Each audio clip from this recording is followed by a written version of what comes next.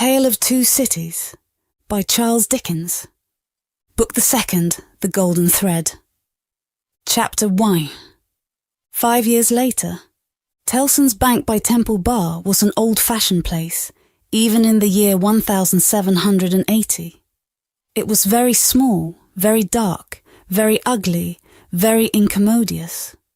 It was an old-fashioned place, moreover, in the moral attribute that the partners in the house were proud of its smallness, proud of its darkness, proud of its ugliness, proud of its incommodiousness. They were even boastful of its eminence in those particulars, and were fired by an express conviction that, if it were less objectionable, it would be less respectable. This was no passive belief, but an active weapon which they flashed at more convenient places of business. Tellson's, they said, wanted no elbow room. Tellson's wanted no light. Tellson's wanted no embellishment. Noakes and Co.'s might, or Snooks Brothers might. But Tellson's, thank heaven. Any one of these partners would have disinherited his son on the question of rebuilding Tellson's.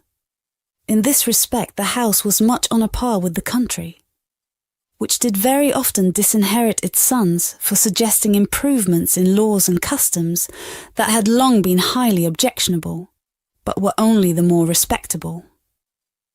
Thus it had come to pass that Tellson's was the triumphant perfection of inconvenience.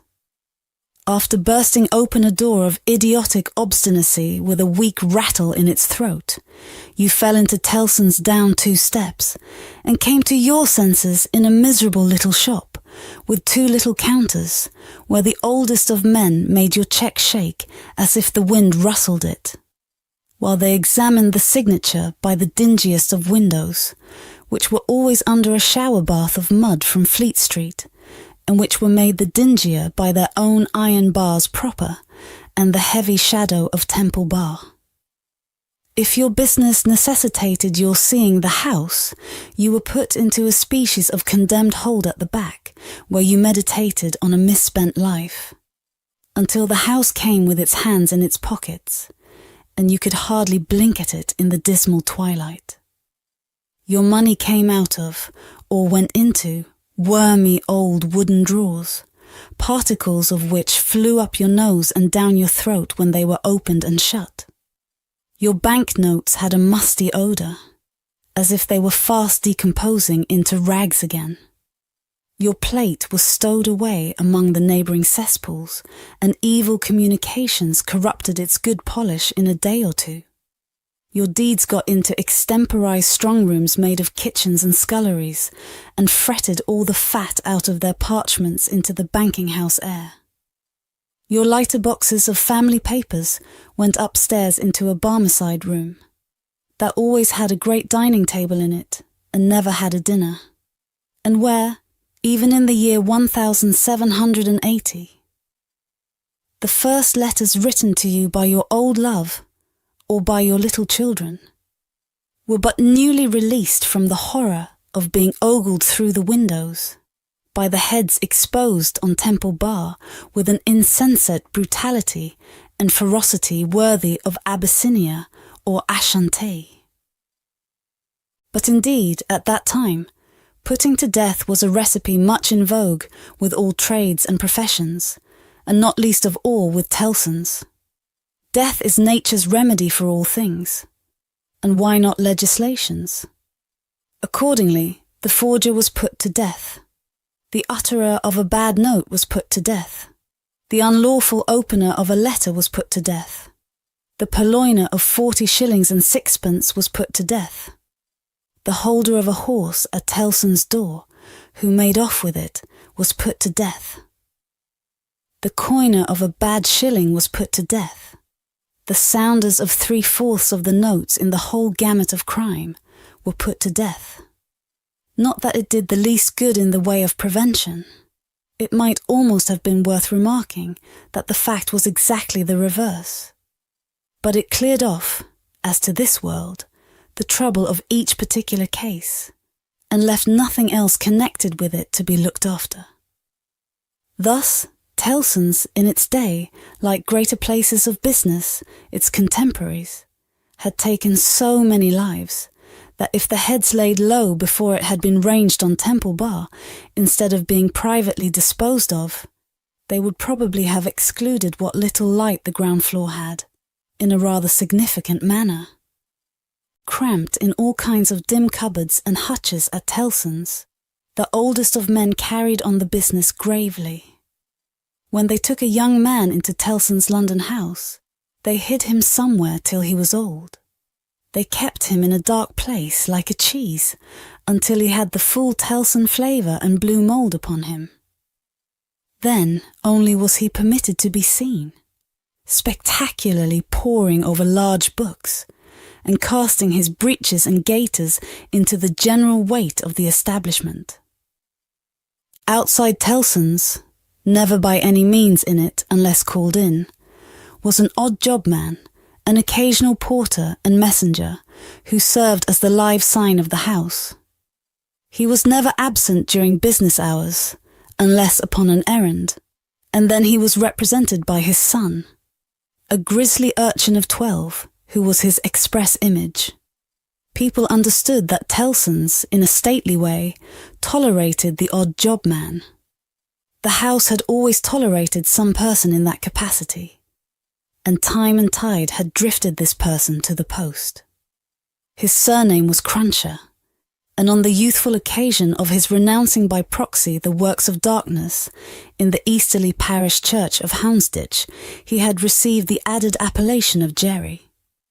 The scene was Mr. Cruncher's private lodging in Hanging Sword Alley, Whitefriars, the time 7:30 of the clock on a windy March morning, Anno Domini 1780. Mr. Cruncher himself always spoke of the year of our Lord as Anno Dominos, apparently under the impression that the Christian era dated from the invention of a popular game by a lady who had bestowed her name upon it. Mr. Cruncher's apartments were not in a savoury neighbourhood, and were but 2 in number, even if a closet with a single pane of glass in it might be counted as one. But they were very decently kept. Early as it was, on the windy March morning, the room in which he lay abed was already scrubbed throughout. And between the cups and saucers arranged for breakfast, and the lumbering deal table, a very clean white cloth was spread. Mr. Cruncher reposed under a patchwork counterpane like a harlequin at home. At first he slept heavily, but by degrees began to roll and surge in bed, until he rose above the surface, with his spiky hair looking as if it must tear the sheets to ribbons. At which juncture he exclaimed, in a voice of dire exasperation, "Burst me if she ain't at it again!" A woman of orderly and industrious appearance rose from her knees in a corner, with sufficient haste and trepidation to show that she was the person referred to. "What?" said Mr. Cruncher, looking out of bed for a boot. "You're at it again, are you?" After hailing the morn with this second salutation, he threw a boot at the woman as a third. It was a very muddy boot, and may introduce the odd circumstance connected with Mr. Cruncher's domestic economy, that whereas he often came home after banking hours with clean boots, he often got up next morning to find the same boots covered with clay. "What?" said Mr. Cruncher, varying his apostrophe after missing his mark. "What are you up to, aggrawator?" "I was only saying my prayers." "Saying your prayers? You're a nice woman." "What do you mean by flopping yourself down and praying agin me?" "I was not praying against you.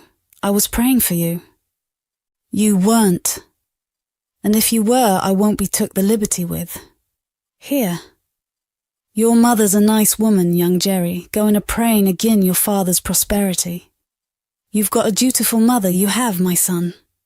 You've got a religious mother, you have, my boy, going and flopping herself down and praying that the bread and butter may be snatched out of the mouth of her only child." Master Cruncher, who was in his shirt, took this very ill, and turning to his mother, strongly deprecated any praying away of his personal board. "And what do you suppose, you conceited female," said Mr. Cruncher with unconscious inconsistency, "that the worth of your prayers may be? Name the price that you put your prayers at." "They only come from the heart, Jerry. They are worth no more than that." "Worth no more than that," repeated Mr. Cruncher. "They ain't worth much then. Whether or no, I won't be prayed again, I tell you. I can't afford it. I'm not a-going to be made unlucky by your sneaking.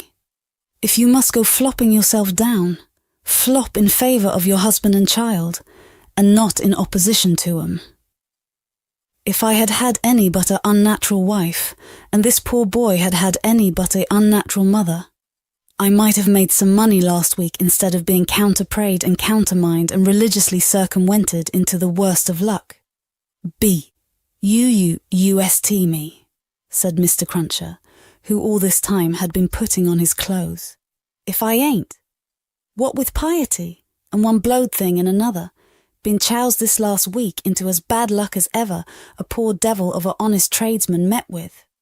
Young Jerry, dress yourself, my boy, and while I clean my boots, keep an eye upon your mother now and then, and if you see any signs of more flopping, give me a call.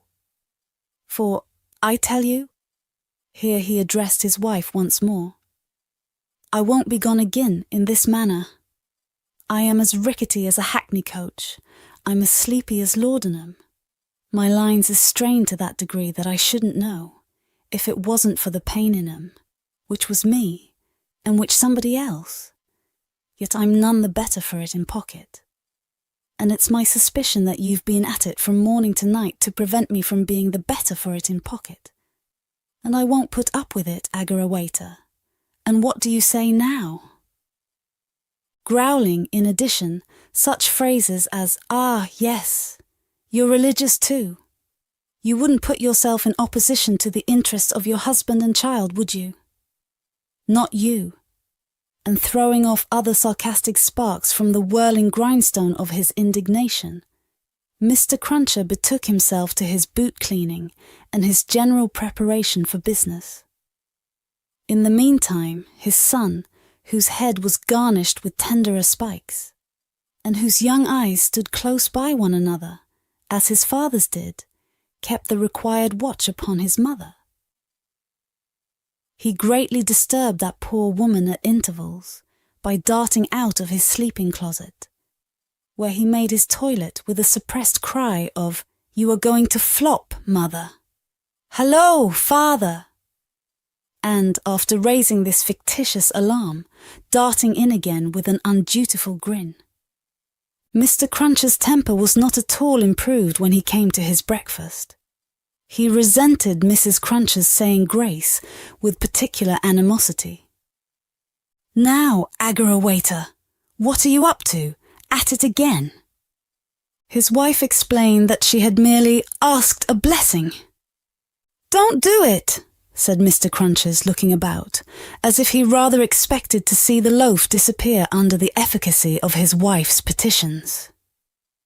"I ain't a-going to be blessed out of house and home. I won't have my wittles blessed off my table. Keep still." Exceedingly red-eyed and grim, as if he had been up all night at a party which had taken anything but a convivial turn, Jerry Cruncher worried his breakfast rather than ate it, growling over it like any four-footed inmate of a menagerie. Towards 9 o'clock he smoothed his ruffled aspect, and presenting as respectable and businesslike an exterior as he could overlay his natural self with, issued forth to the occupation of the day. It could scarcely be called a trade, in spite of his favourite description of himself as a honest tradesman. His stock consisted of a wooden stool, made out of a broken-backed chair cut down, which stool young Jerry, walking at his father's side, carried every morning to beneath the banking-house window that was nearest Temple Bar, where, with the addition of the first handful of straw that could be gleaned from any passing vehicle, to keep the cold and wet from the odd jobman's feet, It formed the encampment for the day. On this post of his, Mr. Cruncher was as well known to Fleet Street and the Temple as the bar itself, and was almost as in-looking. Encamped at 9:15, in good time to touch his three-cornered hat to the oldest of men as they passed into Tellson's, Jerry took up his station on this windy March morning, with young Jerry standing by him, when not engaged in making forays through the bar, to inflict bodily and mental injuries of an acute description on passing boys, who were small enough for his amiable purpose. Father and son, extremely like each other, looking silently on at the morning traffic in Fleet Street, with their two heads as near to one another as the two eyes of each were, bore a considerable resemblance to a pair of monkeys. The resemblance was not lessened by the accidental circumstance that the mature Jerry bit and spat out straw, while the twinkling eyes of the youthful Jerry were as restlessly watchful of him as of everything else in Fleet Street. The head of one of the regular indoor messengers attached to Tellson's establishment was put through the door, and the word was given. "Porter wanted!" "Hooray, father! Here's an early job to begin with!" Having thus given his parent Godspeed, young Jerry seated himself on the stool, entered on his reversionary interest in the straw his father had been chewing, and cogitated. "Always rusty! His fingers is always rusty," muttered young Jerry. "Where does my father get all that iron rust from? He don't get no iron rust here." Chapter 2. "A sight. You know the Old Bailey well, no doubt?" said one of the oldest of clerks to Jerry the messenger.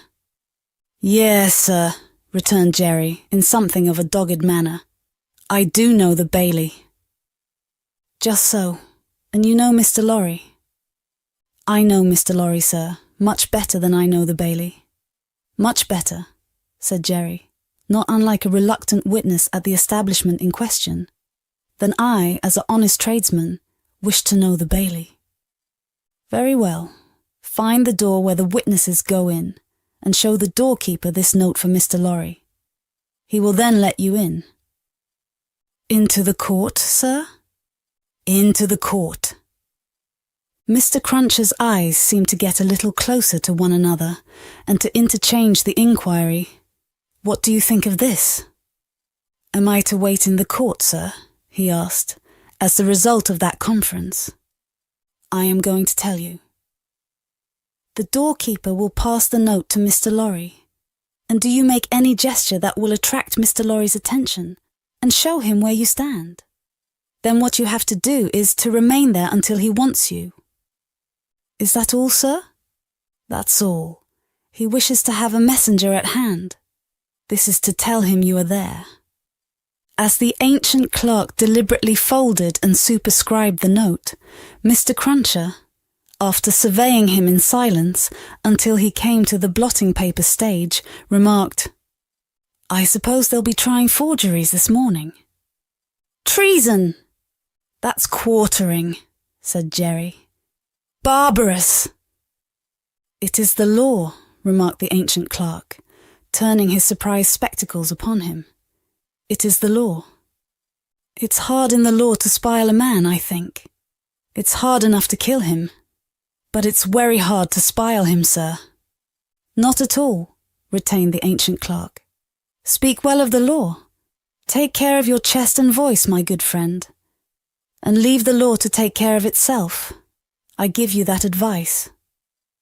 "It's the damp, sir, what settles on my chest and voice," said Jerry.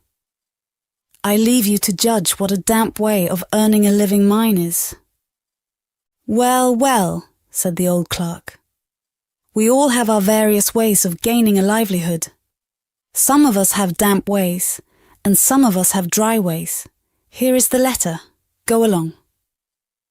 Jerry took the letter, and remarking to himself with less internal deference than he made an outward show of, "You are a lean old one too," made his bow, informed his son, in passing, of his destination, and went his way. They hanged at Tyburn in those days, so the street outside Newgate had not obtained one infamous notoriety that has since attached to it. But the jail was a vile place, in which most kinds of debauchery and villainy were practised, and where dire diseases were bred, that came into court with the prisoners, and sometimes rushed straight from the dock at my Lord Chief Justice himself, and pulled him off the bench. It had more than once happened that the judge in the black cap pronounced his own doom as certainly as the prisoner's, and even died before him. For the rest, the Old Bailey was famous as a kind of deadly inn-yard, from which pale travellers set out continually, in carts and coaches, on a violent passage into the other world, traversing some 2.5 miles of public street and road, and shaming few good citizens, if any. So powerful is use, and so desirable to be good use in the beginning. It was famous too for the pillory, a wise old institution that inflicted a punishment of which no one could foresee the extent. Also for the whipping post, another dear old institution, very humanizing and softening to behold in action. Also for extensive transactions in blood money, another fragment of ancestral wisdom, systematically leading to the most frightful mercenary crimes that could be committed under heaven. Altogether, the Old Bailey at that date was a choice illustration of the precept that whatever is right, an aphorism that would be as final as it is lazy, did it not include the troublesome consequence that nothing that ever was wrong. Making his way through the tainted crowd, dispersed up and down this hideous scene of action, with the skill of a man accustomed to make his way quietly, the messenger found out the door he sought, and handed in his letter through a trap in it. For people then paid to see the play at the Old Bailey, just as they paid to see the play in Bedlam. Only the former entertainment was much the dearer. Therefore all the Old Bailey doors were well guarded, except indeed the social doors by which the criminals got there, and those were always left wide open. After some delay and demur, the door grudgingly turned on its hinges a very little way, and allowed Mr. Jerry Cruncher to squeeze himself into court. "What's on?" he asked in a whisper of the man he found himself next to. "Nothing yet." "What's coming on?" "The treason case." "The quartering one, eh?" "Ah," returned the man with a relish. "He'll be drawn on a hurdle to be half-hanged, and then he'll be taken down and sliced before his own face. And then his inside will be taken out and burnt while he looks on. And then his head will be chopped off, and he'll be cut into quarters. That's the sentence." "If he's found guilty, you mean to say?" Jerry added, by way of proviso. "Oh, they'll find him guilty," said the other. "Don't you be afraid of that." Mr. Cruncher's attention was here diverted to the doorkeeper, whom he saw making his way to Mr. Lorry with the note in his hand. Mr. Lorry sat at a table among the gentlemen in wigs. Not far from a wigged gentleman the prisoner's counsel, who had a great bundle of papers before him, and nearly opposite another wigged gentleman with his hands in his pockets, whose whole attention, when Mr. Cruncher looked at him then or afterwards, seemed to be concentrated on the ceiling of the court. After some gruff coughing and rubbing of his chin and signing with his hand, Jerry attracted the notice of Mr. Lorry, who had stood up to look for him, and who quietly nodded and sat down again. "What's he got to do with the case?" asked the man he had spoken with. "Blessed if I know," said Jerry. "What have you got to do with it then, if a person may inquire?" "Blessed if I know that either," said Jerry. The entrance of the judge and a consequent great stir and settling down in the court stopped the dialogue. Presently the dock became the central point of interest. 2 jailers, who had been standing there, went out, and the prisoner was brought in and put to the bar. Everybody present, except the one wigged gentleman who looked at the ceiling, stared at him. all the human breath in the place, rolled at him like a sea or a wind or a fire. Eager faces strained round pillars and corners to get a sight of him. Spectators in back rows stood up, not to miss a hair of him. People on the floor of the court laid their hands on the shoulders of the people before them, to help themselves, at anybody's cost, to a view of him, stood a tiptoe, got upon ledges, stood upon next to nothing, to see every inch of him. Conspicuous among these latter, like an animated bit of the spiked wall of Newgate, Jerry stood, aiming at the prisoner the beery breath of a wet he had taken as he came along, and discharging it to mingle with the waves of other beer and gin and tea and coffee and what not. That flowed at him, and already broke upon the great windows behind him in an impure mist and rain. The object of all this staring and blaring was a young man of about 25, well grown and well looking, with a sunburnt cheek and a dark eye. His condition was that of a young gentleman.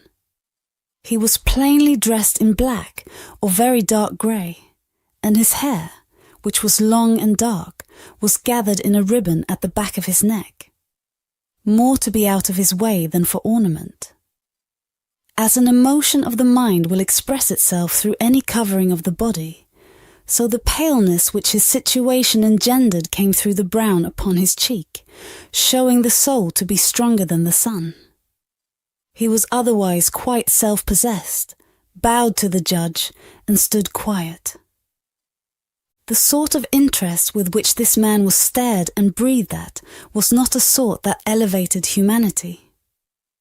Had he stood in peril of a less horrible sentence? Had there been a chance of any one of its savage details being spared? By just so much would he have lost in his fascination. The form that was to be doomed to be so shamefully mangled was the sight. The immortal creature that was to be so butchered and torn asunder yielded the sensation. Whatever gloss the various spectators put upon the interest, according to their several arts and powers of self-deceit, the interest was, at the root of it, ogreish. Silence in the court. Charles Darnay had yesterday pleaded not guilty to an indictment denouncing him with infinite jingle and jangle, for that he was a false traitor to our serene, illustrious, excellent, and so forth, Prince, our Lord the King, by reason of his having, on divers occasions, and by divers means and ways, assisted Louis, the French King, in his wars against our said serene, illustrious, excellent, and so forth. That was to say, by coming and going, between the dominions of our said serene, illustrious, excellent, and so forth, and those of the said French Louis, and wickedly, falsely, traitorously, and otherwise evil adverbiously, revealing to the said French Louis what forces our said serene, illustrious, excellent, and so forth, had in preparation to send to Canada and North America. This much Jerry, with his head becoming more and more spiky as the law terms bristled it, made out with huge satisfaction, and so arrived circuitously at the understanding that the aforesaid, and over again aforesaid, Charles Darnay stood there before him upon his trial, that the jury was swearing in, and that Mr. Attorney General was making ready to speak. The accused, who was, and who knew he was, being mentally hanged, beheaded, and quartered by everybody there, neither flinched from the situation, nor assumed any theatrical air in it.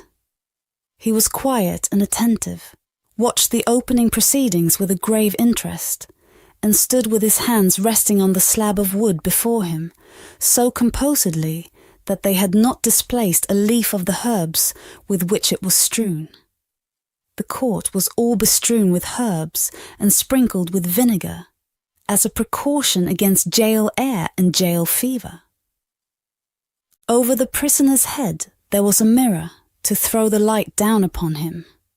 Crowds of the wicked and the wretched had been reflected in it, and had passed from its surface and this earth's together. Haunted in a most ghastly manner that abominable place would have been, if the glass could ever have rendered back its reflections, as the ocean is one day to give up its dead. Some passing thought of the infamy and disgrace for which it had been reserved may have struck the prisoner's mind. Be that as it may, a change in his position making him conscious of a bar of light across his face, he looked up, and when he saw the glass, his face flushed, and his right hand pushed the herbs away. It happened that the action turned his face to that side of the court which was on his left. About on a level with his eyes, there sat in that corner of the judge's bench 2 persons upon whom his look immediately rested. So immediately, and so much to the changing of his aspect, that all the eyes that were turned upon him turned to them. The spectators saw in the 2 figures a young lady of little more than 20, and a gentleman who was evidently her father, a man of a very remarkable appearance in respect of the absolute whiteness of his hair, and a certain indescribable intensity of face, not of an active kind, but pondering and self-communing. When this expression was upon him, he looked as if he were old, but when it was stirred and broken up, as it was now in a moment on his speaking to his daughter, he became a handsome man, not past the prime of life. His daughter had one of her hands drawn through his arm as she sat by him, and the other pressed upon it. She had drawn close to him, in her dread of the scene, and in her pity for the prisoner. Her forehead had been strikingly expressive of an engrossing terror and compassion that saw nothing but the peril of the accused. This had been so very noticeable, so very powerfully and naturally shown, that starers who had had no pity for him were touched by her. And the whisper went about, "Who are they?" Jerry, the messenger, who had made his own observations in his own manner, and who had been sucking the rust off his fingers in his absorption, stretched his neck to hear who they were. The crowd about him had pressed and passed the inquiry on to the nearest attendant, and from him it had been more slowly pressed and passed back. At last it got to Jerry. Witnesses. For which side? Against. Against what side? The prisoners. The judge, whose eyes had gone in the general direction, recalled them, leaned back in his seat, and looked steadily at the man whose life was in his hand, as Mr. Attorney General rose to spin the rope, grind the axe, and hammer the nails into the scaffold. Chapter the 3rd. A disappointment. Mr. Attorney General had to inform the jury that the prisoner before them, though young in years, was old in the treasonable practices which claimed the forfeit of his life. That this correspondence with the public enemy was not a correspondence of today, or of yesterday, or even of last year, or of the year before. That it was certain the prisoner had, for longer than that, been in the habit of passing and repassing between France and England, on secret business of which he could give no honest account. That, if it were in the nature of traitorous ways to thrive, which happily it never was, the real wickedness and guilt of his business might have remained undiscovered. That Providence, however, had put it into the heart of a person who was beyond fear and beyond reproach, to ferret out the nature of the prisoner's schemes, and struck with horror, to disclose them to His Majesty's Chief Secretary of State and most honourable Privy Council, that this patriot would be produced before them, that his position and attitude were, on the whole, sublime, that he had been the prisoner's friend, but at once in an auspicious and an evil hour detecting his infamy, had resolved to immolate the traitor he could no longer cherish in his bosom on the sacred altar of his country. That, if statues were decreed in Britain, as in ancient Greece and Rome, to public benefactors, this shining citizen would assuredly have had one. That, as they were not so decreed, he probably would not have one. That virtue, as had been observed by the poets, in many passages which he well knew the jury would have, word for word, at the tips of their tongues, whereat the jury's countenances displayed a guilty consciousness that they knew nothing about the passages, was in a manner contagious. More especially, the bright virtue known as patriotism, or love of country. That, the lofty example of this immaculate and unimpeachable witness for the crown, to refer to whom however unworthily was an honour, had communicated itself to the prisoner's servant, and had engendered in him a holy determination to examine his master's table drawers and pockets and secrete his papers. That he, Mr. Attorney General, was prepared to hear some disparagement attempted of this admirable servant, but that, in a general way, he preferred him to his, Mr. Attorney General's, brothers and sisters, and honoured him more than his Mr. Attorney General's father and mother. That he called with confidence on the jury to come and do likewise. That the evidence of these two witnesses, coupled with the documents of their discovering that would be produced, would show the prisoner to have been furnished with lists of His Majesty's forces and of their disposition and preparation, both by sea and land, and would leave no doubt that he had habitually conveyed such information to a hostile power. That these lists could not be proved to be in the prisoner's handwriting, but that it was all the same.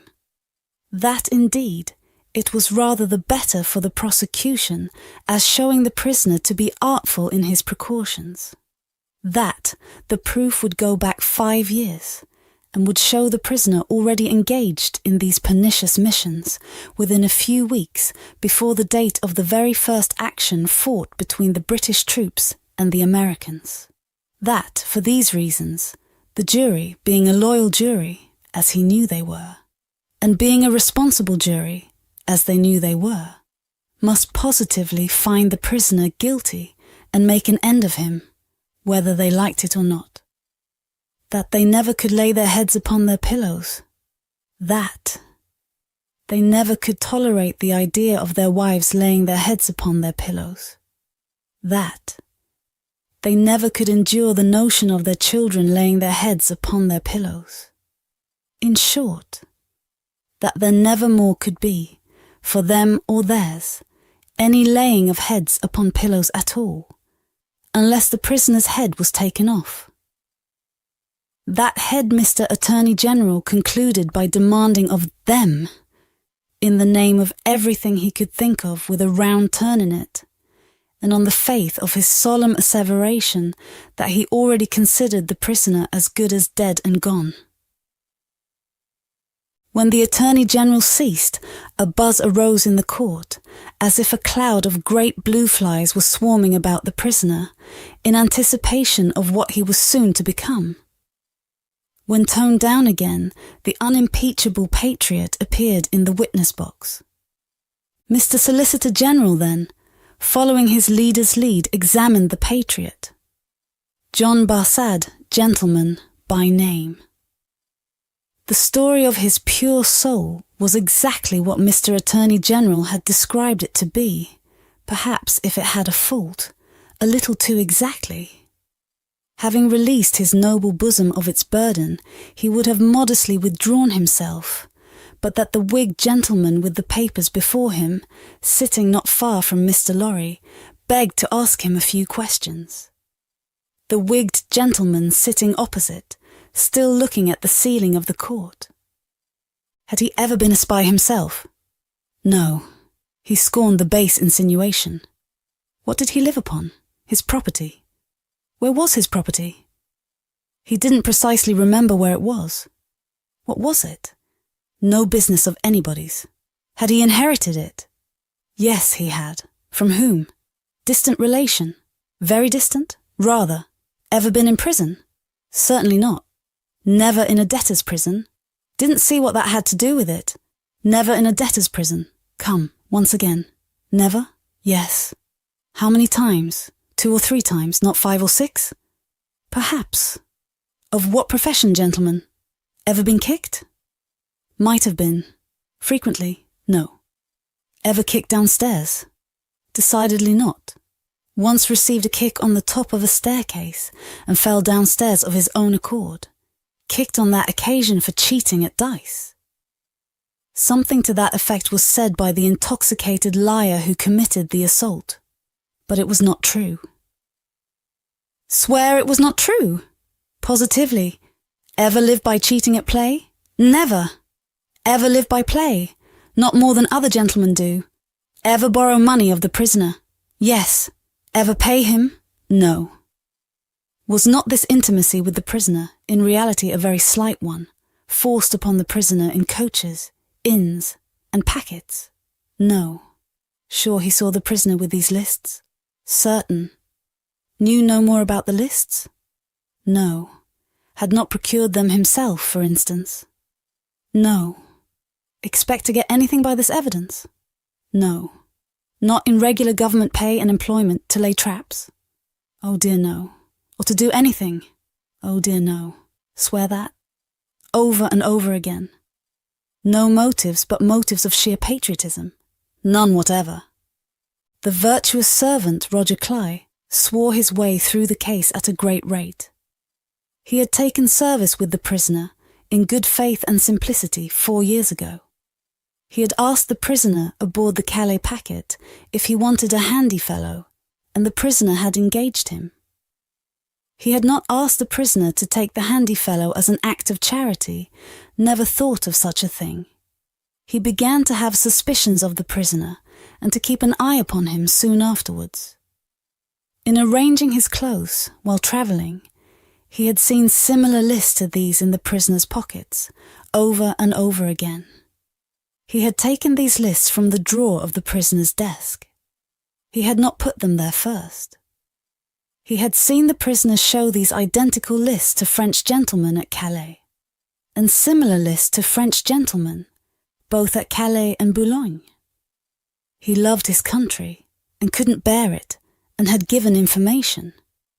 He had never been suspected of stealing a silver teapot.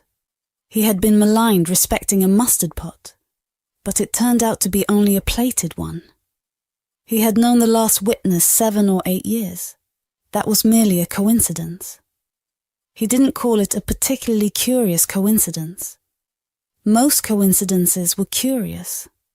Neither did he call it a curious coincidence that true patriotism was his only motive too. He was a true Briton, and hoped there were many like him.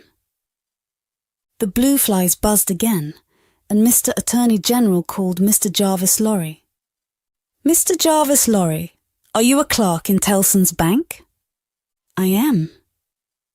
On a certain Friday night in November 1775, did business occasion you to travel between London and Dover by the mail? It did. Were there any other passengers in the mail? 2. Did they alight on the road in the course of the night? They did. Mr. Lorry, look upon the prisoner. Was he one of those 2 passengers? I cannot undertake to say that he was.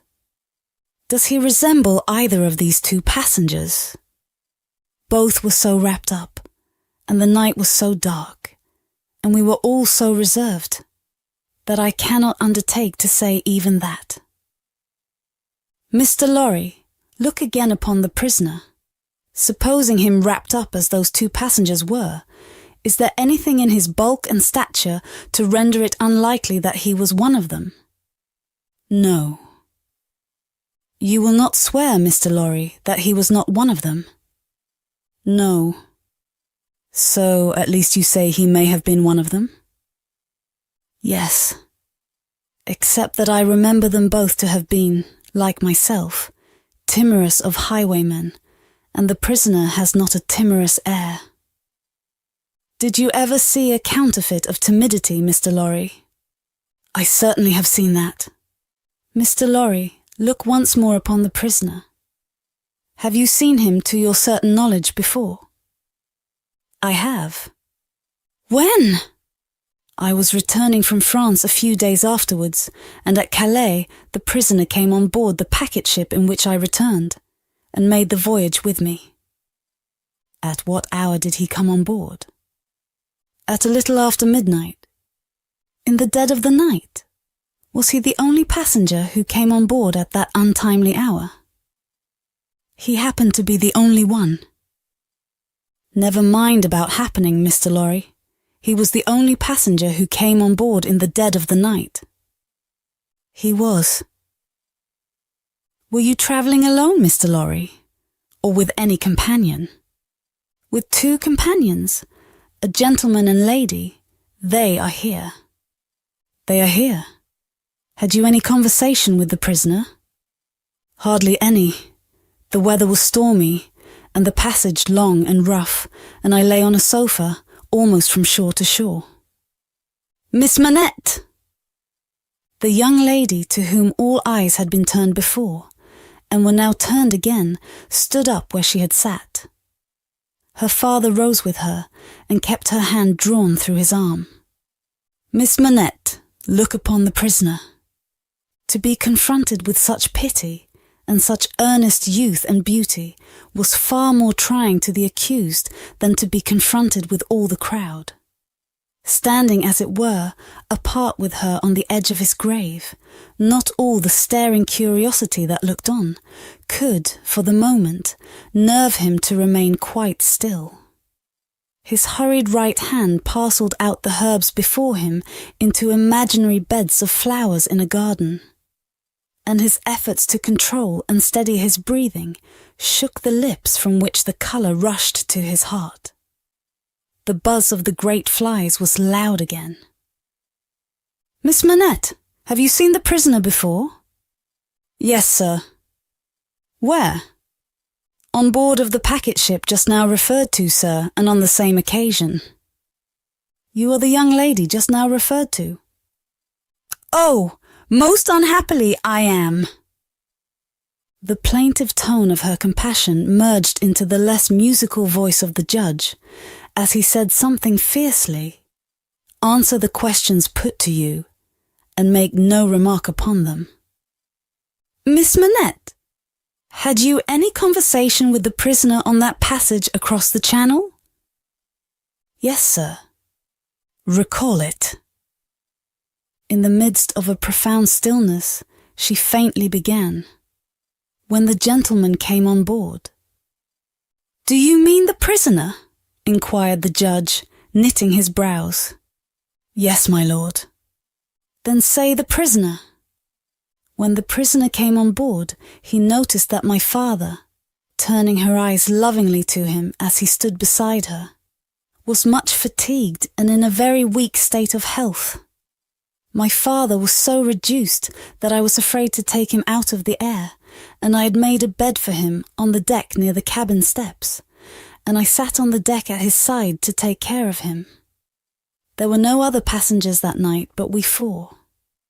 The prisoner was so good as to beg permission to advise me how I could shelter my father from the wind and weather better than I had done. I had not known how to do it well, not understanding how the wind would set when we were out of the harbour. He did it for me. He expressed great gentleness and kindness for my father's state, and I am sure he felt it. That was the manner of our beginning to speak together. Let me interrupt you for a moment. Had he come on board alone? No. How many were with him? 2 French gentlemen. Had they conferred together? They had conferred together until the last moment, when it was necessary for the French gentlemen to be landed in their boat. Had any papers been handed about among them, similar to these lists? Some papers had been handed about among them, but I don't know what papers. Like these in shape and size? Possibly, but indeed I don't know. Although they stood whispering very near to me, because they stood at the top of the cabin steps to have the light of the lamp that was hanging there. It was a dull lamp, and they spoke very low, and I did not hear what they said, and saw only that they looked at papers. Now, to the prisoner's conversation, Miss Manette. The prisoner was as open in his confidence with me, which arose out of my helpless situation, as he was kind and good and useful to my father. I hope, bursting into tears, I may not repay him by doing him harm today. Buzzing from the blue flies. Miss Manette, if the prisoner does not perfectly understand that you give the evidence which it is your duty to give, which you must give, and which you cannot escape from giving, with great unwillingness, he is the only person present in that condition. Please to go on. He told me that he was travelling on business of a delicate and difficult nature, which might get people into trouble, and that he was therefore travelling under an assumed name. He said that this business had, within a few days, taken him to France, and might, at intervals, take him backwards and forwards between France and England for a long time to come. Did he say anything about America, Miss Manette? Be particular. He tried to explain to me how that quarrel had arisen, and he said that so far as he could judge, it was a wrong and foolish one on England's part. He added, in a jesting way, that perhaps George Washington might gain almost as great a name in history as George III. But there was no harm in his way of saying this. It was said laughingly and to beguile the time. Any strongly marked expression of face on the part of a chief actor in a scene of great interest to whom many eyes are directed will be unconsciously imitated by the spectators. Her forehead was painfully anxious and intent as she gave this evidence, and in the pauses when she stopped for the judge to write it down, watched its effect upon the counsel for and against. Among the lookers-on there was the same expression in all quarters of the court, insomuch that a great majority of the foreheads there might have been mirrors reflecting the witness, when the judge looked up from his notes to glare at that tremendous heresy about George Washington. Mr. Attorney General now signified to my lord that he deemed it necessary, as a matter of precaution and form, to call the young lady's father, Dr. Manette, who was called accordingly. Dr. Manette, look upon the prisoner. Have you ever seen him before? Once, when he called at my lodgings in London. Some 3 years or 3 years and a half ago. Can you identify him as your fellow passenger on board the packet, or speak to his conversation with your daughter? Sir, I can do neither. Is there any particular and special reason for your being unable to do either? He answered in a low voice, There is. Has it been your misfortune to undergo a long imprisonment without trial or even accusation in your native country, Dr. Manette? He answered in a tone that went to every heart, A long imprisonment. Were you newly released on the occasion in question? They tell me so. Have you no remembrance of the occasion? None. My mind is a blank from some time. I cannot even say what time, when I employed myself, in my captivity, in making shoes, to the time when I found myself living in London with my dear daughter here. She had become familiar to me, when a gracious God restored my faculties. But I am quite unable even to say how she had become familiar. I have no remembrance of the process. Mr. Attorney General sat down, and the father and daughter sat down together. A singular circumstance then arose in the case, the object in hand being to show that the prisoner went down, with some fellow plotter untracked, in the Dover mail on that Friday night in November 5 years ago, and got out of the mail in the night as a blind, at a place where he did not remain, but from which he travelled back some dozen miles or more to a garrison and dockyard, and there collected information. A witness was called to identify him as having been at the precise time required, in the coffee room of an hotel in that garrison and dockyard town, waiting for another person. The prisoner's counsel was cross-examining this witness with no result, except that he had never seen the prisoner on any other occasion, when the wigged gentleman who had all this time been looking at the ceiling of the court wrote a word or two on a little piece of paper, screwed it up, and tossed it to him. Opening this piece of paper in the next pause, the counsel looked with great attention and curiosity at the prisoner. "You say again you are quite sure that it was the prisoner?" The witness was quite sure. "Did you ever see anybody very like the prisoner?" "Not so like," the witness said, "as that he could be mistaken." "Look well upon that gentleman, my learned friend there," pointing to him who had tossed the paper over, "and then look well upon the prisoner. How say you? Are they very like each other?"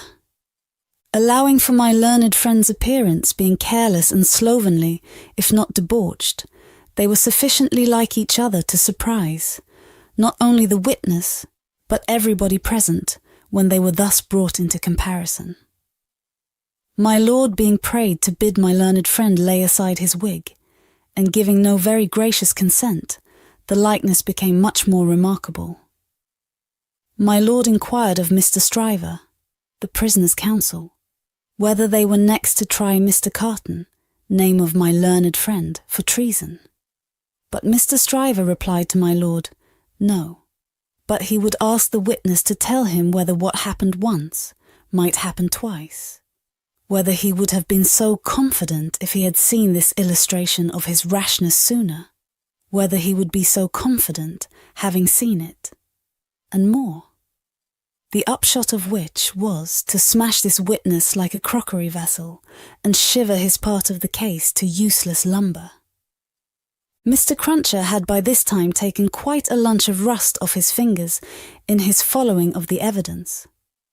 He had now to attend while Mr. Stryver fitted the prisoner's case on the jury, like a compact suit of clothes, showing them how the patriot, Barsad, was a hired spy and traitor, an unblushing trafficker in blood, and one of the greatest scoundrels upon earth since accursed Judas, which he certainly did look rather like.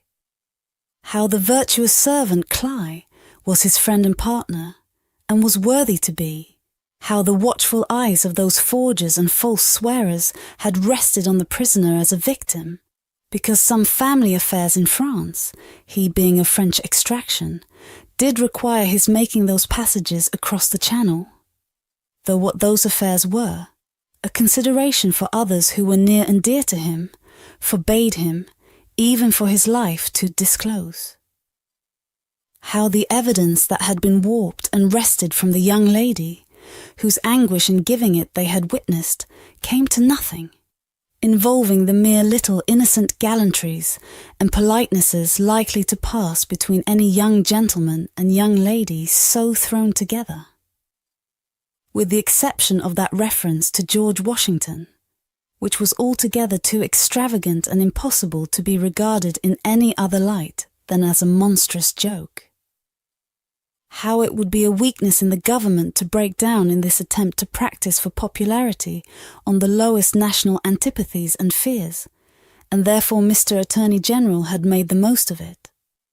How, nevertheless, it rested upon nothing, save that vile and infamous character of evidence too often disfiguring such cases, and of which the state trials of this country were full. But there my lord interposed, with as grave a face as if it had not been true, saying that he could not sit upon that bench and suffer those illusions. Mr. Stryver then called his few witnesses, and Mr. Cruncher had next to attend, while Mr. Attorney General turned the whole suit of clothes Mr. Stryver had fitted on the jury inside out, showing how Barsad and Plea were even 100 times better than he had thought them, and the prisoner 100 times worse. Lastly came my lord himself, turning the suit of clothes, now inside out, now outside in, but on the whole decidedly trimming and shaping them into grave clothes for the prisoner. And now the jury turned to consider, and the great flies swarmed again.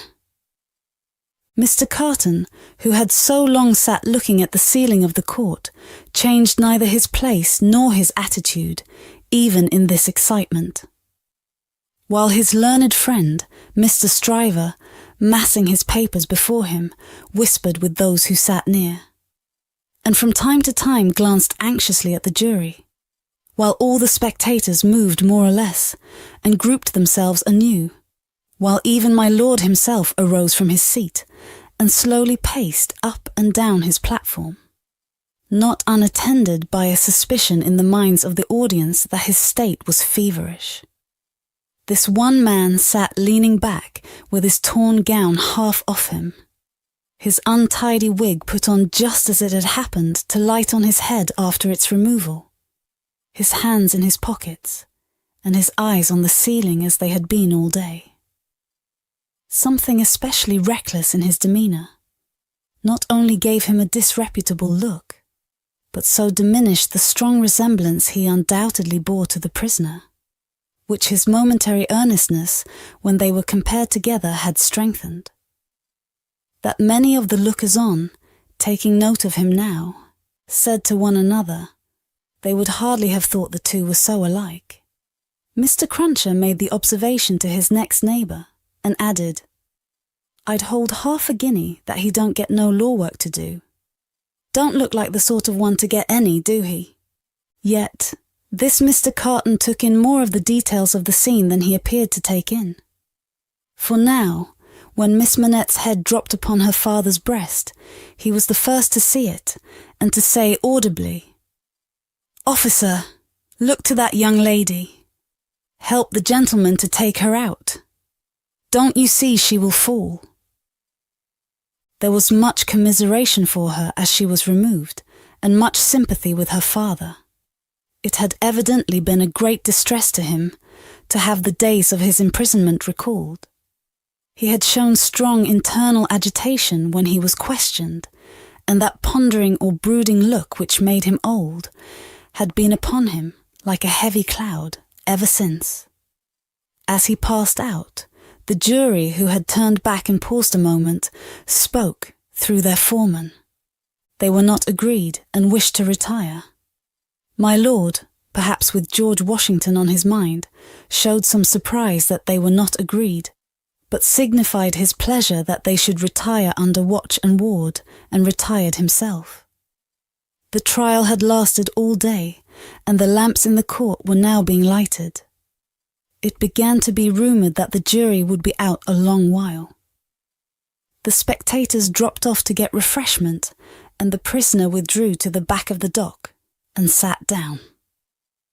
Mr. Lorry, who had gone out when the young lady and her father went out, now reappeared and beckoned to Jerry, who, in the slackened interest, could easily get near him. Jerry, if you wish to take something to eat, you can, but keep in the way. You will be sure to hear when the jury come in. Don't be a moment behind them, for I want you to take the verdict back to the bank. You are the quickest messenger I know, and will get to Temple Bar long before I can. Jerry had just enough forehead to knuckle, and he knuckled it in acknowledgement of this communication and a shilling. Mr. Carton came up at the moment and touched Mr. Lorry on the arm. How is the young lady? She is greatly distressed, but her father is comforting her, and she feels the better for being out of court. I'll tell the prisoner so. It won't do for a respectable bank gentleman like you to be seen speaking to him publicly, you know. Mr. Lorry reddened as if he were conscious of having debated the point in his mind, and Mr. Carton made his way to the outside of the bar. The way out of court lay in that direction, and Jerry followed him, all eyes, ears, and spikes. Mr. Darnay! The prisoner came forward directly. You will naturally be anxious to hear of the witness, Miss Manette. She will do very well. You have seen the worst of her agitation. I am deeply sorry to have been the cause of it. Could you tell her so for me, with my fervent acknowledgements? Yes, I could. I will, if you ask it. Mr. Carton's manner was so careless as to be almost insolent. He stood, half-turned from the prisoner, lounging with his elbow against the bar. I do ask it. Accept my cordial thanks. What? Said Carton, still only half-turned towards him. Do you expect, Mr. Darnay? The worst. It's the wisest thing to expect, and the likeliest. But I think their withdrawing is in your favour. Loitering on the way out of court not being allowed, Jerry heard no more, but left them, so like each other in feature, so unlike each other in manner, standing side by side, both reflected in the glass above them. An hour and a half limped heavily away in the thief and rascal crowded passages below, even though assisted off with mutton pies and ale. The hoarse messenger, uncomfortably seated on a form after taking that refection, had dropped into a doze, when a loud murmur and a rapid tide of people setting up the stairs that led to the court carried him along with them. Jerry! Jerry! Mr. Lorry was already calling at the door when he got there. Here, sir! It's a fight to get back again! Here I am, sir! Mr. Lorry handed him a paper through the throng. Quick, have you got it? Yes, sir. Hastily written on the paper was the word acquitted. If you had sent the message, recalled to life, again, muttered Jerry as he turned, I should have known what you meant this time. He had no opportunity of saying, or so much as thinking, anything else, until he was clear of the Old Bailey. For the crowd came pouring out with a vehemence that nearly took him off his legs, and a loud buzz swept into the street as if the baffled blue flies were dispersing in search of other carrion. Chapter 4. Congratulatory. From the dimly lighted passages of the court, the last sediment of the human stew that had been boiling there all day was straining off, when Dr. Manette, Lucie Manette, his daughter, Mr. Lorry, the solicitor for the defence, and its counsel, Mr. Stryver, stood gathered round Mr. Charles Darnay, just released, congratulating him on his escape from death. It would have been difficult by a far brighter light to recognise in Dr. Manette, intellectual of face and upright of bearing, the shoemaker of the garret in Paris. Yet no one could have looked at him twice without looking again, even though the opportunity of observation had not extended to the mournful cadence of his low grave voice, and to the abstraction that overclouded him fitfully, without any apparent reason, while one external cause, and that a reference to his long-lingering agony, would always, as on the trial, evoke this condition from the depths of his soul. It was also in its nature to arise of itself, and to draw a gloom over him, as incomprehensible to those unacquainted with his story, as if they had seen the shadow of the actual Bastille, thrown upon him by a summer sun, when the substance was 300 miles away. Only his daughter had the power of charming this black brooding from his mind. She was the golden thread that united him to a past beyond his misery, and to a present beyond his misery. And the sound of her voice, the light of her face, the touch of her hand, had a strong beneficial influence with him almost always. Not absolutely always, for she could recall some occasions on which her power had failed. But they were few and slight, and she believed them over. Mr. Darnay had kissed her hand fervently and gratefully, and had turned to Mr. Stryver, whom he warmly thanked. Mr. Stryver, a man of little more than 30, but looking 20 years older than he was, stout, loud, red, bluff, and free from any drawback of delicacy, had a pushing way of shouldering himself, morally and physically, into companies and conversations, that argued well for his shouldering his way up in life.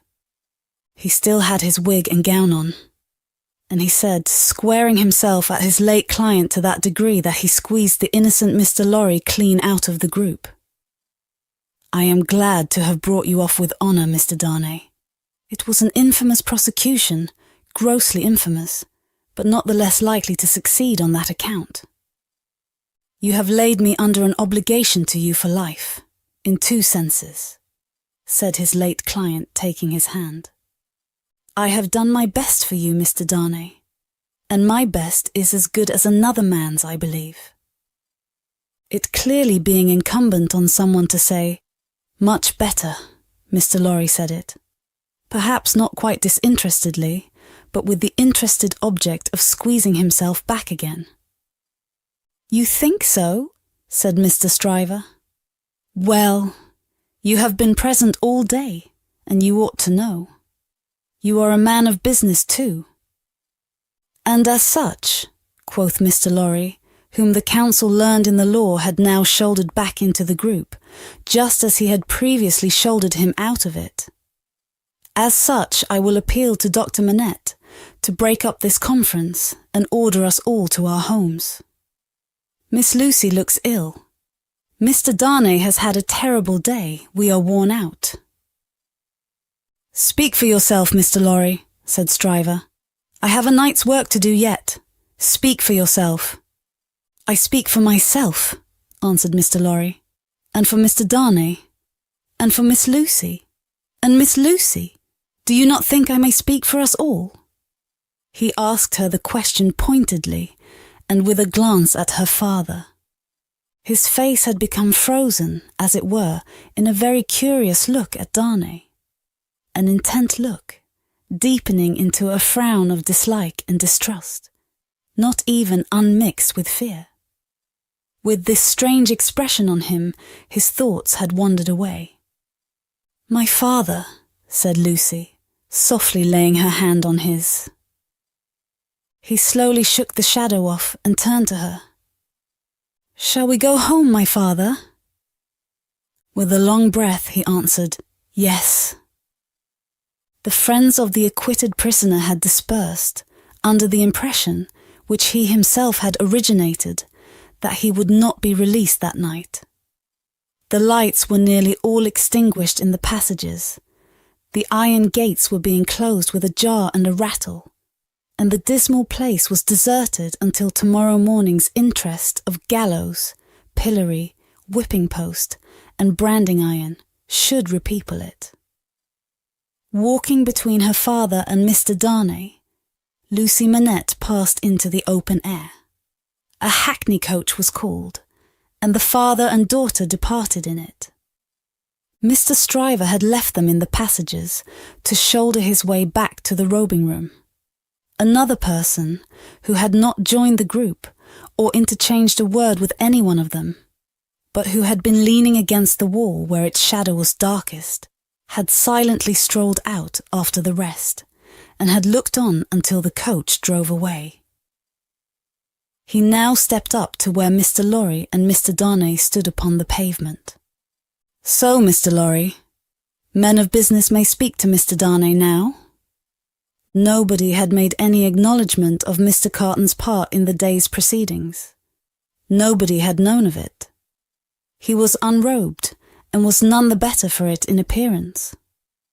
If you knew what a conflict goes on in the business mind, when the business mind is divided between good-natured impulse and business appearances, you would be amused, Mr. Darnay. Mr. Lorry reddened and said warmly, "You have mentioned that before, sir. We men of business, who serve a house, are not our own masters. We have to think of the house more than ourselves." I know, rejoined Mr. Carton carelessly. "Don't be nettled, Mr. Lorry. You are as good as another, I have no doubt. Better, I dare say." "And indeed, sir," pursued Mr. Lorry, not minding him, "I really don't know what you have to do with the matter. If you'll excuse me, as very much your elder, for saying so, I really don't know that it is your business." "Business!" "Bless you, I have no business," said Mr. Carton. "It is a pity you have not, sir." "I think so too." "If you had," pursued Mr. Lorry, "perhaps you would attend to it." "Lord love you, no, I shouldn't," said Mr. Carton. "Well, sir," cried Mr. Lorry, thoroughly heated by his indifference, "business is a very good thing, and a very respectable thing. And, sir, if business imposes its restraints and its silences and impediments, Mr. Darnay, as a young gentleman of generosity, knows how to make allowance for that circumstance. Mr. Darnay, good night, God bless you, sir. I hope you have been this day preserved for a prosperous and happy life. Chair there." Perhaps a little angry with himself, as well as with the barrister, Mr. Lorry bustled into the chair, and was carried off to Tellson's. Carton, who smelt of port wine, and did not appear to be quite sober, laughed then, and turned to Darnay. "This is a strange chance that throws you and me together. This must be a strange night to you, standing alone here with your counterpart on these street stones." "I hardly seem yet," returned Charles Darnay, "to belong to this world again." "I don't wonder at it. It's not so long since you were pretty far advanced on your way to another. You speak faintly." "I begin to think I am faint." "Then why the devil don't you dine?" "I dined myself, while those numbskulls were deliberating which world you should belong to, this or some other. Let me show you the nearest tavern to dine well at." Drawing his arm through his own, he took him down Ludgate Hill to Fleet Street, and so up a covered way into a tavern. Here they were shown into a little room, where Charles Darnay was soon recruiting his strength with a good plain dinner and good wine, while Carton sat opposite to him at the same table, with his separate bottle of port before him, and his fully half-insolent manner upon him. "Do you feel yet that you belong to this terrestrial scheme again, Mr. Darnay?" "I am frightfully confused regarding time and place, but I am so far mended as to feel that." "It must be an immense satisfaction." He said it bitterly, and filled up his glass again, which was a large one. "As to me, the greatest desire I have is to forget that I belong to it. It has no good in it for me except wine like this, nor I for it. So we are not much alike in that particular. Indeed, I begin to think we are not much alike in any particular, you and I." Confused by the emotion of the day, and feeling his being there with this double of coarse deportment to be like a dream, Charles Darnay was at a loss how to answer. Finally, answered not at all. "Now your dinner is done," Carton presently said. "Why don't you call a health, Mr. Darnay? Why don't you give your toast?" "What health? What toast?" "Why, it's on the tip of your tongue. It ought to be, it must be, I'll swear it's there." "Miss Manette, then." "Miss Manette, then!" Looking his companion full in the face while he drank the toast, Carton flung his glass over his shoulder against the wall, where it shivered to pieces, then rang the bell and ordered in another. "That's a fair young lady to hand to a coach in the dark, Mr. Darnay," he said, filling his new goblet. A slight frown and a laconic "yes" were the answer. "That's a fair young lady to be pitied by and wept for by. How does it feel? Is it worth being tried for one's life, to be the object of such sympathy and compassion, Mr. Darnay?" Again Darnay answered not a word. "She was mightily pleased to have your message when I gave it her. Not that she showed she was pleased, but I suppose she was." The allusion served as a timely reminder to Darnay that this disagreeable companion had, of his own free will, assisted him in the strait of the day. He turned the dialogue to that point, and thanked him for it. "I neither want any thanks, nor merit any. was the careless rejoinder. It was nothing to do in the first place, and I don't know why I did it in the second. Mr. Darnay, let me ask you a question. Willingly, and a small return for your good offices. Do you think I particularly like you? Really, Mr. Carton, returned the other, oddly disconcerted. I have not asked myself the question. But ask yourself the question now. You have acted as if you do, but I don't think you do. I don't think I do, said Carton. I begin to have a very good opinion of your understanding. Nevertheless, pursued Darnay, rising to ring the bell, there is nothing in that, I hope, to prevent my calling the reckoning, and our parting without ill blood on either side. Carton rejoining, Nothing in life, Darnay rang.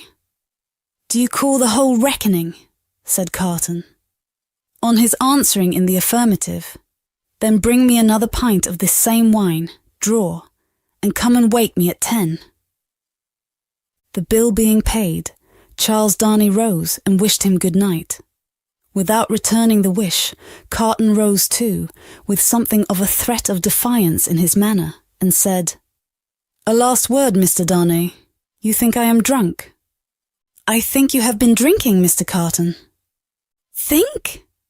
You know I have been drinking. Since I must say so, I know it. Then you shall likewise know why. I am a disappointed drudge, sir. I care for no man on earth, and no man on earth cares for me. Much to be regretted. You might have used your talents better. Maybe so, Mr. Darnay, maybe not. Don't let your sober face elate you, however. You don't know what it may come to. Good night. When he was left alone, this strange being took up a candle, went to a glass that hung against the wall, and surveyed himself minutely in it. Do you particularly like the man? He muttered at his own image. Why should you particularly like a man who resembles you? There is nothing in you to like, you know that. Ah, confound you. What a change you have made in yourself. A good reason for taking to a man, that he shows you what you have fallen away from and what you might have been. Change places with him, and would you have been looked at by those blue eyes as he was, and commiserated by that agitated face as he was? Come on, and have it out in plain words. You hate the fellow. He resorted to his pint of wine for consolation, drank it all in a few minutes, and fell asleep on his arms, with his hair straggling over the table, and a long winding sheet in the candle dripping down upon him. Chapter 5. The Jackal. Those were drinking days, and most men drank hard. So very great is the improvement time has brought about in such habits, that a moderate statement of the quantity of wine and punch which one man would swallow in the course of a night without any detriment to his reputation as a perfect gentleman would seem, in these days, a ridiculous exaggeration. The learned profession of the law was certainly not behind any other learned profession in its bacchanalian propensities. Neither was Mr. Stryver, already fast shouldering his way to a large and lucrative practice behind his compeers in this particular, any more than in the drier parts of the legal race. A favourite at the Old Bailey and eke at the Sessions, Mr. Stryver had begun cautiously to hew away the lower staves of the ladder on which he mounted. Sessions and Old Bailey had now to summon their favourite specially to their longing arms, and shouldering itself towards the visage of the Lord Chief Justice in the Court of King's Bench, the florid countenance of Mr. Stryver might be daily seen, bursting out of the bed of wigs, like a great sunflower pushing its way at the sun from among a rank garden full of flaring companions. It had once been noted at the bar that while Mr. Stryver was a glib man and an unscrupulous and a ready and a bold, he had not that faculty of extracting the essence from a heap of statements, which is among the most striking and necessary of the advocate's accomplishments. But a remarkable improvement came upon him as to this. The more business he got, the greater his power seemed to grow of getting at its pith and marrow. And however late at night he sat carousing with Sydney Carton, he always had his points at his fingers' ends in the morning. Sydney Carton, idlest and most unpromising of men, was Stryver's great ally. What the two drank together, between Hilary Term and Michaelmas, might have floated a king's ship. Stryver never had a case in hand anywhere, but Carton was there, with his hands in his pockets, staring at the ceiling of the court. They went the same circuit, and even there they prolonged their usual orgies late into the night. And Carton was rumoured to be seen at broad day, going home stealthily and unsteadily to his lodgings, like a dissipated cat. At last it began to get about, among such as were interested in the matter, that although Sydney Carton would never be a lion, he was an amazingly good jackal, and that he rendered suit and service to Stryver in that humble capacity. 10 o'clock, sir, said the man at the tavern, whom he had charged to wake him. 10 o'clock, sir. What's the matter? 10 o'clock, sir. What do you mean? 10 o'clock at night? Yes, sir. Your honour told me to call you. Oh, I remember. Very well, very well. After a few dull efforts to get to sleep again, which the man dexterously combated by stirring the fire continuously for 5 minutes, he got up, tossed his hat on, and walked out. He turned into the temple, and having revived himself by twice pacing the pavements of King's Bench Walk and paper buildings, turned into the Stryver chambers. The Stryver clerk, who never assisted at these conferences, had gone home, and the Stryver principal opened the door. He had his slippers on, and a loose bedgown, and his throat was bare for his greater ease. He had that rather wild, strained, seared marking about the eyes, which may be observed in all free livers of his class, from the portrait of Jeffreys downward, and which can be traced, under various disguises of art, through the portraits of every drinking age. You are a little late, Memory, said Stryver. About the usual time. It may be a quarter of an hour later. They went into a dingy room lined with books and littered with papers, where there was a blazing fire. A kettle steamed upon the hob, and in the midst of the wreck of papers, a table shone, with plenty of wine upon it, and brandy, and rum, and sugar, and lemons. You have had your bottle, I perceive, Sydney. 2 tonight, I think. I've been dining with the day's client, or seeing him dine. It's all one. That was a rare point, Sydney, that you brought to bear upon the identification. How did you come by it? When did it strike you? I thought he was rather a handsome fellow, and I thought I should have been much the same sort of fellow if I had had any luck. Mr. Stryver laughed till he shook his precocious paunch. You and your luck, Sydney! Get to work! Get to work! Sullenly enough, the Jackal loosened his dress, went into an adjoining room, and came back with a large jug of cold water, a basin, and a towel or two. Steeping the towels in the water and partially wringing them out, he folded them on his head in a manner hideous to behold, sat down at the table and said, Now I am ready. Not much boiling down to be done tonight, Memory, said Mr. Stryver gaily as he looked among his papers. How much? Only 2 sets of them. Give me the worst first. There they are, Sydney. Fire away. The lion then composed himself on his back on a sofa on one side of the drinking table, while the Jackal sat at his own paper-bestrewn table proper, on the other side of it, with the bottles and glasses ready to his hand. Both resorted to the drinking table without stint, but each in a different way. the lion for the most part reclining with his hands in his waistband, looking at the fire, or occasionally flirting with some lighter document. The jackal, with knitted brows and intent face, so deep in his task that his eyes did not even follow the hand he stretched out for his glass, which often groped about for a minute or more before it found the glass for his lips. 2 or 3 times the matter in hand became so knotty that the jackal found it imperative on him to get up and steep his towels anew. From these pilgrimages to the jug and basin, he returned with such eccentricities of damp headgear as no words can describe, which were made the more ludicrous by his anxious gravity. At length the jackal had got together a compact repast for the lion and proceeded to offer it to him. The lion took it with care and caution, made his selections from it, and his remarks upon it, and the jackal assisted both. When the repast was fully discussed, the lion put his hands in his waistband again and lay down to meditate.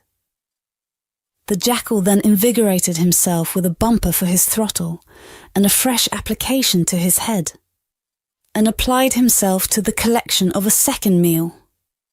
This was administered to the lion in the same manner, and was not disposed of until the clock struck 3 in the morning. "And now we have done, Sydney, fill a bumper of punch," said Mr. Stryver.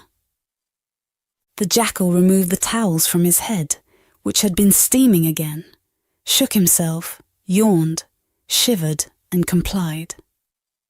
"You were very sound, Sydney, in the matter of those Crown witnesses today, every question told." "I always am sound." "Am I not?" "I don't gainsay it. What has roughened your temper? Put some punch to it and smooth it again." With a deprecatory grunt, the jackal again complied. "The old Sydney Carton of old Shrewsbury School," said Stryver, nodding his head over him as he reviewed him in the present and the past. "The old seesaw Sydney, up 1 minute and down the next, now in spirits and now in despondency." "Ah," returned the other, sighing. "Yes, the same Sydney with the same luck. Even then I did exercises for other boys, and seldom did my own." "And why not?" "God knows, it was my way, I suppose." He sat with his hands in his pockets and his legs stretched out before him, looking at the fire. "Carton," said his friend, squaring himself at him with a bullying air, as if the fire grate had been the furnace in which sustained endeavour was forged, and the one delicate thing to be done for the old Sydney Carton of old Shrewsbury School was to shoulder him into it. "Your way is, and always was, a lame way. You summon no energy and purpose. Look at me." "Oh, botheration," returned Sydney, with a lighter and more good-humoured laugh. "Don't you be moral." "How have I done what I have done?" said Stryver. "How do I do what I do?" "Partly through paying me to help you, I suppose. But it's not worth your while to apostrophize me, or the air about it. What you want to do, you do. You were always in the front rank, and I was always behind."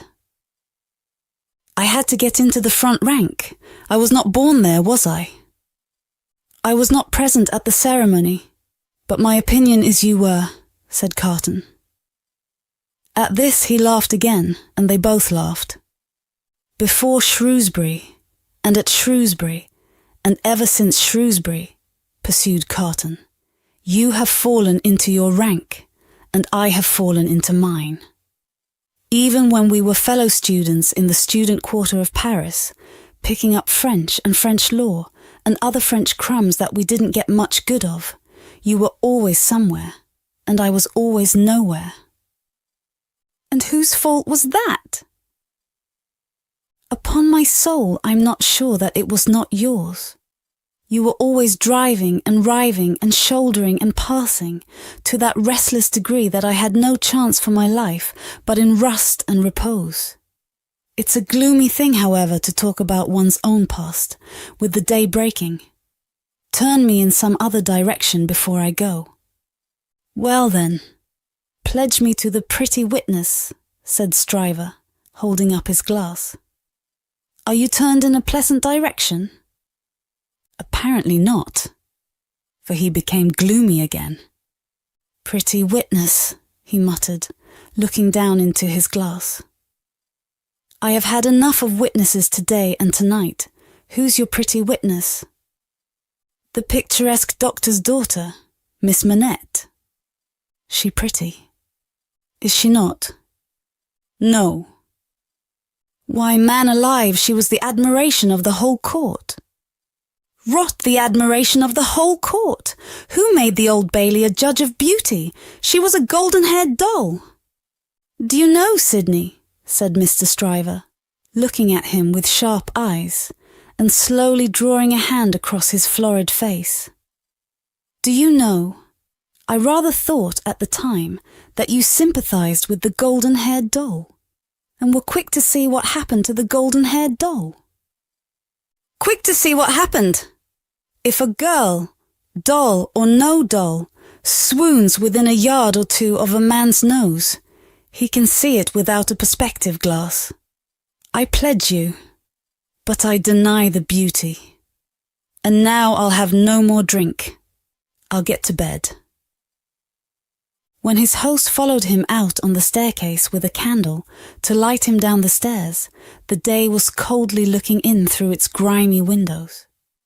When he got out of the house, the air was cold and sad, the dull sky overcast, the river dark and dim, the whole scene like a lifeless desert.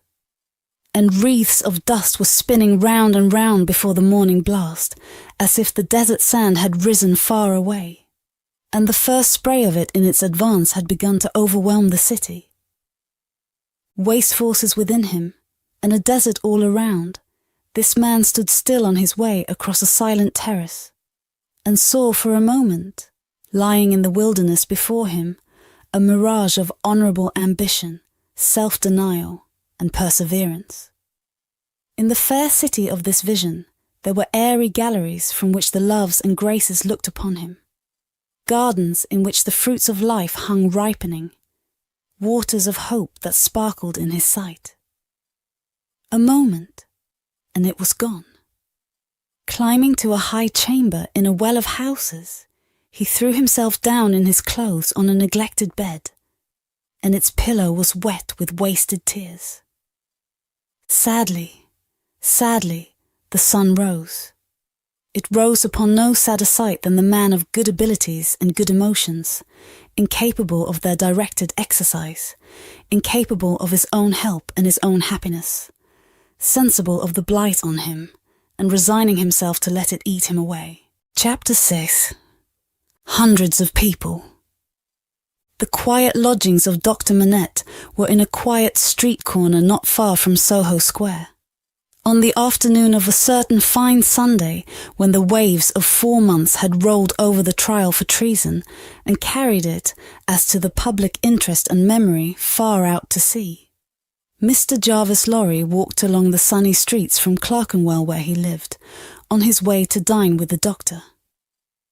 After several relapses into business absorption, Mr. Lorry had become the doctor's friend, and the quiet street corner was the sunny part of his life.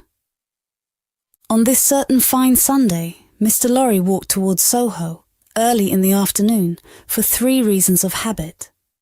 Firstly, because, on fine Sundays, he often walked out before dinner with the doctor and Lucie.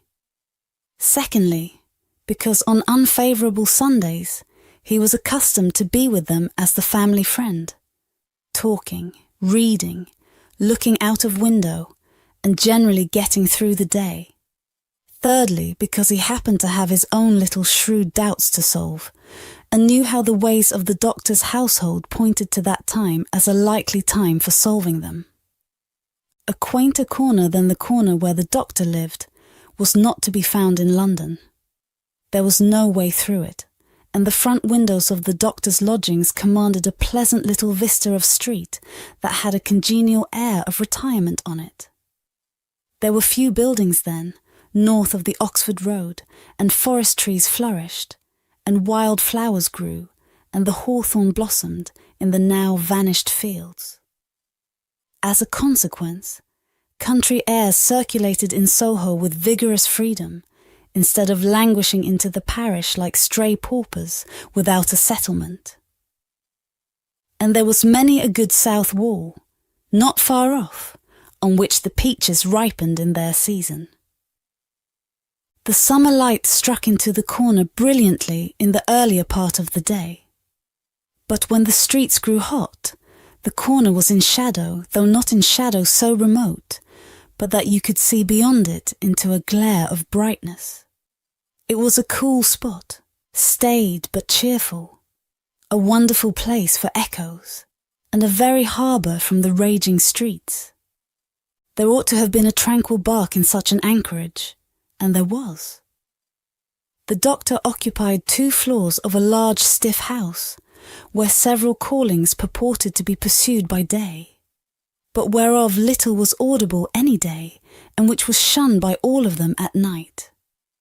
In a building at the back, attainable by a courtyard where a plane tree rustled its green leaves, church organs claimed to be made, and silver to be chased, and likewise gold to be beaten by some mysterious giant who had a golden arm starting out of the wall of the front hall, as if he had beaten himself precious, and menaced a similar conversion of all visitors. Very little of these trades, or of a lonely lodger rumoured to live upstairs, or of a dim coach trimming maker asserted to have a counting-house below, was ever heard or seen. Occasionally a stray workman putting his coat on traversed the hall, or a stranger peered about there, or a distant clink was heard across the courtyard, or a thump from the golden giant. These, however, were only the exceptions required to prove the rule that the sparrows in the plane tree behind the house and the echoes in the corner before it had their own way from Sunday morning unto Saturday night. Dr. Manette received such patience here as his old reputation, and its revival in the floating whispers of his story brought him. His scientific knowledge and his vigilance and skill in conducting ingenious experiments brought him otherwise into moderate request, and he earned as much as he wanted. These things were within Mr. Jarvis Lorry's knowledge, thoughts, and notice when he rang the doorbell of the tranquil house in the corner on the fine Sunday afternoon. Dr. Manette at home? Expected home. Miss Lucie at home? Expected home. Miss Pross at home? Possibly at home, but of a certainty impossible for handmaid to anticipate intentions of Miss Pross as to admission or denial of the fact. "As I am at home myself," said Mr. Lorry, "I'll go upstairs." Although the doctor's daughter had known nothing of the country of her birth, she appeared to have innately derived from it that ability to make much of little means, which is one of its most useful and most agreeable characteristics. Simple as the furniture was, it was set off by so many little adornments, of no value but for their taste and fancy, that its effect was delightful. The disposition of everything in the rooms, from the largest object to the least, the arrangement of colours, the elegant variety and contrast obtained by thrift in trifles, by delicate hands, clear eyes, and good sense, were at once so pleasant in themselves, and so expressive of their originator, that, as Mr. Lorry stood looking about him, the very chairs and tables seemed to ask him, with something of that peculiar expression which he knew so well by this time, whether he approved. There were 3 rooms on a floor, and, the doors by which they communicated being put open that the air might pass freely through them all, Mr. Lorry, smilingly observant of that fanciful resemblance which he detected all around him, walked from one to another. The first was the best room, and in it were Lucie's birds, and flowers, and books, and desk, and work table, and box of watercolours. The second was the doctor's consulting room, used also as the dining room. The third, changingly speckled by the rustle of the plane tree in the yard, was the doctor's bedroom, and there, in a corner, stood the disused shoemaker's bench and tray of tools, much as it had stood on the 5th floor of the dismal house by the wine shop, in the suburb of Saint-Antoine in Paris. "I wonder," said Mr. Lorry, pausing in his looking about, "that he keeps that reminder of his sufferings about him." "And why wonder at that?" was the abrupt inquiry that made him start. It proceeded from Miss Pross, the wild red woman, strong of hand, whose acquaintance he had first made at the Royal George Hotel at Dover, and had since improved. "I should have thought," Mr. Lorry began. "Pooh, you'd have thought," said Miss Pross, and Mr. Lorry left off. "How do you do?" inquired that lady then, sharply, and yet as if to express that she bore him no malice. "I am pretty well, I thank you," answered Mr. Lorry with meekness. "How are you?" "Nothing to boast of," said Miss Pross. "Indeed." "Ah, indeed," said Miss Pross. "I am very much put out about my ladybird." "Indeed?" "For gracious sake, say something else besides indeed, or you'll fidget me to death," said Miss Pross, whose character, dissociated from stature, was shortness. "Really then?" said Mr. Lorry as an amendment. "Really is bad enough," returned Miss Pross, "but better. Yes, I am very much put out." "May I ask the cause?" "I don't want dozens of people who are not at all worthy of Ladybird to come here looking after her," said Miss Pross. "Do dozens come for that purpose?" "Hundreds," said Miss Pross. It was characteristic of this lady, as of some other people before her time and since, that whenever her original proposition was questioned, she exaggerated it. "Dear me," said Mr. Lorry, as the safest remark he could think of. "I have lived with the darling, or the darling has lived with me and paid me for it, which she certainly should never have done. You may take your affidavit, if I could have afforded to keep either myself or her for nothing, since she was 10 years old."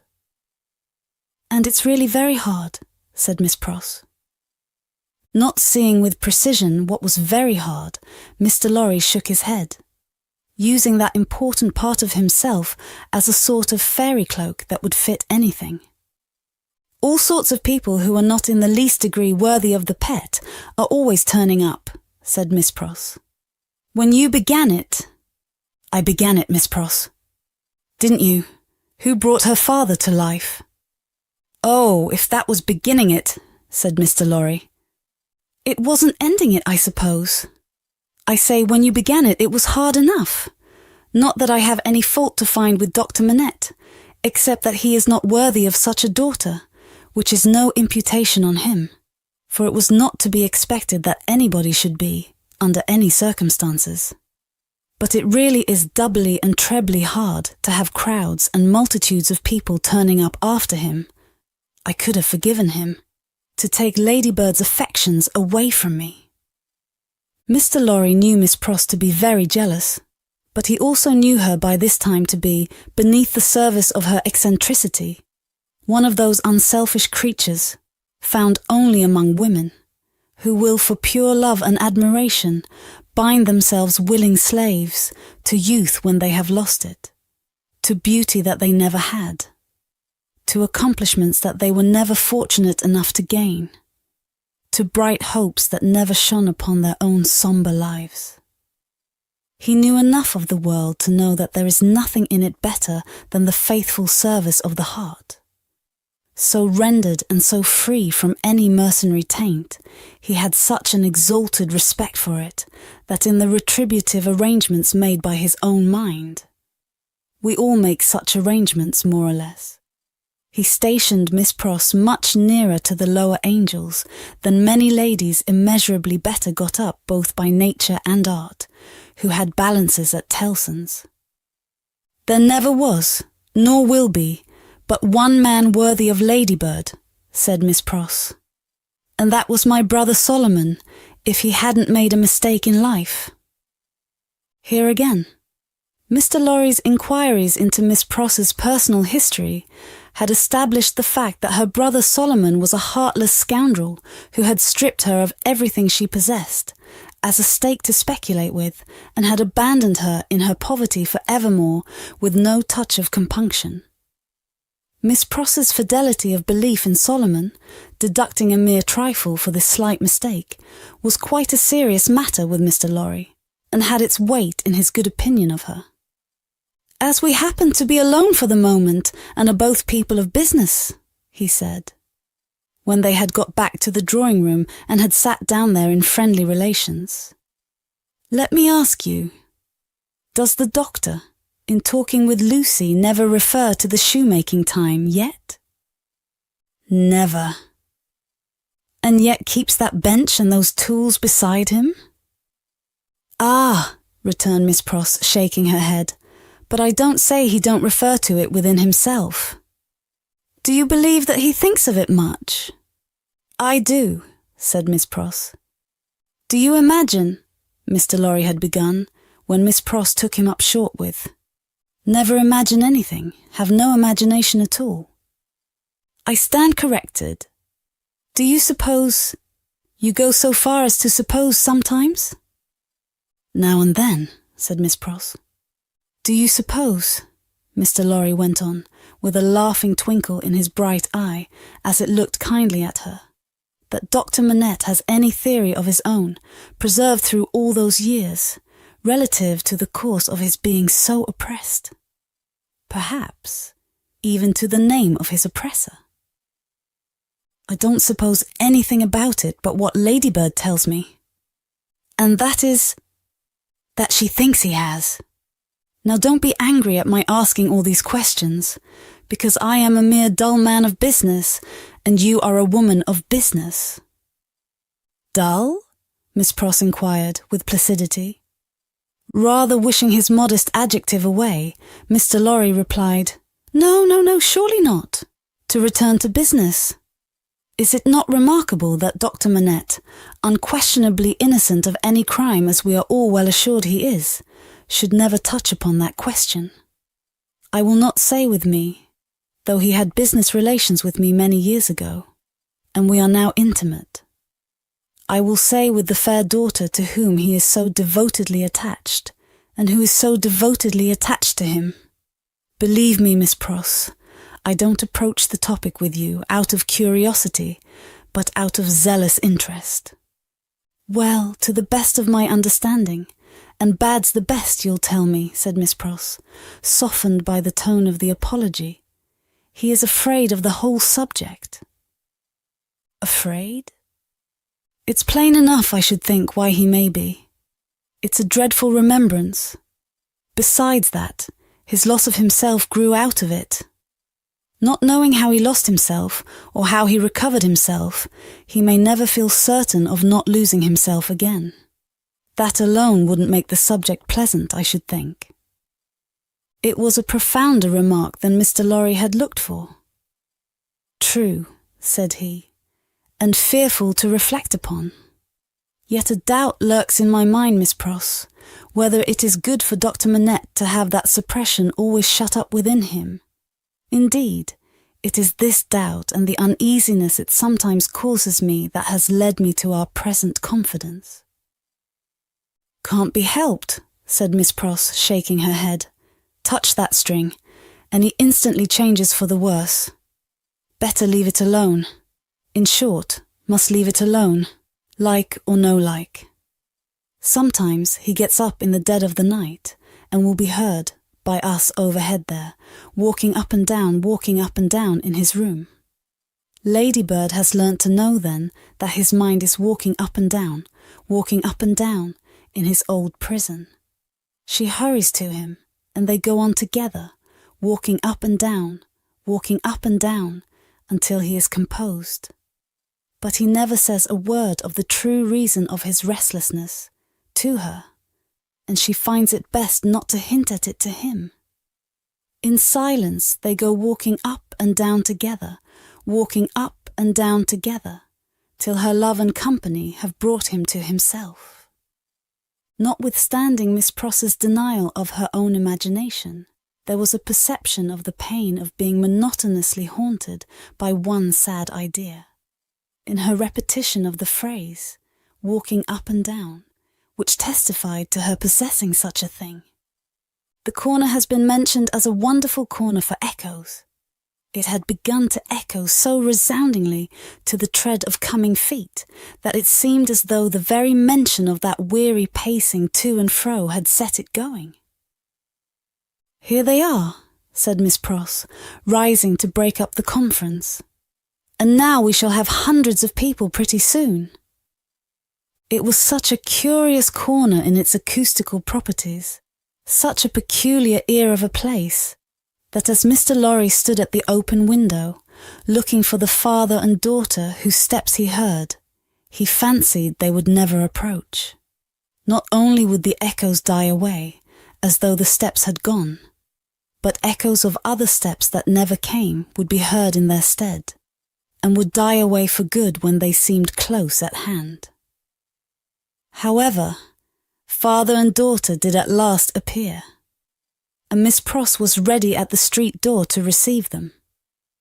Miss Pross was a pleasant sight, albeit wild and red and grim, taking off her darling's bonnet when she came upstairs, and touching it up with the ends of her handkerchief, and blowing the dust off it, and folding her mantle ready for laying by, and smoothing her rich hair with as much pride as she could possibly have taken in her own hair if she had been the vainest and handsomest of women. Her darling was a pleasant sight too, embracing her and thanking her, and protesting against her taking so much trouble for her, which last she only dared to do playfully, or Miss Pross, sorely hurt, would have retired to her own chamber and cried. The doctor was a pleasant sight too, looking on at them, and telling Miss Pross how she spoilt Lucie, in accents and with eyes that had as much spoiling in them as Miss Pross had, and would have had more if it were possible. Mr. Lorry was a pleasant sight too, beaming at all this in his little wig, and thanking his bachelor stars for having lighted him in his declining years to a home. But no hundreds of people came to see the sights, and Mr. Lorry looked in vain for the fulfilment of Miss Pross's prediction. Dinner time, and still no hundreds of people. In the arrangements of the little household, Miss Pross took charge of the lower regions and always acquitted herself marvellously. Her dinners, of a very modest quality, were so well cooked and so well served and so neat in their contrivances, half English and half French, that nothing could be better. Miss Pross's friendship being of the thoroughly practical kind, she had ravaged Soho and the adjacent provinces in search of impoverished French, who, tempted by shillings and half-crowns, would impart culinary mysteries to her. From these decayed sons and daughters of Gaul, she had acquired such wonderful arts that the woman and girl who formed the staff of domestics regarded her as quite a sorceress or Cinderella's godmother, who would send out for a fowl, a rabbit, a vegetable or two from the garden, and change them into anything she pleased. On Sundays, Miss Pross dined at the doctor's table, but on other days persisted in taking her meals at unknown periods, either in the lower regions or in her own room on the second floor, a blue chamber, to which no one but her ladybird ever gained admittance. On this occasion, Miss Pross, responding to Ladybird's pleasant face and pleasant efforts to please her, unbent exceedingly. So the dinner was very pleasant too. It was an oppressive day, and after dinner, Lucie proposed that the wine should be carried out under the plane tree, and they should sit there in the air. As everything turned upon her, and revolved about her. They went out under the plane tree, and she carried the wine down for the special benefit of Mr. Lorry. She had installed herself some time before as Mr. Lorry's cupbearer, and while they sat under the plane tree talking, she kept his glass replenished. Mysterious backs and ends of houses peeped at them as they talked, and the plane tree whispered to them in its own way above their heads. Still, the hundreds of people did not present themselves. Mr. Darnay presented himself while they were sitting under the plane tree, but he was only one. Dr. Manette received him kindly, and so did Lucie. But Miss Pross suddenly became afflicted with a twitching in the head and body, and retired into the house. She was not unfrequently the victim of this disorder, and she called it, in familiar conversation, a fit of the jerks. The doctor was in his best condition, and looked specially young. The resemblance between him and Lucie was very strong at such times, and as they sat side by side, she leaning on his shoulder, and he resting his arm on the back of her chair, it was very agreeable to trace the likeness. He had been talking all day, on many subjects, and with unusual vivacity. "Pray, Dr. Manette," said Mr. Darnay, as they sat under the plane tree, and he said it in the natural pursuit of the topic in hand, which happened to be the old buildings of London. "Have you seen much of the Tower?" "Lucie and I have been there, but only casually. We have seen enough of it to know that it teems with interest, little more."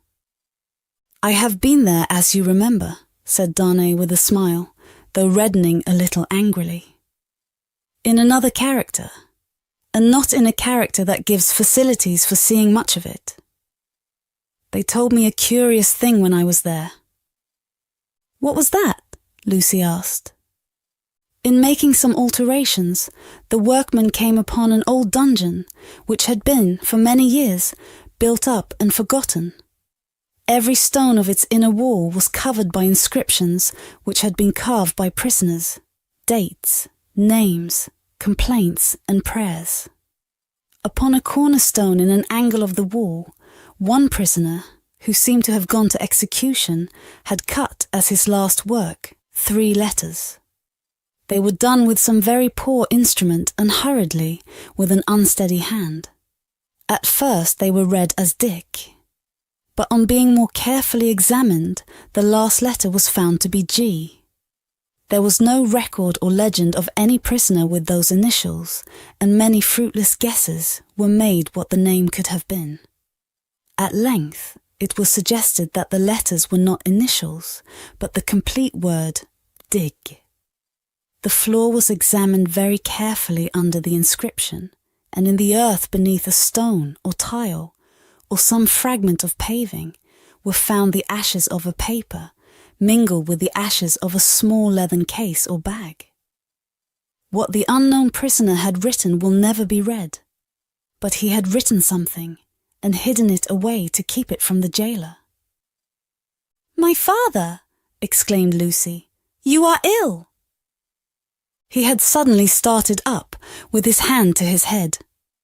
His manner and his look quite terrified them all. "No, my dear, not ill. There are large drops of rain falling, and they made me start. We had better go in." He recovered himself almost instantly. Rain was really falling in large drops, and he showed the back of his hand with raindrops on it, but he said not a single word in reference to the discovery that had been told of, and, as they went into the house, the business eye of Mr. Lorry either detected or fancied it detected on his face as it turned towards Charles Darnay the same singular look that had been upon it when it turned towards him in the passages of the court-house. He recovered himself so quickly, however, that Mr. Lorry had doubts of his business eye. The arm of the golden giant in the hall was not more steady than he was, when he stopped under it to remark to them that he was not yet proof against slight surprises, if he ever would be, and that the rain had startled him. tea time, and Miss Pross making tea, with another fit of the jerks upon her, and yet no hundreds of people. Mr. Carton had lounged in, but he made only 2. The night was so very sultry that although they sat with doors and windows open, they were overpowered by heat. When the tea table was done with, they all moved to one of the windows and looked out into the heavy twilight.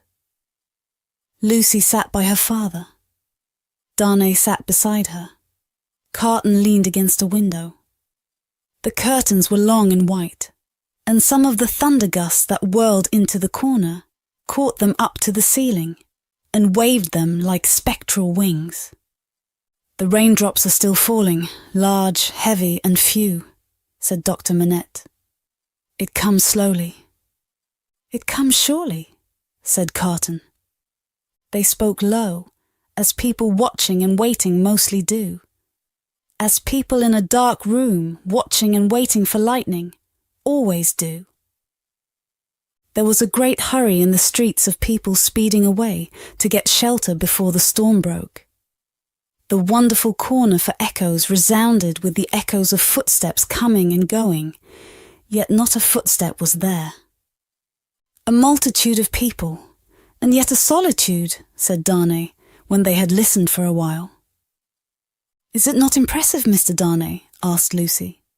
"Sometimes I have sat here of an evening, until I have fancied, but even the shade of a foolish fancy makes me shudder tonight, when all is so black and solemn." "Let us shudder too. We may know what it is. It will seem nothing to you. Such whims are only impressive as we originate them, I think. They are not to be communicated. I have sometimes sat alone here of an evening, listening, until I have made the echoes out to be the echoes of all the footsteps that are coming by and by into our lives. There is a great crowd coming one day into our lives, if that be so," Sydney Carton struck in his moody way. The footsteps were incessant, and the hurry of them became more and more rapid. The corner echoed and re-echoed with the tread of feet, some, as it seemed, under the windows, some, as it seemed, in the room, some coming, some going, some breaking off, some stopping altogether, all in the distant streets, and not one within sight. Are all these footsteps destined to come to all of us, Miss Manette, or are we to divide them among us? I don't know, Mr. Darnay. I told you it was a foolish fancy, but you asked for it. When I have yielded myself to it, I have been alone. And then I have imagined them the footsteps of the people who are to come into my life, and my father's. I take them into mine, said Carton. I ask no questions and make no stipulations. There is a great crowd bearing down upon us, Miss Manette, and I see them by the lightning. He added the last words, after there had been a vivid flash which had shown him lounging in the window. And I hear them, he added again, after a peal of thunder. Here they come, fast, fierce, and furious. It was the rush and roar of rain that he typified, and it stopped him, for no voice could be heard in it. A memorable storm of thunder and lightning broke with that sweep of water, and there was not a moment's interval in crash and fire and rain, until after the moon rose at midnight.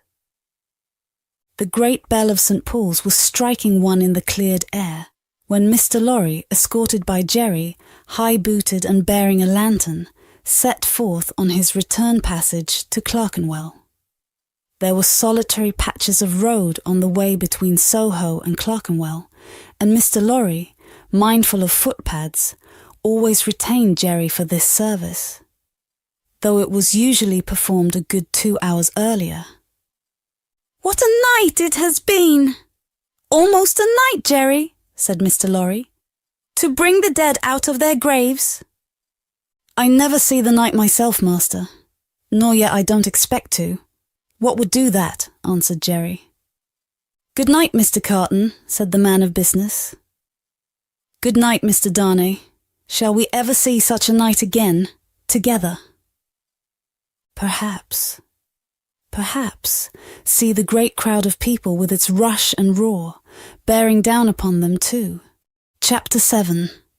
Monseigneur in town. Monseigneur, one of the great lords in power at the court, held his fortnightly reception in his grand hotel in Paris. Monseigneur was in his inner room, his sanctuary of sanctuaries, the holiest of holiest to the crowd of worshippers in the suite of rooms without. Monseigneur was about to take his chocolate. Monseigneur could swallow a great many things with ease, and was by some few sullen minds supposed to be rather rapidly swallowing France.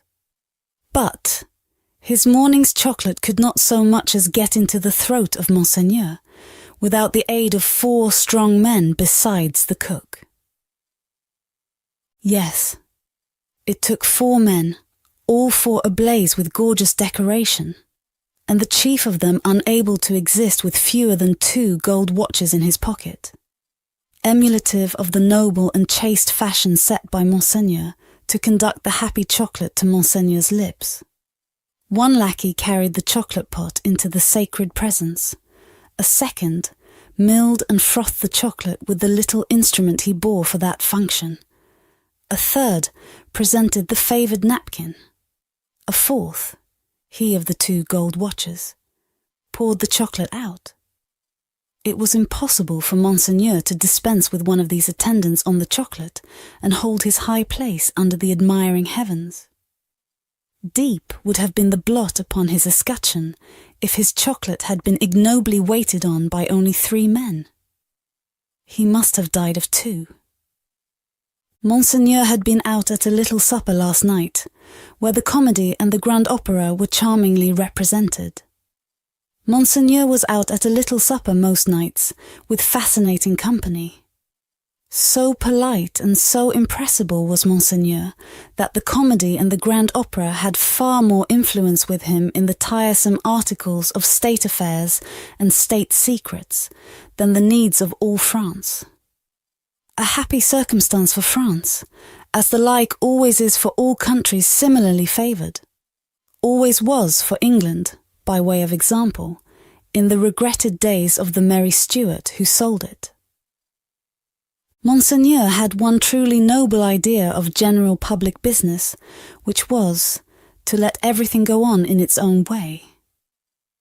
Of particular public business, Monseigneur had the other truly noble idea that it must all go his way, tend to his own power and pocket. Of his pleasures, general and particular, Monseigneur had the other truly noble idea that the world was made for them. The text of his order, altered from the original by only a pronoun, which is not much, ran, "The earth and the fullness thereof are mine, saith Monseigneur." Yet Monseigneur had slowly found that vulgar embarrassments crept into his affairs, both private and public, and he had, as to both classes of affairs, allied himself perforce with a farmer general. As to finances public, because Monseigneur could not make anything at all of them, and must consequently let them out to somebody who could. As to finances private, because farmer generals were rich, and Monseigneur, after generations of great luxury and expense, was growing poor. Hence, Monseigneur had taken his sister from a convent, while there was yet time to ward off the impending veil, the cheapest garment she could wear, and had bestowed her as a prize upon a very rich farmer general, poor in family. Which farmer general, carrying an appropriate cane with a golden apple on the top of it, was now among the company in the outer rooms, much prostrated before by mankind, always accepting superior mankind of the blood of Monseigneur, who, his own wife included, looked down upon him with the loftiest contempt. A sumptuous man was the farmer general. 30 horses stood in his stables, 24 male domestics sat in his halls, 6 body women waited on his wife. as one who pretended to do nothing but plunder and forage where he could, the farmer general, howsoever his matrimonial relations conduced to social morality, was at least the greatest reality among the personages who attended at the hotel of Monseigneur that day. For the rooms, though a beautiful scene to look at and adorned with every device of decoration that the taste and skill of the time could achieve, were in truth not a sound business.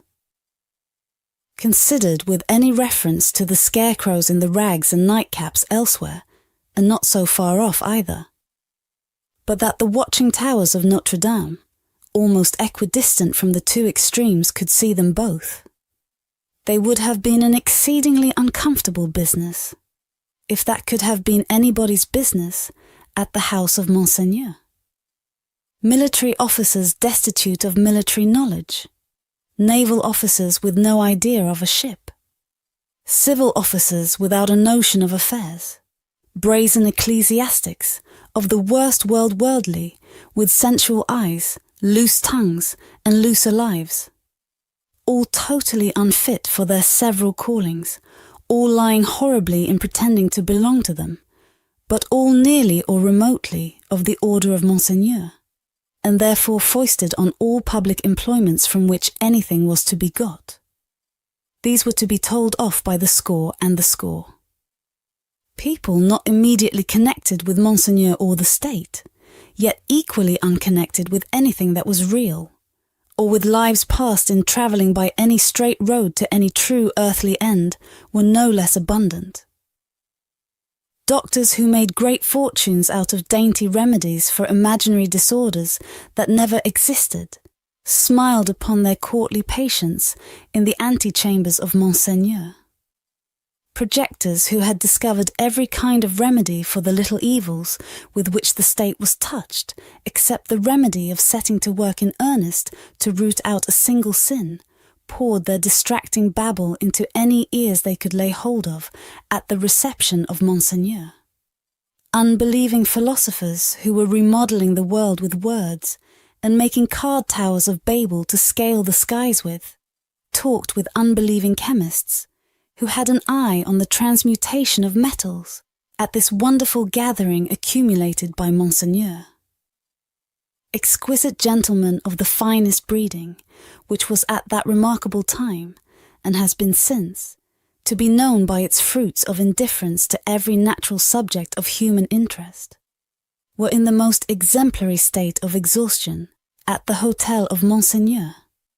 Such homes had these various notabilities left behind them in the fine world of Paris, that the spies among the assembled devotees of Monseigneur, forming a goodly half of the polite company, would have found it hard to discover among the angels of that sphere one solitary wife who in her manners and appearance owned to being a mother. Indeed, except for the mere act of bringing a troublesome creature into this world, which does not go far towards the realization of the name of mother, there was no such thing known to the fashion. Peasant women kept the unfashionable babies close, and brought them up, and charming grandmammas of 60 dressed and supped as at 20. The leprosy of unreality disfigured every human creature in attendance upon Monseigneur.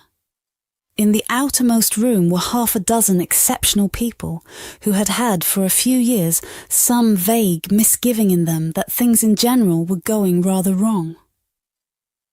As a promising way of setting them right, half of the 6 had become members of a fantastic sect of convulsionists, and were even then considering within themselves whether they should foam, rage, roar, and turn cataleptic on the spot, thereby setting up a highly intelligible fingerpost to the future for Monseigneur's guidance.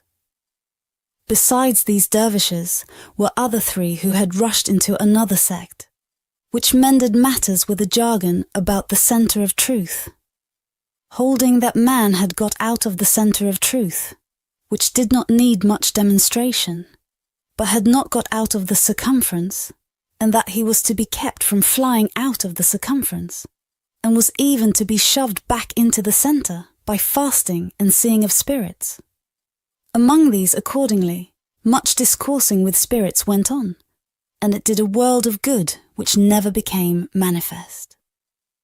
But the comfort was that all the company at the Grand Hotel of Monseigneur were perfectly dressed.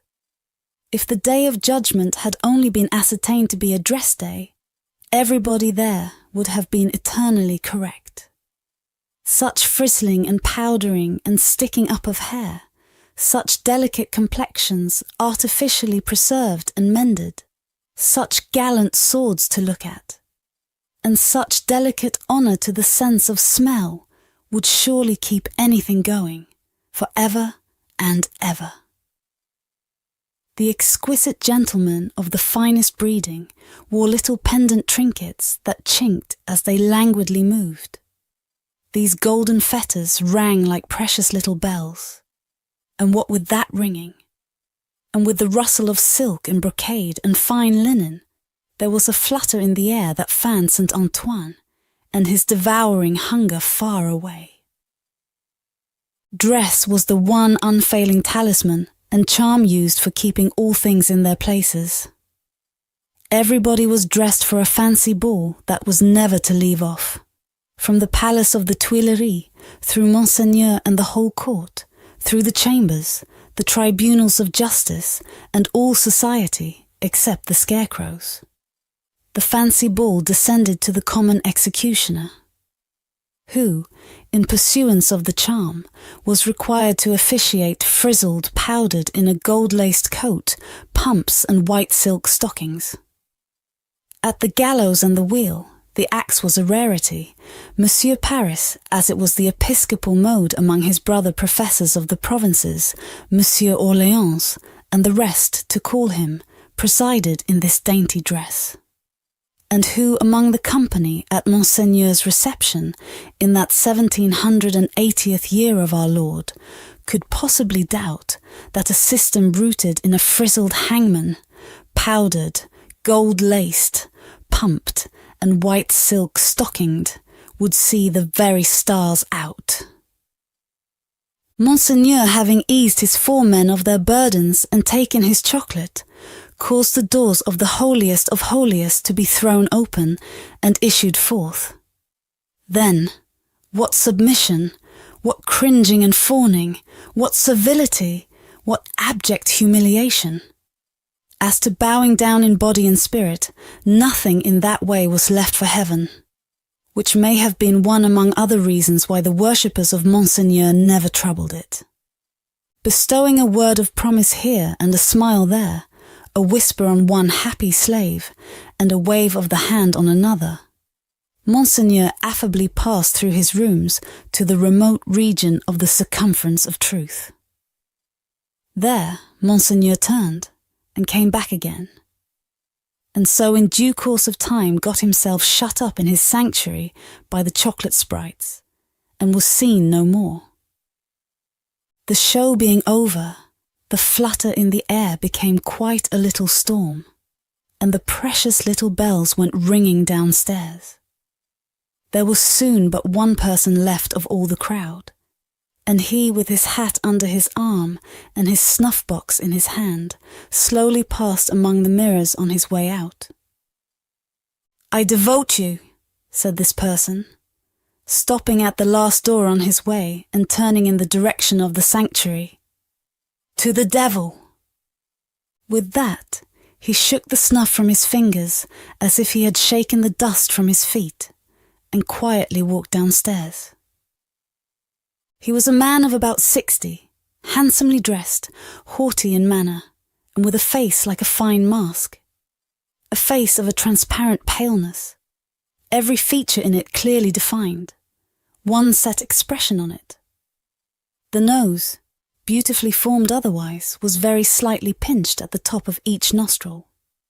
In those two compressions, or dints, the only little change that the face ever showed resided. They persisted in changing colour sometimes, and they would be occasionally dilated and contracted by something like a faint pulsation. Then they gave a look of treachery and cruelty to the whole countenance. Examined with attention, its capacity of helping such a look was to be found in the line of the mouth, and the lines of the orbits of the eyes, being much too horizontal and thin. Still, in the effect of the face made, it was a handsome face, and a remarkable one. Its owner went downstairs into the courtyard, got into his carriage, and drove away. Not many people had talked with him at the reception. He had stood in a little space apart, and Monseigneur might have been warmer in his manner. It appeared, under the circumstances, rather agreeable to him to see the common people dispersed before his horses, and often barely escaping from being run down. His man drove as if he were charging an enemy, and the furious recklessness of the man brought no check into the face or to the lips of the master. The complaint had sometimes made itself audible, even in that deaf city and dumb age, that in the narrow streets without footways, the fierce patrician custom of hard driving endangered and maimed the mere vulgar in a barbarous manner. But few cared enough for that to think of it a second time, and in this matter, as in all others, the common wretches were left to get out of their difficulties as they could. With a wild rattle and clatter, and an inhuman abandonment of consideration not easy to be understood in these days, the carriage dashed through streets and swept round corners, with women screaming before it, and men clutching each other and clutching children out of its way. At last, swooping at a street corner by a fountain, one of its wheels came to a sickening little jolt, and there was a loud cry from a number of voices, and the horses reared and plunged. But for the latter inconvenience, the carriage probably would not have stopped. Carriages were often known to drive on, and leave their wounded behind. And why not? But the frightened valet had got down in a hurry, and there were 20 hands at the horses' bridles. "What has gone wrong?" said Monsieur, calmly looking out.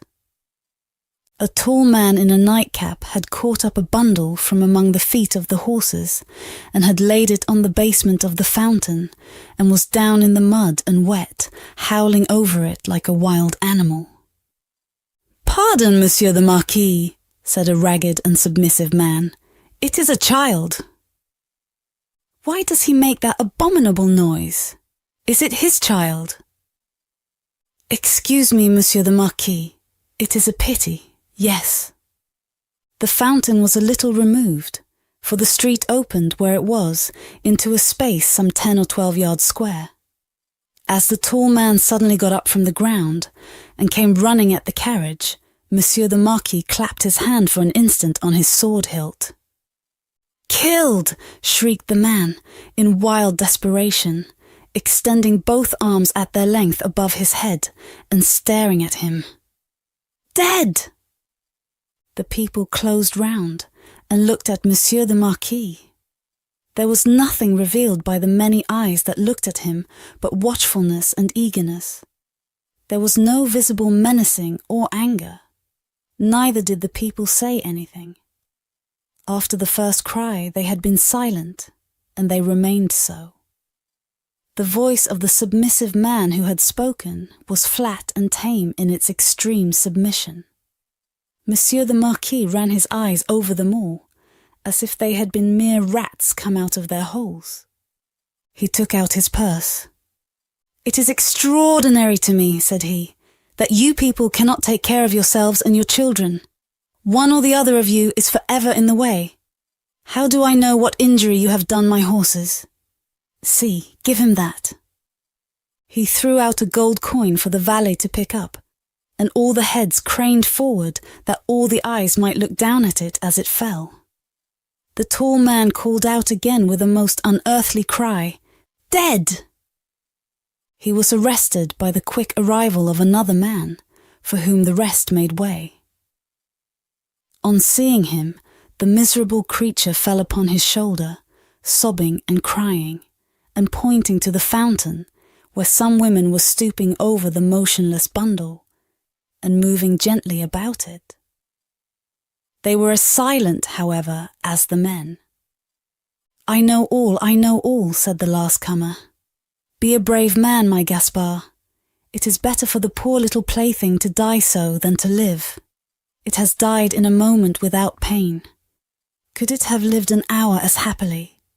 You are a philosopher, you there, said the Marquis, smiling.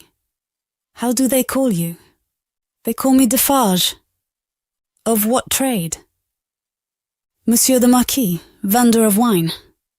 Pick up that philosopher and vendor of wine, said the Marquis, throwing him another gold coin, and spend it as you will. The horses there, are they right? Without deigning to look at the assemblage a second time, Monsieur the Marquis leaned back in his seat, and was just being driven away with the air of a gentleman who had accidentally broke some common thing, and had paid for it, and could afford to pay for it, when his ease was suddenly disturbed by a coin flying into his carriage and ringing on its floor. Hold, said Monsieur the Marquis. Hold the horses! Who threw that? He looked to the spot where Defarge the vendor of wine had stood a moment before. But the wretched father was grovelling on his face on the pavement in that spot, and the figure that stood beside him was the figure of a dark, stout woman, knitting. You dogs, said the Marquis, but smoothly, and with an unchanged front, except as to the spots on his nose. I would ride over any of you very willingly, and exterminate you from the earth. If I knew which rascal threw at the carriage, and if that brigand were sufficiently near it, he should be crushed under the wheels. So cowed was their condition, and so long and hard their experience of what such a man could do to them, within the law and beyond it, that not a voice, or a hand, or even an eye was raised. Among the men, not one. But the woman who stood knitting looked up steadily and looked the Marquis in the face. It was not for his dignity to notice it. His contemptuous eyes passed over her and over all the other rats, and he leaned back in his seat again and gave the word, "Go on." He was driven on, and other carriages came whirling by in quick succession. The minister, the state projector, the farmer-general, the doctor, the lawyer, the ecclesiastic, the grand opera, the comedy, the whole fancy ball in a bright continuous flow came whirling by. The rats had crept out of their holes to look on, and they remained looking on for hours. Soldiers and police often passing between them and the spectacle, and making a barrier behind which they slunk, and through which they peeped. The father had long ago taken up his bundle and bidden himself away with it, when the women who had tended the bundle, while it lay on the base of the fountain, sat there watching the running of the water and the rolling of the fancy ball, when the one woman who had stood conspicuous, knitting, still knitted on with the steadfastness of fate. The water of the fountain ran, the swift river ran, the day ran into evening. So much life in the city ran into death according to rule. Time and tide waited for no man. The rats were sleeping close together in their dark holes again. The fancy ball was lighted up at supper. All things ran their course. Chapter d'oeil, Monseigneur in the country, a beautiful landscape with the corn bright in it, but not abundant. Patches of poor rye where corn should have been, patches of poor peas and beans, patches of most coarse vegetable substitutes for wheat. On inanimate nature, as on the men and women who cultivated it, a prevalent tendency towards an appearance of vegetating unwillingly, a dejected disposition to give up and wither away. Monsieur the Marquis, in his travelling carriage, which might have been lighter, conducted by 4 post horses and 2 postilions, fagged up a steep hill. A blush on the countenance of Monsieur the Marquis was no impeachment of his high breeding. It was not from within. It was occasioned by an external circumstance beyond his control, the setting sun. The sunset struck so brilliantly into the travelling carriage when it gained the hilltop that its occupant was steeped in crimson. "It will die out," said Monsieur the Marquis, glancing at his hands, "directly." In effect, the sun was so low that it dipped at the moment. When the heavy drag had been adjusted to the wheel, and the carriage slid downhill, with a cinderous smell, in a cloud of dust, the red glow departed quickly, the sun and the Marquis going down together. There was no glow left when the drag was taken off. But there remained a broken country, bold and open, a little village at the bottom of the hill, a broad sweep and rise beyond it, a church tower, a windmill, a forest for the chase, and a crag with a fortress on it used as a prison. Round upon all these darkening objects as the night drew on, the Marquis looked, with the air of one who was coming near home.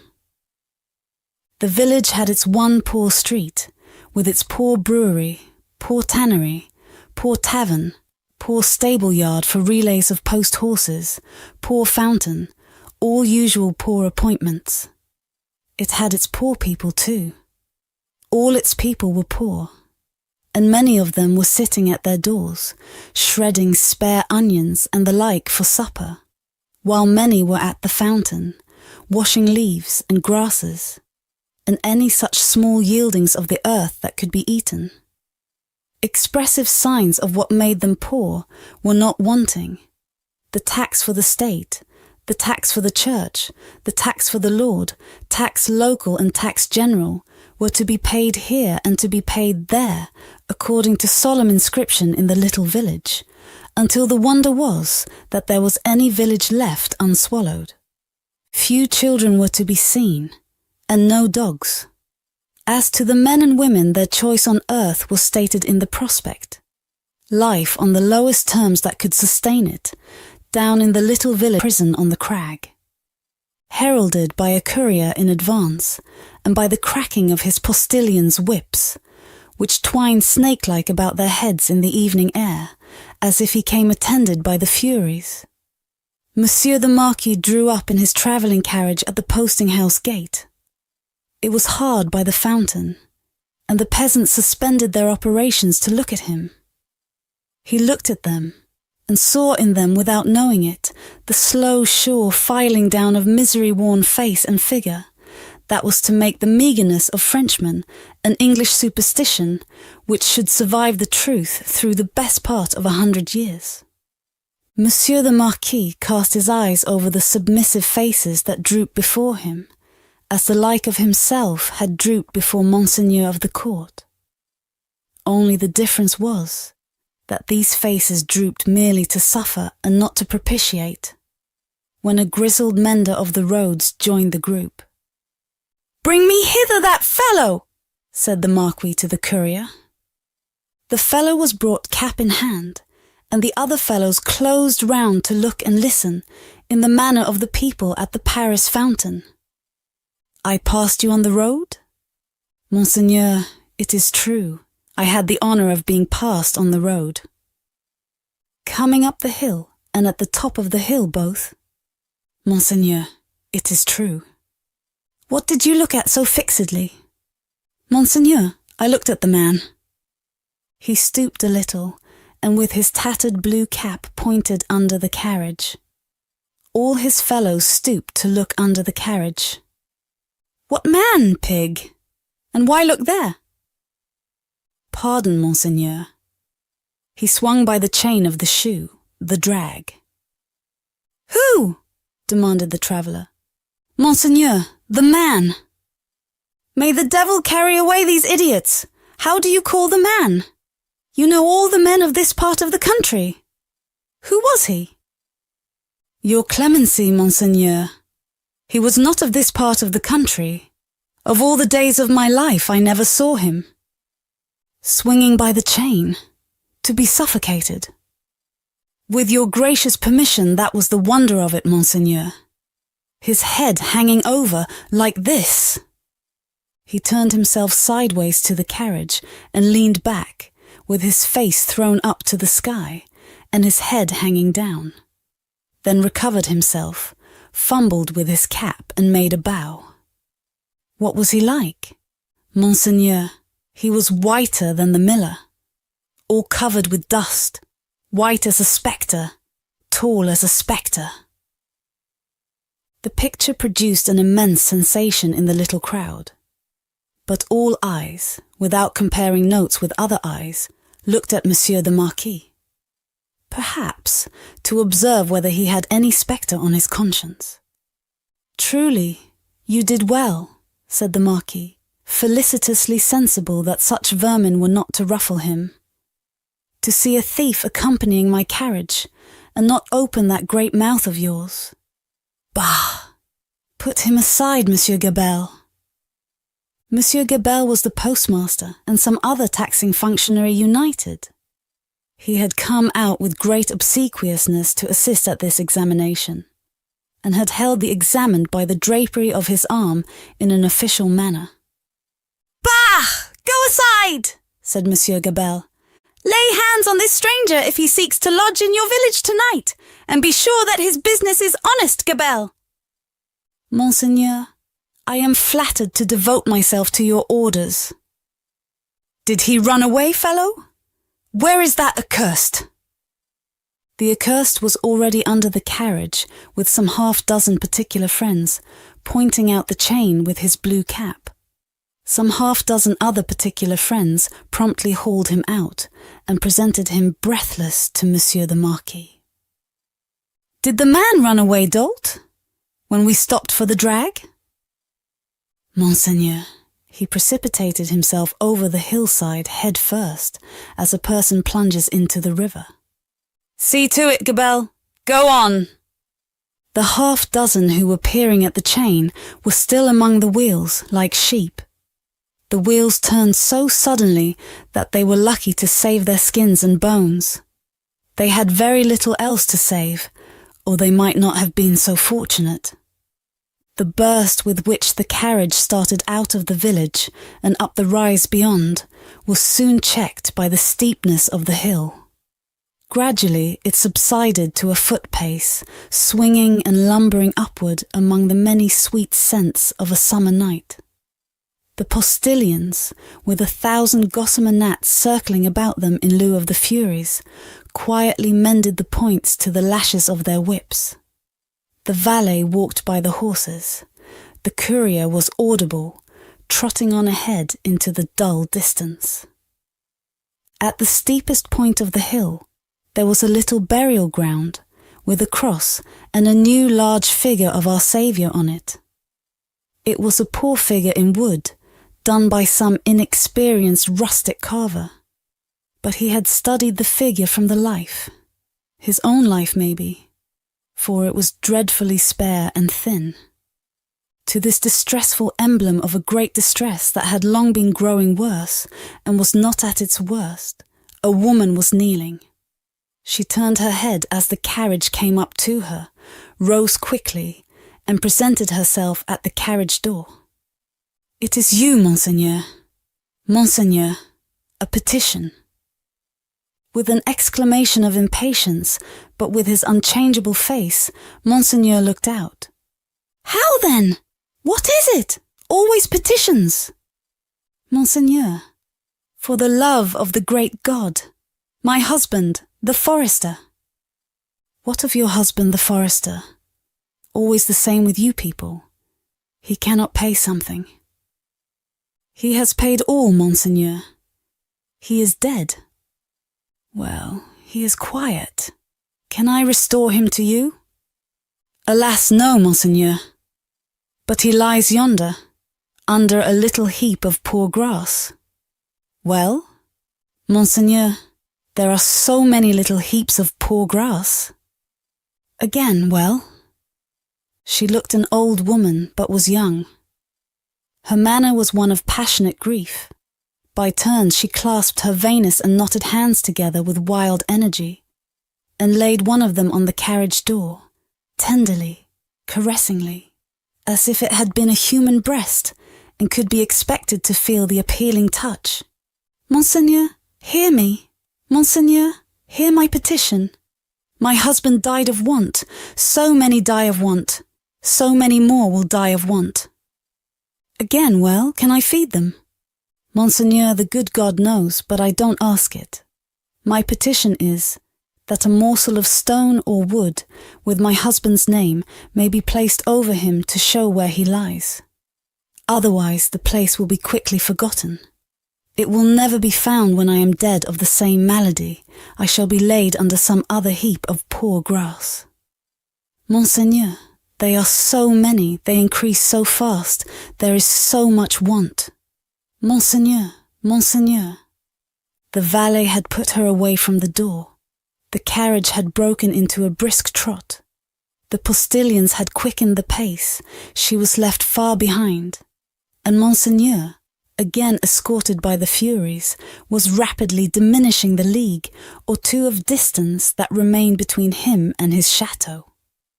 The sweet sense of the summer night rose all around him, and rose as the rain falls impartially on the dusty, ragged and toil-worn group at the fountain not far away.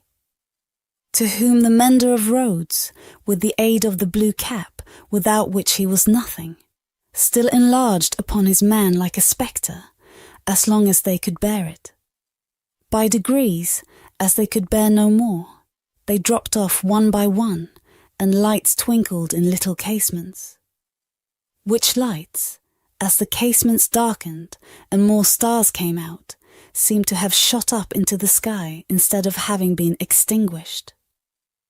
The shadow of a large high-roofed house and of many overhanging trees was upon Monsieur the Marquis by that time, and the shadow was exchanged for the light of a flambeau as his carriage stopped, and the great door of his chateau was opened to him.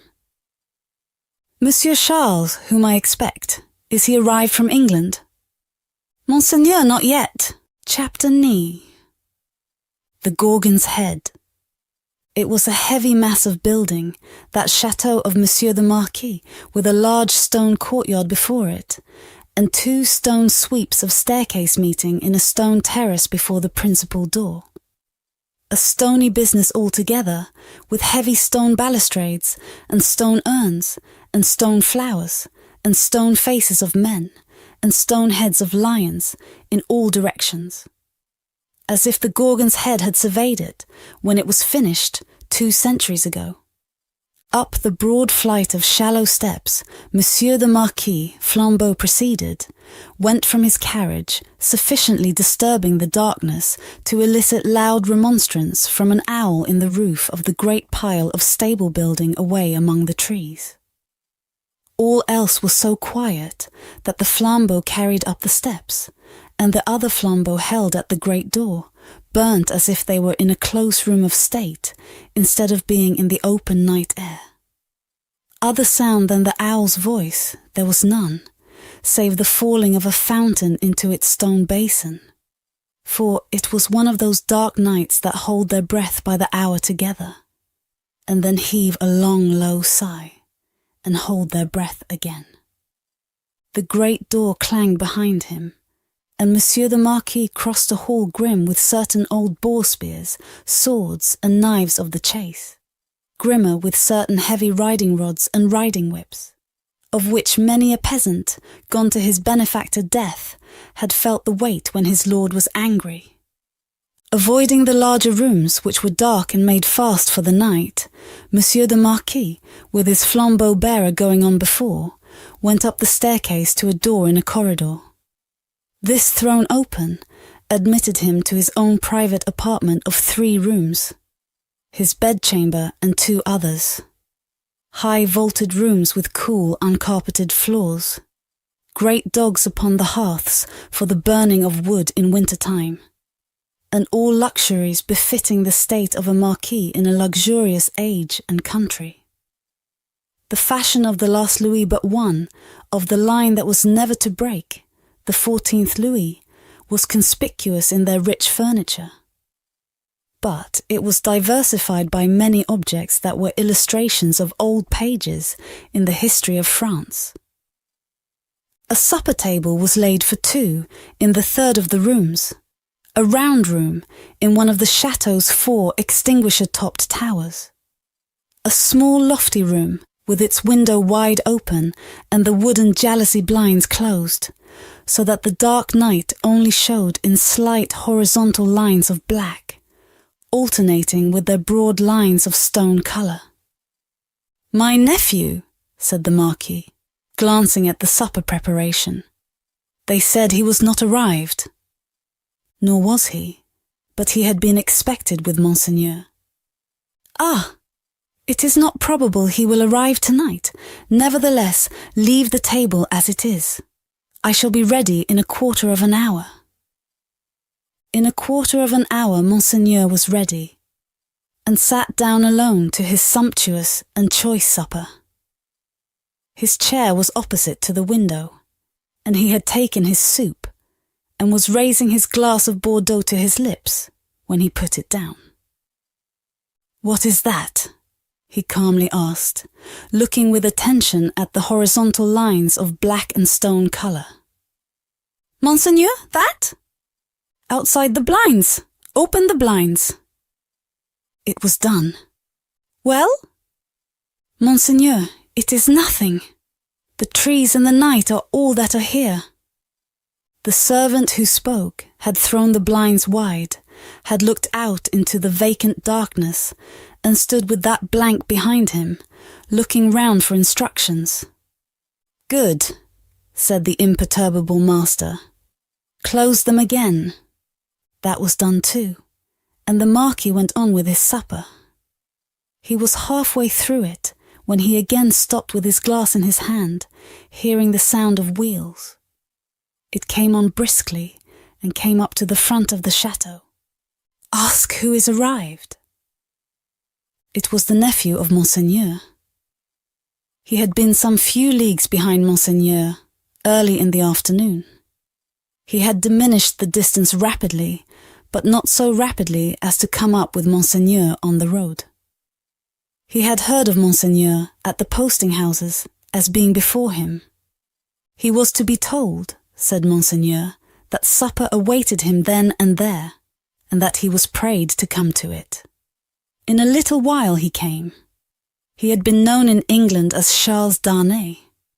Monseigneur received him in a courtly manner, but they did not shake hands. "You left Paris yesterday, sir?" he said to Monseigneur, as he took his seat at table. "Yesterday. And you?" "I come direct." "From London?" "Yes." "You have been a long time coming," said the Marquis with a smile. "On the contrary, I come direct." "Pardon me. I mean, not a long time on the journey."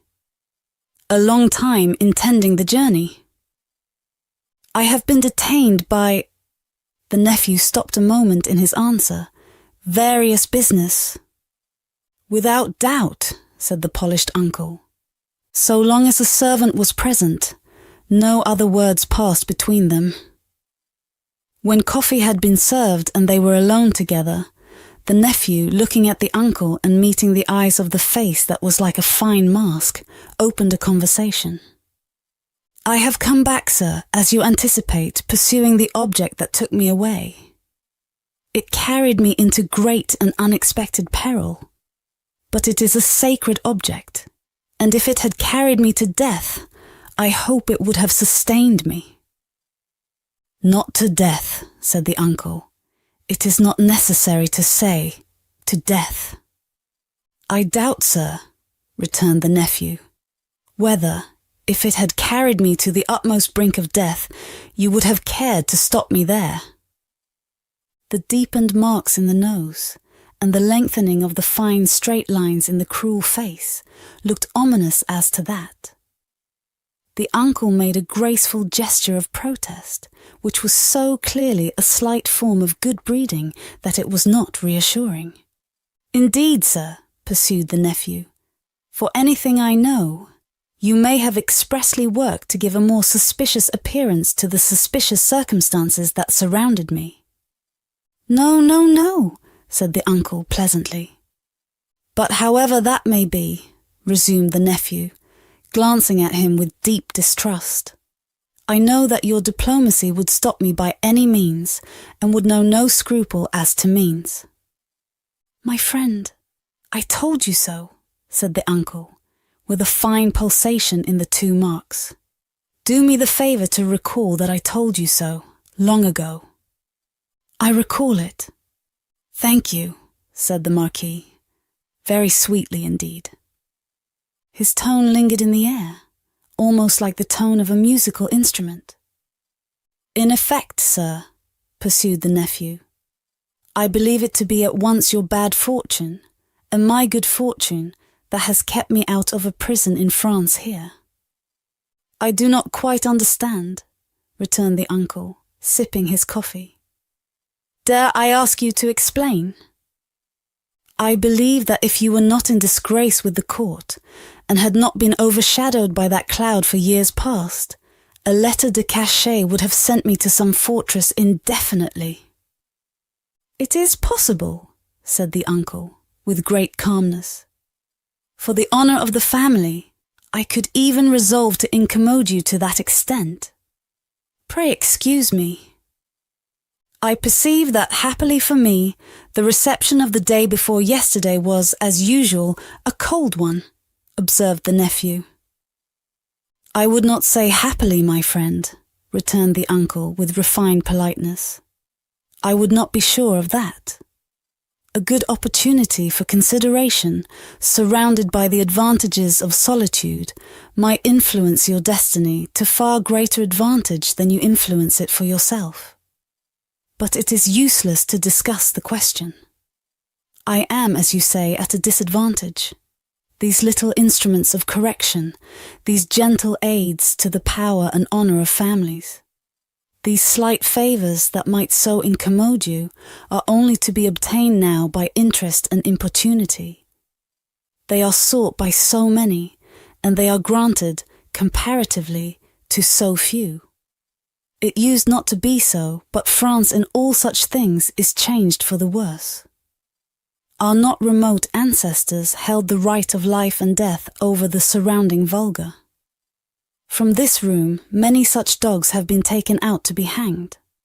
In the next room, my bedroom, one fellow, to our knowledge, was poniarded on the spot for professing some insolent delicacy respecting his daughter. His daughter. We have lost many privileges.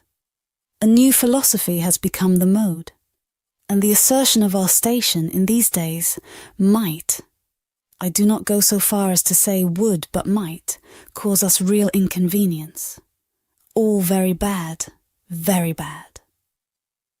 The Marquis took a gentle little pinch of snuff and shook his head, as elegantly despondent as he could becomingly be of a country still containing himself, that great means of regeneration. "We have so asserted our station, both in the old time and in the modern time also," said the nephew gloomily, "that I believe our name to be more detested than any name in France." "Let us hope so," said the uncle. "Detestation of the high is the involuntary homage of the low." "There is not," pursued the nephew, in his former tone, "a face I can look at, in all this country round about us, which looks at me with any deference on it, but the dark deference of fear and slavery." "A compliment," said the Marquis, "to the grandeur of the family, merited by the manner in which the family has sustained its grandeur. Ha!" And he took another gentle little pinch of snuff and lightly crossed his legs.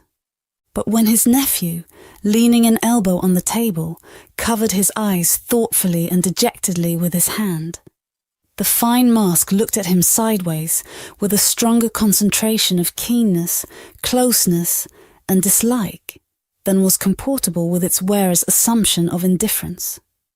"Repression is the only lasting philosophy. The dark deference of fear and slavery, my friend," observed the Marquis, "will keep the dogs obedient to the whip as long as this roof, looking up to it, shuts out the sky." That might not be so long as the Marquis supposed.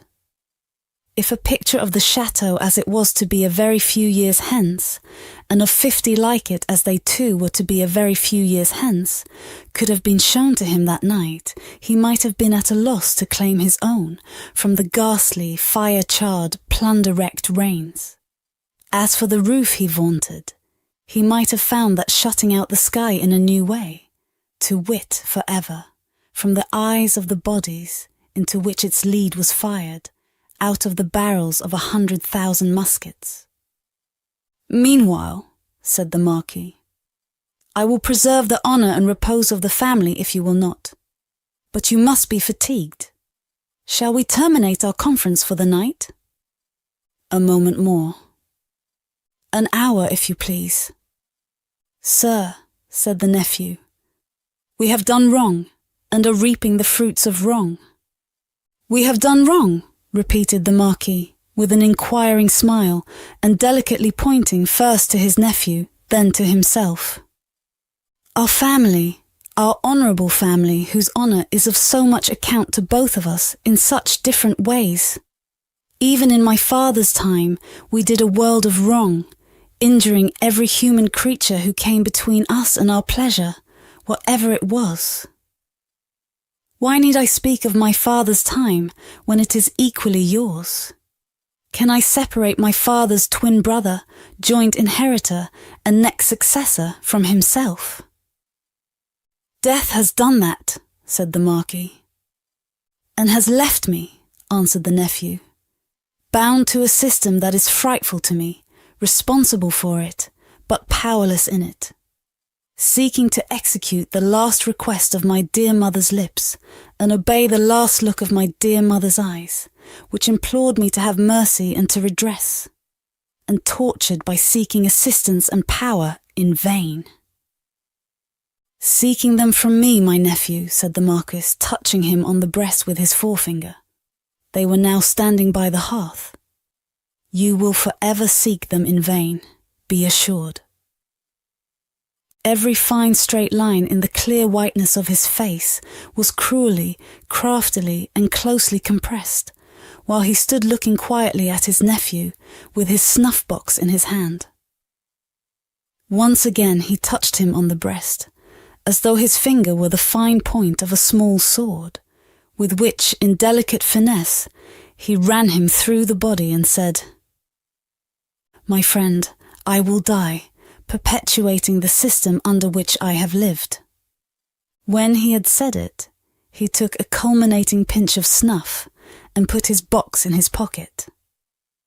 "Better to be a rational creature," he added then, after ringing a small bell on the table, "and accept your natural destiny.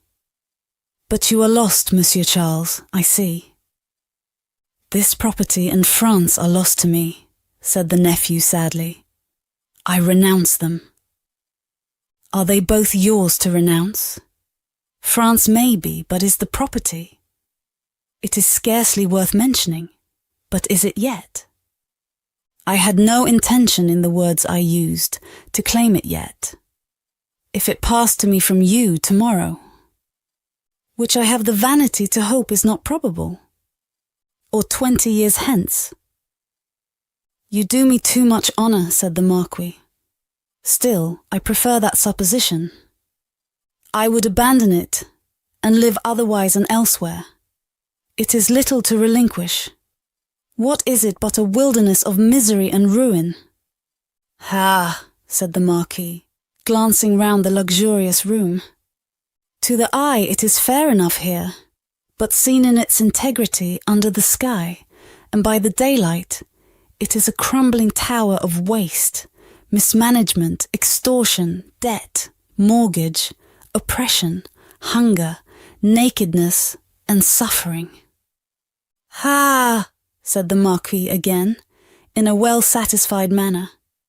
"If it ever becomes mine, it shall be put into some hands better qualified to free it slowly, if such a thing is possible, from the weight that drags it down, so that the miserable people who cannot leave it, and who have been long wrung to the last point of endurance, may in another generation suffer less. But it is not for me. There is a curse on it, and on all this land. And you, said the uncle, forgive my curiosity. Do you, under your new philosophy, graciously intend to live? I must do to live what others of my countrymen, even with nobility at their backs, may have to do some day, work. In England, for example.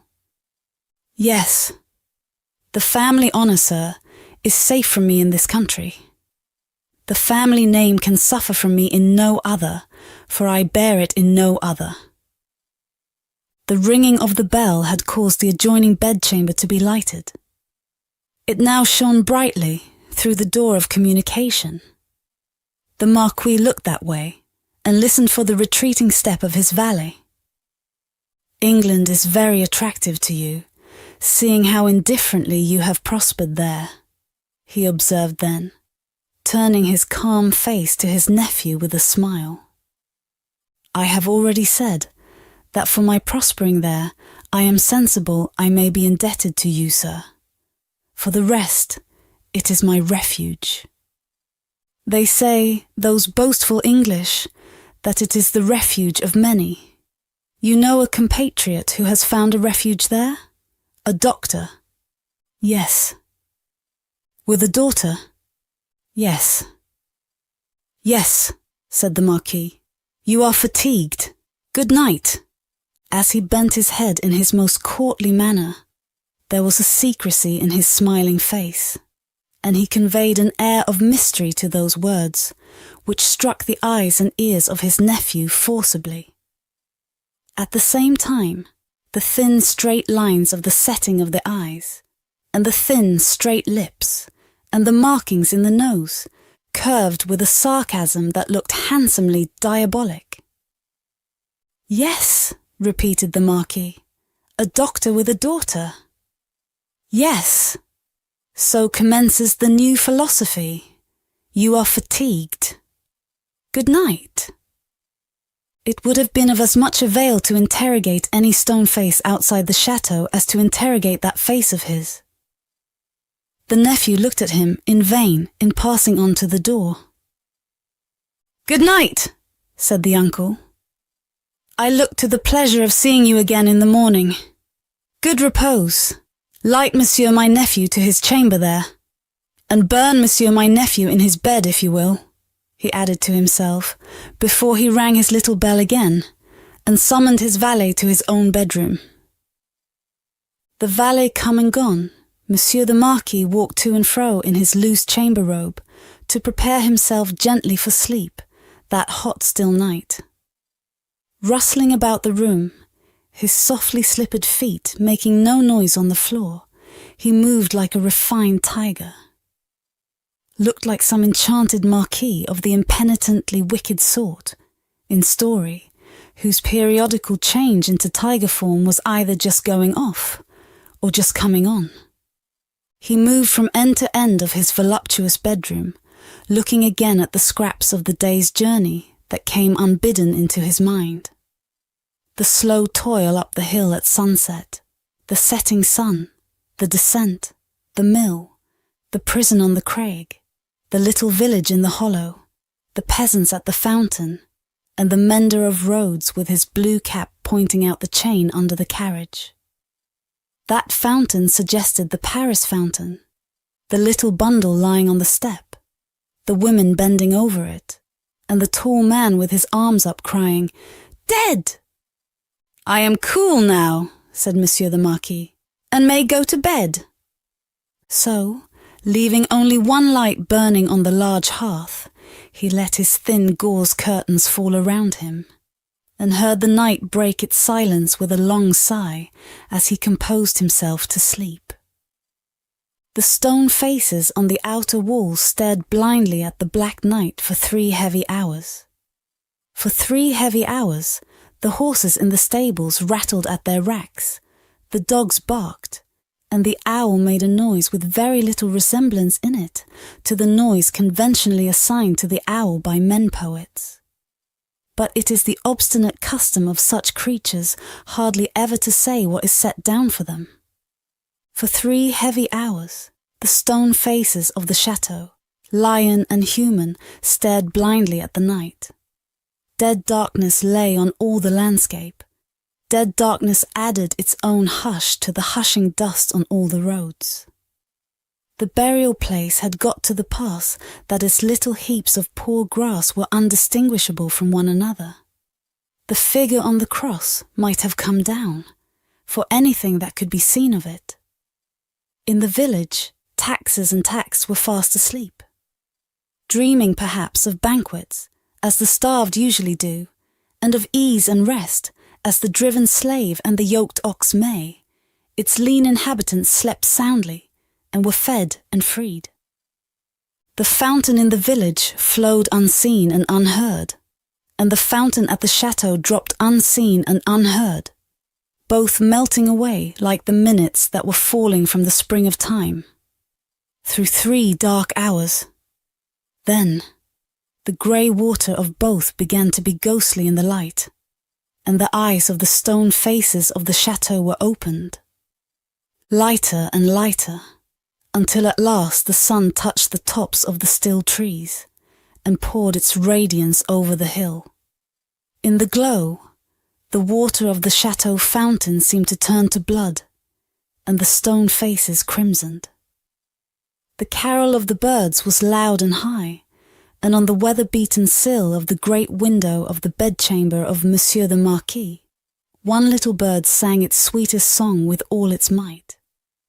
At this, the nearest stone face seemed to stare amazed, and with open mouth and dropped under jaw, looked awe-stricken. Now the sun was full up, and movement began in the village. Casement windows opened, crazy doors were unbarred, and people came forth shivering, chilled as yet by the new sweet air. Then began the rarely lightened toil of the day among the village population. Some to the fountain, some to the fields, men and women here to dig and delve, men and women there to see to the poor livestock and lead the bony cows out, to such pasture as could be found by the roadside. In the church and at the cross, a kneeling figure or two, attendant on the latter prayers, the led cow, trying for a breakfast among the weeds at his foot. The chateau awoke later, as became its quality, but awoke gradually and surely. First, the lonely boar spears and knives of the chase had been reddened as of old, then had gleamed trenchant in the morning sunshine. Now, doors and windows were thrown open. Horses in their stables looked round over their shoulders at the light and freshness pouring in at doorways. Leaves sparkled and rustled at iron-grated windows. Dogs pulled hard at their chains and reared impatient to be loosed. All these trivial incidents belonged to the routine of life and the return of morning. Surely not so the ringing of the great bell of the chateau, nor the running up and down the stairs, nor the hurried figures on the terrace, nor the booting and tramping here and there and everywhere, nor the quick saddling of horses and riding away. What winds conveyed this hurry to the grizzled mender of roads, already at work on the hilltop beyond the village, with his day's dinner, not much to carry, lying in a bundle that it was worth no crow's while to peck at on a heap of stones?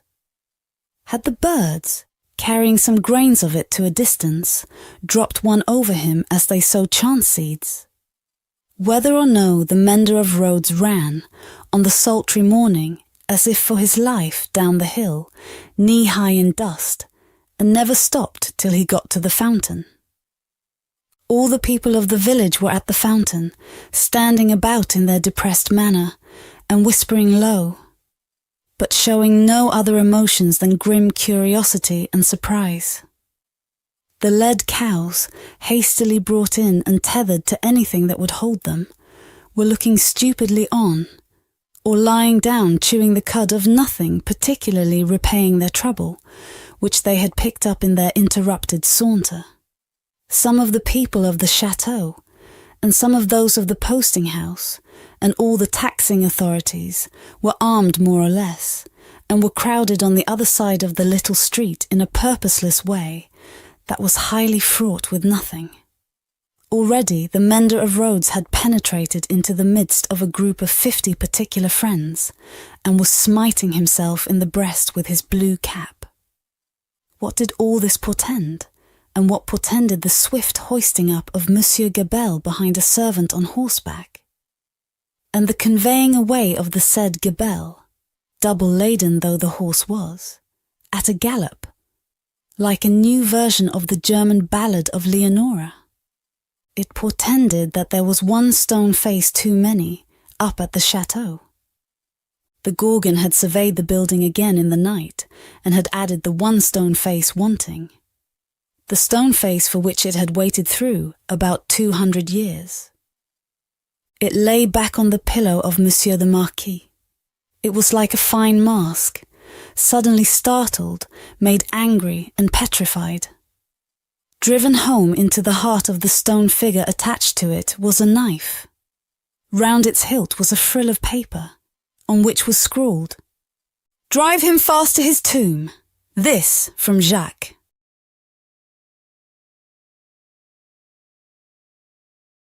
Chapter X. 2 promises.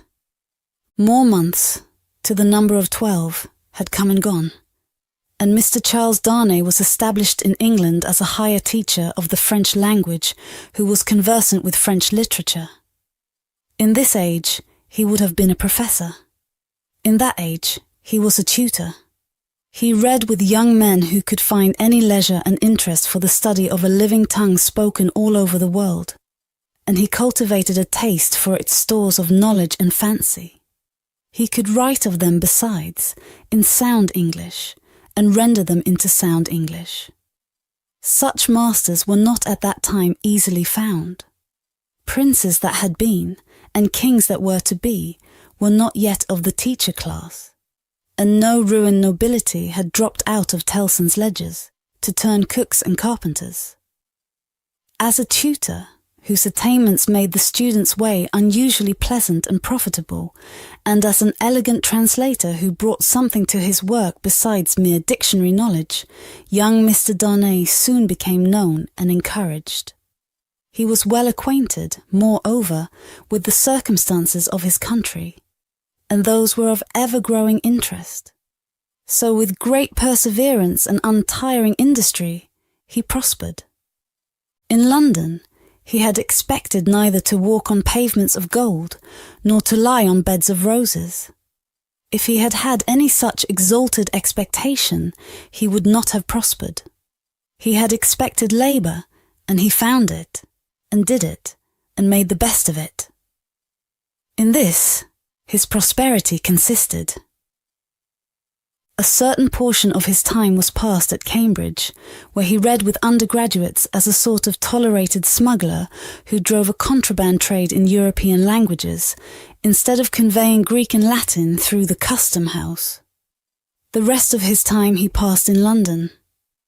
Now, from the days when it was always summer in Eden, to these days when it is mostly winter in fallen latitudes, the world of a man has invariably gone one way, Charles Darnay's way, the way of the love of a woman.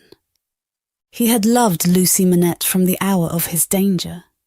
He had never heard a sound so sweet and dear as the sound of her compassionate voice. He had never seen a face so tenderly beautiful as hers when it was confronted with his own on the edge of the grave that had been dug for him. But he had not yet spoken to her on the subject. The assassination at the deserted chateau far away beyond the heaving water and the long, long, dusty roads. The solid stone chateau which had itself become the mere mist of a dream, had been done a year, and he had never yet, by so much as a single spoken word, disclosed to her the state of his heart. That he had his reasons for this, he knew full well. It was again a summer day when, lately arrived in London from his college occupation, he turned into the quiet corner in Soho, bent on seeking an opportunity of opening his mind to Dr. Manette. It was the close of the summer day, and he knew Lucie to be out with Miss Pross. He found the doctor reading in his armchair at a window.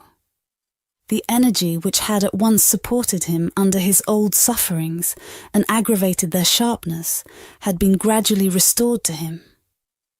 He was now a very energetic man indeed, with great firmness of purpose, strength of resolution, and vigour of action. In his recovered energy, he was sometimes a little fitful and sudden, as he had at first been in the exercise of his other recovered faculties. But this had never been frequently observable, and had grown more and more rare. He studied much, slept little, sustained a great deal of fatigue with ease, and was equably cheerful. To him now entered Charles Darnay, at sight of whom he laid aside his book and held out his hand. "Charles Darnay, I rejoice to see you. We have been counting on your return these 3 or 4 days past. Mr. Stryver and Sydney Carton were both here yesterday, and both made you out to be more than due." "I am obliged to them for their interest in the matter," he answered, a little coldly as to them, though very warmly as to the doctor. "Miss Manette is well," said the doctor, as he stopped short, "and your return will delight us all. She has gone out on some household matters, but will soon be home." "Dr. Manette, I knew she was from home. I took the opportunity of her being from home to beg to speak to you." There was a blank silence. "Yes," said the doctor with evident constraint. "Bring your chair here and speak on." He complied as to the chair, but appeared to find the speaking on less easy. "I have had the happiness, Dr. Manette, of being so intimate here," so he at length began, "for some year and a half, that I hope the topic on which I am about to touch may not—" He was stayed by the doctor's putting out his hand to stop him. When he had kept it so a little while, he said, drawing it back, "Is Lucie the topic?" "She is." "It is hard for me to speak of her at any time. It is very hard for me to hear her spoken of in that tone of yours, Charles Darnay." "It is a tone of fervent admiration, true homage, and deep love, Dr. Manette," he said deferentially. There was another blank silence before her father rejoined. "I believe it. I do you justice. I believe it." His constraint was so manifest, and it was so manifest too, that it originated in an unwillingness to approach the subject, that Charles Darnay hesitated. "Shall I go on, sir?" Another blank. "Yes, go on. You anticipate what I would say, though you cannot know how earnestly I say it, how earnestly I feel it, without knowing my secret heart, and the hopes and fears and anxieties with which it has long been laden. Dear Dr. Manette, I love your daughter fondly, dearly, disinterestedly, devotedly. If ever there were love in the world, I love her. You have loved yourself. Let your old love speak for me." The doctor sat with his face turned away, and his eyes bent on the ground. At the last words, he stretched out his hand again, hurriedly, and cried, "Not that, sir! Let that be! I adjure you, do not recall that." His cry was so like a cry of actual pain that it rang in Charles Darnay's ears long after he had ceased. He motioned with the hand he had extended, and it seemed to be an appeal to Darnay to pause. The latter so received it and remained silent. "I ask your pardon," said the doctor in a subdued tone after some moments. "I do not doubt your loving Lucie. You may be satisfied of it." He turned towards him in his chair, but did not look at him or raise his eyes. His chin dropped upon his hand, and his white hair overshadowed his face. "Have you spoken to Lucie?" "No." nor written. Never. It would be ungenerous to affect not to know that your self-denial is to be referred to your consideration for her father. Her father thanks you. He offered his hand, but his eyes did not go with it. I know, said Darnay respectfully. How can I fail to know, Dr. Manette, I who have seen you together from day to day, that between you and Miss Manette there is an affection so unusual, so touching, so belonging to the circumstances in which it has been nurtured, that it can have few parallels, even in the tenderness between a father and child. I know, Dr. Manette, how can I fail to know, that mingle with the affection and duty of a daughter who has become a woman, there is in her heart towards you all the love and reliance of infancy itself. I know that, as in her childhood she had no parent, so she is now devoted to you with all the constancy and fervour of her present years and character, united to the trustfulness and attachment of the early days in which you were lost to her. I know perfectly well that if you had been restored to her from the world beyond this life, you could hardly be invested in her sight with a more sacred character than that in which you are always with her. I know that when she is clinging to you, the hands of baby, girl, and woman, all in one, are round your neck. I know that in loving you she sees and loves her mother at her own age, sees and loves you at my age, loves her mother broken-hearted, loves you through your dreadful trial and in your blessed restoration. I have known this, night and day, since I have known you in your home. Her father sat silent, with his face bent down.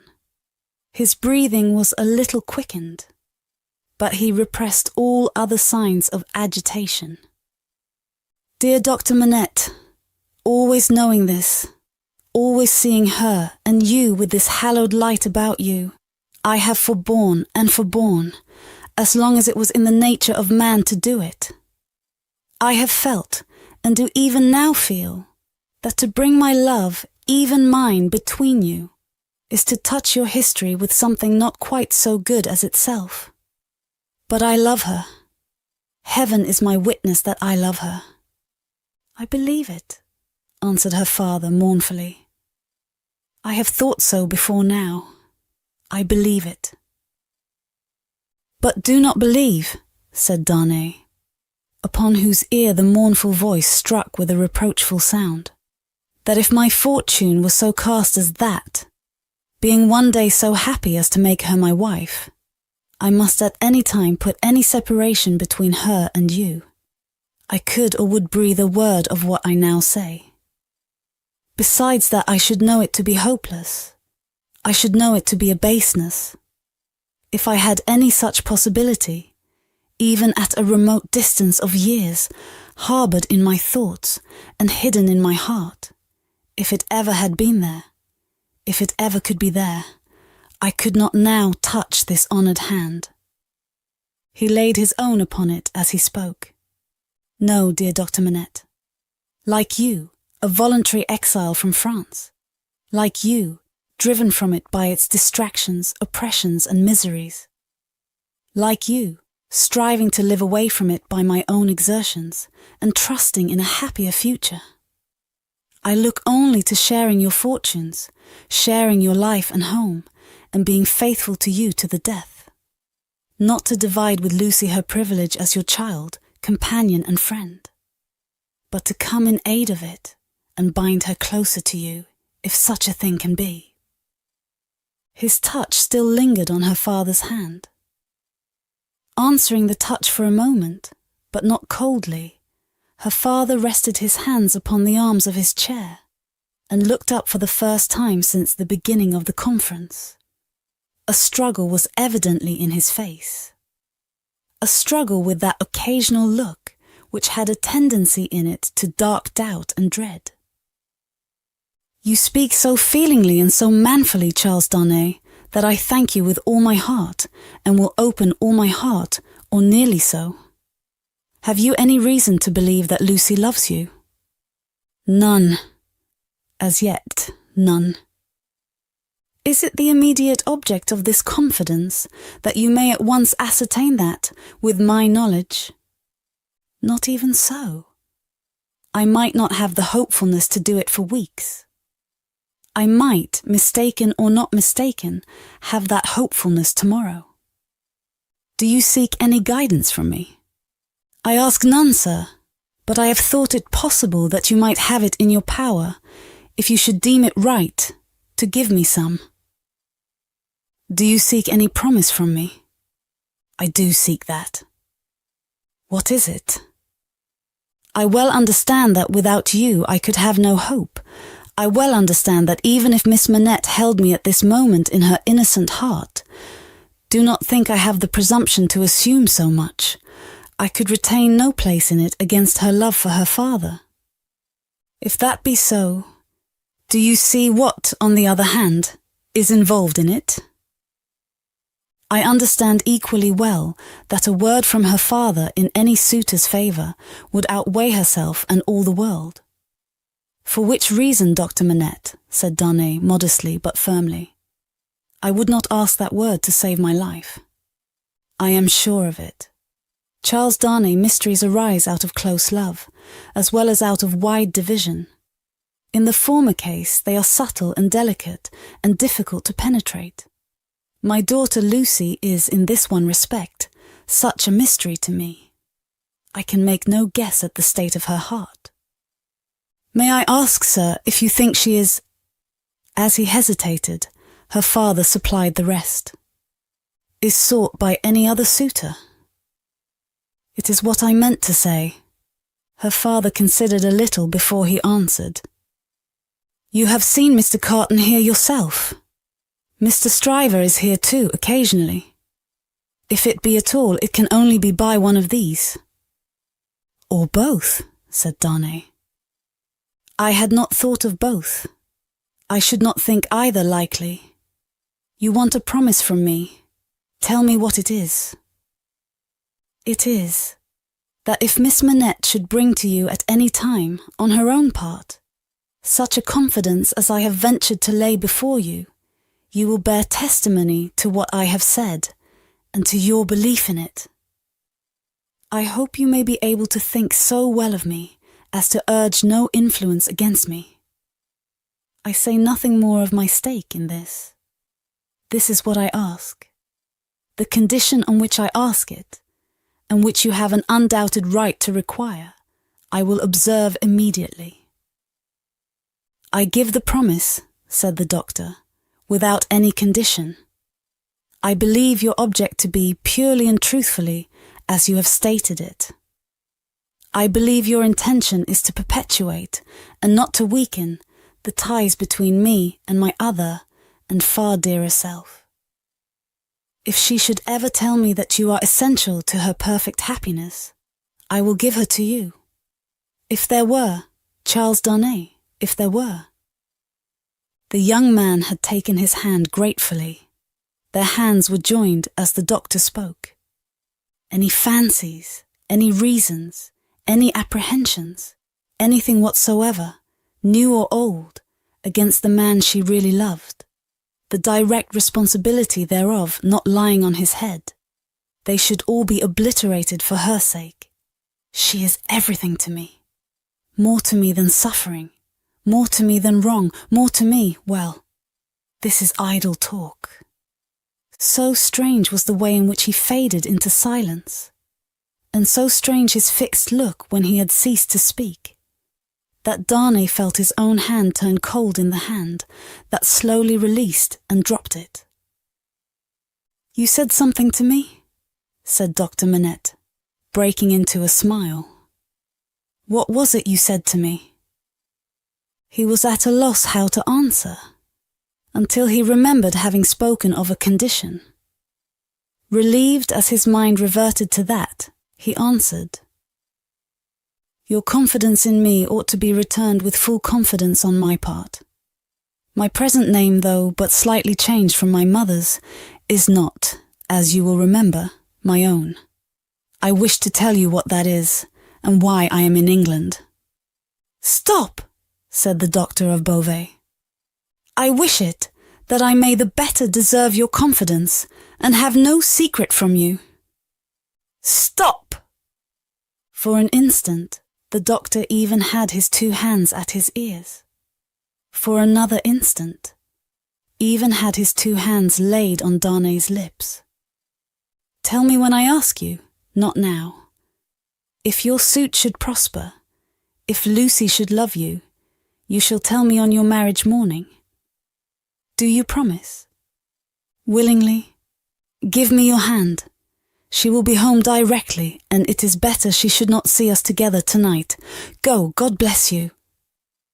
It was dark when Charles Darnay left him, and it was an hour later and darker when Lucie came home. She hurried into the room alone, for Miss Pross had gone straight upstairs, and was surprised to find his reading chair empty. "My father!" she called to him. "Father dear!" Nothing was said in answer, but she heard a low hammering sound in his bedroom. Passing lightly across the intermediate room, she looked in at his door and came running back frightened, crying to herself, with her blood all chilled, "What shall I do? What shall I do?" Her uncertainty lasted but a moment. She hurried back and tapped at his door and softly called to him. The noise ceased at the sound of her voice, and he presently came out to her, and they walked up and down together for a long time. She came down from her bed to look at him in his sleep that night. He slept heavily, and his tray of shoemaking tools and his old unfinished work were all as usual. Chapter 11. A companion picture.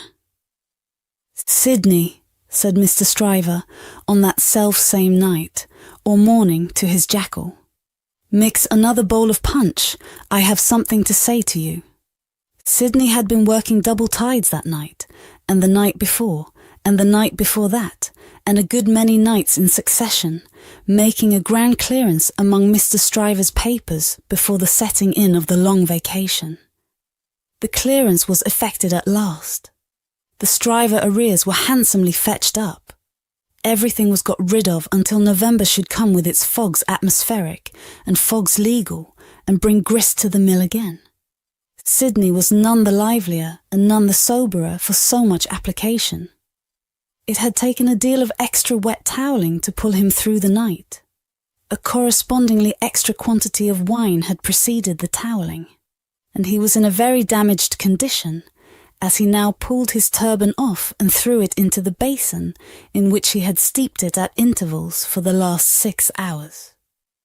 "Are you mixing that other bowl of punch?" said Stryver the portly, with his hands in his waistband, glancing round from the sofa where he lay on his back. "I am. Now look here. I am going to tell you something that will rather surprise you, and that perhaps will make you think me not quite as shrewd as you usually do think me. I intend to marry." "Do you?" "Yes, and not for money. What do you say now?" "I don't feel disposed to say much. Who is she?" "Guess." "Do I know her?" "Guess." "I am not going to guess at 5 o'clock in the morning, with my brains frying and sputtering in my head. If you want me to guess, you must ask me to dinner." "Well then, I'll tell you," said Stryver, coming slowly into a sitting posture.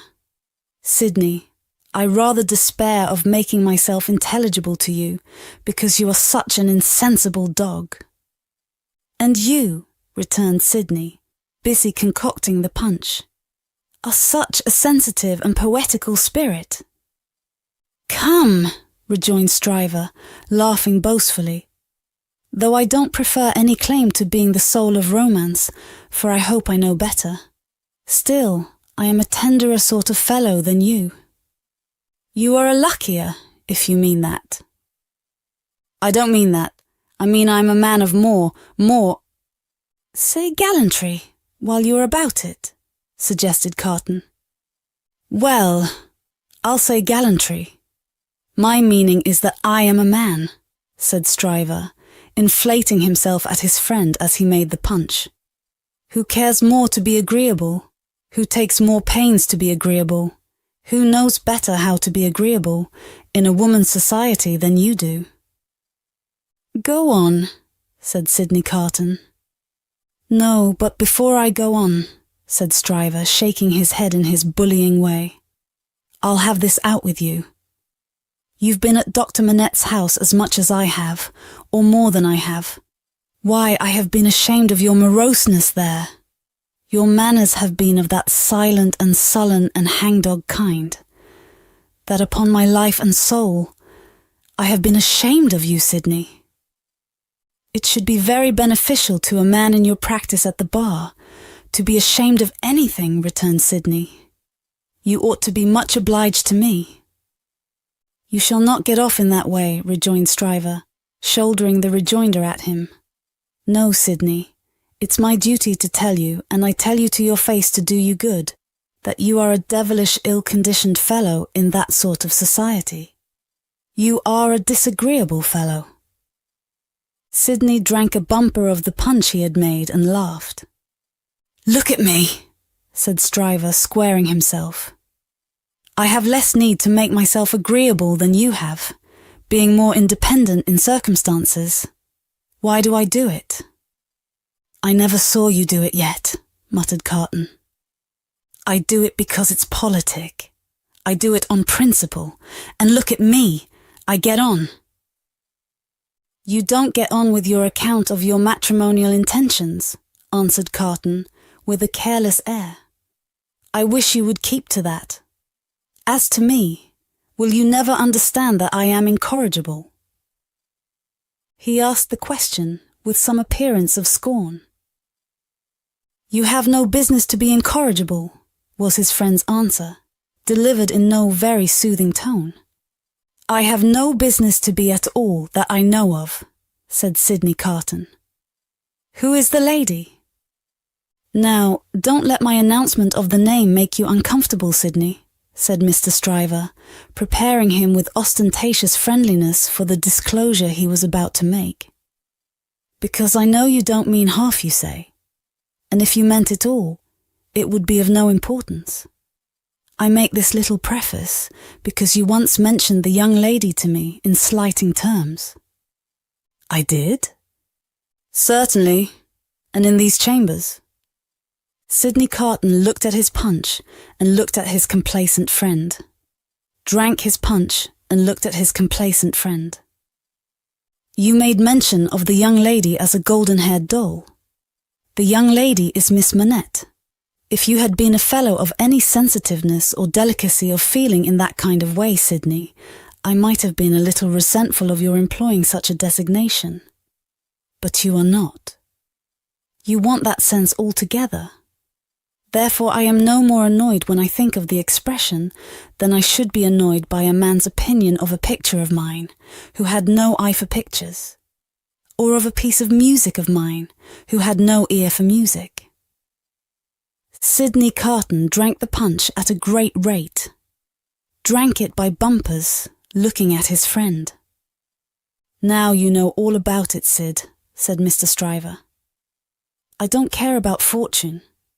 She is a charming creature, and I have made up my mind to please myself. On the whole, I think I can afford to please myself. She will have in me a man already pretty well off, and a rapidly rising man, and a man of some distinction. It is a piece of good fortune for her, but she is worthy of good fortune. Are you astonished? Carton, still drinking the punch, rejoined, Why should I be astonished? You approve? Carton, still drinking the punch, rejoined, Why should I not approve? Well, said his friend Stryver, you take it more easily than I fancied you would, and are less mercenary on my behalf than I thought you would be. Though, to be sure, you know well enough by this time that your ancient chum is a man of a pretty strong will. Yes, Sydney, I have had enough of this style of life, with no other as a change from it. I feel that it is a pleasant thing for a man to have a home when he feels inclined to go to it. When he doesn't, he can stay away. and I feel that Miss Manette will tell well in any station, and will always do me credit. So I have made up my mind. And now, Sydney, old boy, I want to say a word to you about your prospects. You are in a bad way, you know. You really are in a bad way. You don't know the value of money. You live hard. You'll knock up one of these days and be ill and poor. You really ought to think about a nurse. The prosperous patronage with which he said it made him look twice as big as he was, and 4 times as offensive. Now let me recommend you, pursued Stryver, to look it in the face. I have looked it in the face, in my different way. Look it in the face, you, in your different way. Marry. Provide somebody to take care of you. Never mind your having no enjoyment of women's society, nor understanding of it, nor tact for it. Find out somebody. Find out some respectable woman with a little property, somebody in the landlady way, or lodging-letting way, and marry her against a rainy day. That's the kind of thing for you. Now think of it, Sydney. I'll think of it, said Sydney. Chapter the Thing, the Fellow of Delicacy. Mr. Stryver, having made up his mind to that magnanimous bestowal of good fortune on the doctor's daughter, resolved to make her happiness known to her before he left town for the long vacation. After some mental debating of the point, he came to the conclusion that it would be as well to get all the preliminaries done with, and they could then arrange at their leisure whether he should give her his hand a week or 2 before Michaelmas term, or in the little Christmas vacation between it and Hilary. As to the strength of his case, he had not a doubt about it, but clearly saw his way to the verdict. Argued with the jury on substantial worldly grounds, the only grounds ever worth taking into account. It was a plain case, and had not a weak spot in it. He called himself for the plaintiff. There was no getting over his evidence. The counsel for the defendant threw up his brief, and the jury did not even turn to consider. After trying it, Stryver CJ was satisfied that no plainer case could be. Accordingly, Mr. Stryver inaugurated the long vacation with a formal proposal to take Miss Manette to Vauxhall Gardens. That failing, to Ranelagh. That unaccountably failing too, it behoved him to present himself in Soho, and there declare his noble mind. Towards Soho, therefore, Mr. Stryver shouldered his way from the Temple, while the bloom of the long vacation's infancy was still upon it. Anybody who had seen him projecting himself into Soho while he was yet on St. Dunstan's side of Temple Bar, bursting in his full-blown way along the pavement, to the jostlement of all weaker people, might have seen how safe and strong he was. His way taking him past Tellson's, and he both banking at Tellson's, and knowing Mr. Lorry as the intimate friend of the Manettes, it entered Mr. Stryver's mind to enter the bank, and reveal to Mr. Lorry the brightness of the Soho horizon. So, he pushed open the door with the weak rattle in its throat, stumbled down the 2 steps, got past the 2 ancient cashiers, and shouldered himself into the musty back closet, where Mr. Lorry sat at great books, ruled for figures, with perpendicular iron bars to his window, as if that were rule for figures too, and everything under the clouds were a sum. "Hello," said Mr. Stryver. "How do you do? I hope you are well." It was Stryver's grand peculiarity that he always seemed too big for any place, or space. He was so much too big for Tellson's that old clerks in distant corners looked up with looks of remonstrance, as though he squeezed them against the wall. The house itself, magnificently reading the paper quite in the far-off perspective, lowered displeased, as if the Stryver head had been butted into its responsible waistcoat. The discreet Mr. Lorry said, in a sample tone of the voice he would recommend under the circumstances, "How do you do, Mr. Stryver? How do you do, sir?" and shook hands. There was a peculiarity in his manner of shaking hands, always to be seen in any clerk at Tellson's who shook hands with a customer when the house pervaded the air. He shook in a self-abnegating way, as one who shook for Tellson and Company. "Can I do anything for you, Mr. Stryver?" asked Mr. Lorry, in his business character. "Why, no, thank you. This is a private visit to yourself, Mr. Lorry. I have come for a private word." "Oh, indeed," said Mr. Lorry, bending down his ear, while his eyes strayed to the house afar off. "I am going," said Mr. Stryver, leaning his arms confidentially on the desk. Whereupon, although it was a large double one, there appeared to be not half desk enough for him. "I am going to make an offer of myself in marriage to your agreeable little friend, Miss Manette, Mr. Lorry." "Oh, dear me," cried Mr. Lorry, rubbing his chin and looking at his visitor dubiously. "Oh, dear me, sir," repeated Stryver, drawing back. "Oh, dear you, sir. What may your meaning be, Mr. Lorry?" "My meaning," answered the man of business, "is of course friendly and appreciative, and that it does you the greatest credit, and, in short, my meaning is everything you could desire. But, really, you know, Mr. Stryver—" Mr. Lorry paused, and shook his head at him in the oddest manner, as if he were compelled against his will to add internally, "You know there really is so much too much of you." "Well," said Stryver, slapping the desk with his contentious hand, opening his eyes wider and taking a long breath, "if I understand you, Mr. Lorry, I'll be hanged." Mr. Lorry adjusted his little wig at both ears as a means towards that end and bit the feather of a pen. "D—n it all, sir," said Stryver, staring at him. "Am I not eligible?"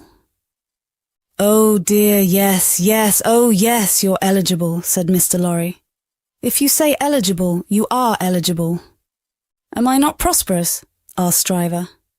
"Oh, if you come to prosperous, you are prosperous," said Mr. Lorry. "And advancing?" "If you come to advancing, you know," said Mr. Lorry, delighted to be able to make another admission. "Nobody can doubt that." "Then what on earth is your meaning, Mr. Lorry?" demanded Stryver, perceptibly crestfallen. "Well, were you going there now?" asked Mr. Lorry. "Straight," said Stryver, with a plump of his fist on the desk. "Then I think I wouldn't if I was you." "Why?" said Stryver. "Now I'll put you in a corner," forensically shaking a forefinger at him. "You are a man of business and bound to have a reason. State your reason. Why wouldn't you go?" "Because," said Mr. Lorry, "I wouldn't go on such an object without having some cause to believe that I should succeed." "D—n me!" cried Stryver. "But this beats everything!" Mr. Lorry glanced at the distant house and glanced at the angry Stryver. "Here's a man of business, a man of years, a man of experience, in a bank," said Stryver. "And having summed up 3 leading reasons for complete success, he says there's no reason at all. Says it with his head on." Mr. Stryver remarked upon the peculiarity, as if it would have been infinitely less remarkable if he had said it with his head off. "When I speak of success, I speak of success with the young lady. And when I speak of causes and reasons to make success probable, I speak of causes and reasons that will tell us such with the young lady." "The young lady, my good sir," said Mr. Lorry, mildly tapping the Stryver arm. "The young lady? The young lady goes before all." "Then you mean to tell me, Mr. Lorry," said Stryver, squaring his elbows, "that it is your deliberate opinion that the young lady at present in question is a mincing fool?" "Not exactly so." "I mean to tell you, Mr. Stryver," said Mr. Lorry, reddening, "that I will hear no disrespectful word of that young lady from any lips, and that if I knew any man, which I hope I do not, whose taste was so coarse, and whose temper was so overbearing that he could not restrain himself from speaking disrespectfully of that young lady at this desk. Not even Tellson's should prevent my giving him a piece of my mind. The necessity of being angry in a suppressed tone had put Mr. Stryver's blood vessels into a dangerous state when it was his turn to be angry. Mr. Lorry's veins, methodical as their courses could usually be, were in no better state now it was his turn. "That is what I mean to tell you, sir," said Mr. Lorry. "Pray let there be no mistake about it." Mr. Stryver sucked the end of a ruler for a little while, and then stood hitting a tune out of his teeth with it, which probably gave him the toothache. He broke the awkward silence by saying, "This is something new to me, Mr. Lorry. You deliberately advise me not to go up to Soho and offer myself, Stryver of the King's Bench Bar." "Do you ask me for my advice, Mr. Stryver?" "Yes, I do." "Very good. Then I give it, and you have repeated it correctly." "And all I can say of it is," laughed Stryver with a vexed laugh, "that this, beats everything past, present, and to come." "Now understand me," pursued Mr. Lorry. "As a man of business, I am not justified in saying anything about this matter, for, as a man of business, I know nothing of it. But, as an old fellow who has carried Miss Manette in his arms, who is the trusted friend of Miss Manette, and of her father too, and who has a great affection for them both, I have spoken. The confidence is not of my seeking, recollect. Now, you think I may not be right?" "Not I," said Stryver, whistling. "I can't undertake to find third parties in common sense. I can only find it for myself. I suppose sense in certain quarters. You suppose mincing bread and butter nonsense. It's new to me, but you are right, I dare say. What I suppose, Mr. Stryver, I claim to characterise for myself. And understand me, sir," said Mr. Lorry, quickly flushing again. "I will not even at Tellson's, have it characterised for me by any gentleman breathing." "There, I beg your pardon," said Stryver. "Granted. Thank you." "Well, Mr. Stryver, I was about to say, it might be painful to you to find yourself mistaken. It might be painful to Dr. Manette to have the task of being explicit with you. It might be very painful to Miss Manette to have the task of being explicit with you.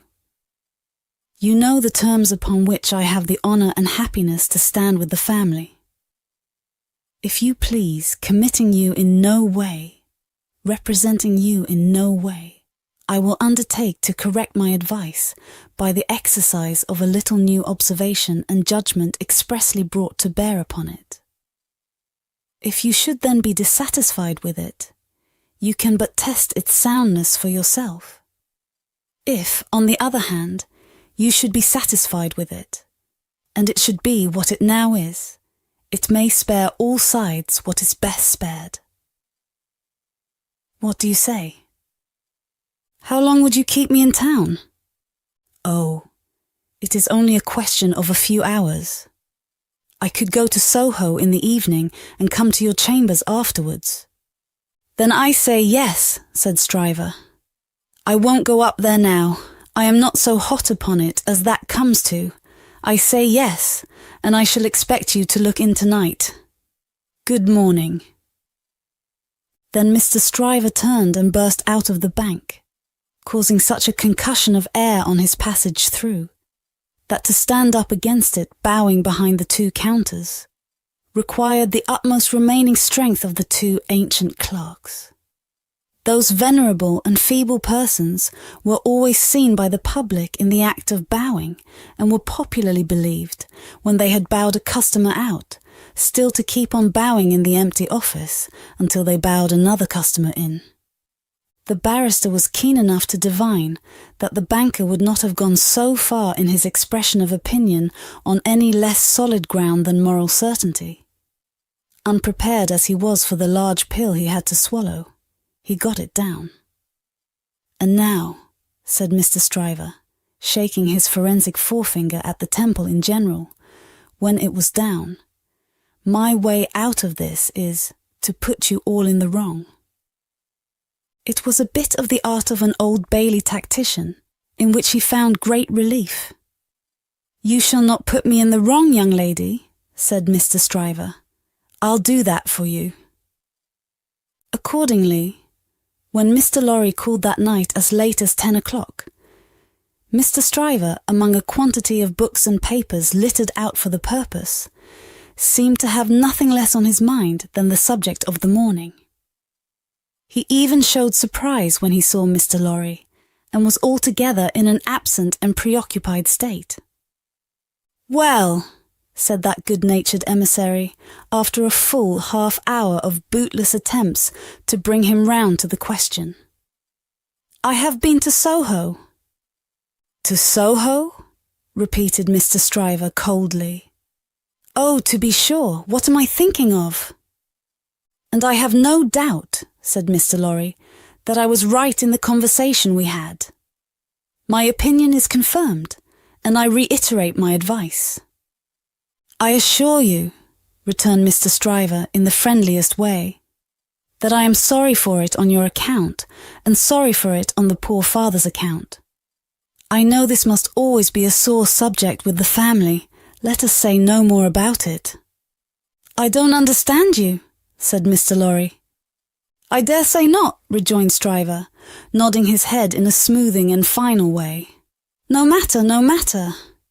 "But it does matter," Mr. Lorry urged. "No, it doesn't. I assure you it doesn't.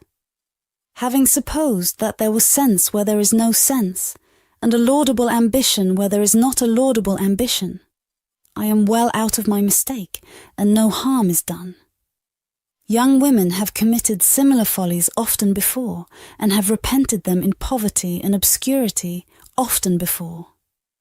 In an unselfish aspect, I am sorry that the thing is dropped, because it would have been a bad thing for me in a worldly point of view. In a selfish aspect, I am glad that the thing has dropped, because it would have been a bad thing for me in a worldly point of view. It is hardly necessary to say I could have gained nothing by it. There is no harm at all done. I have not proposed to the young lady, and between ourselves I am by no means certain, on reflection, that I ever should have committed myself to that extent.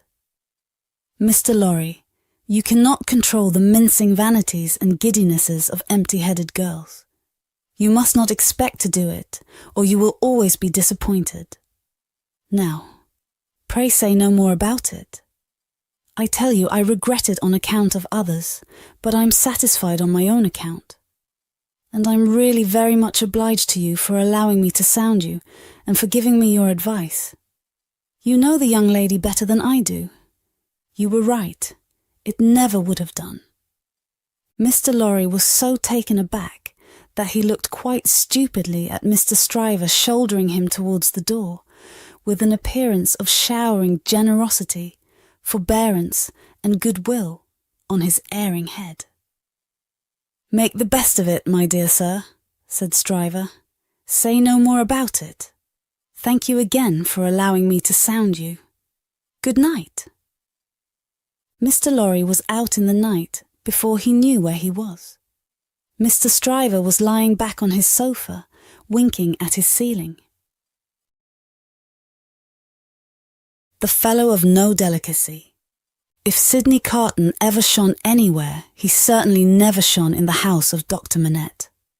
He had been there often, during a whole year, and had always been the same moody and morose lounger there.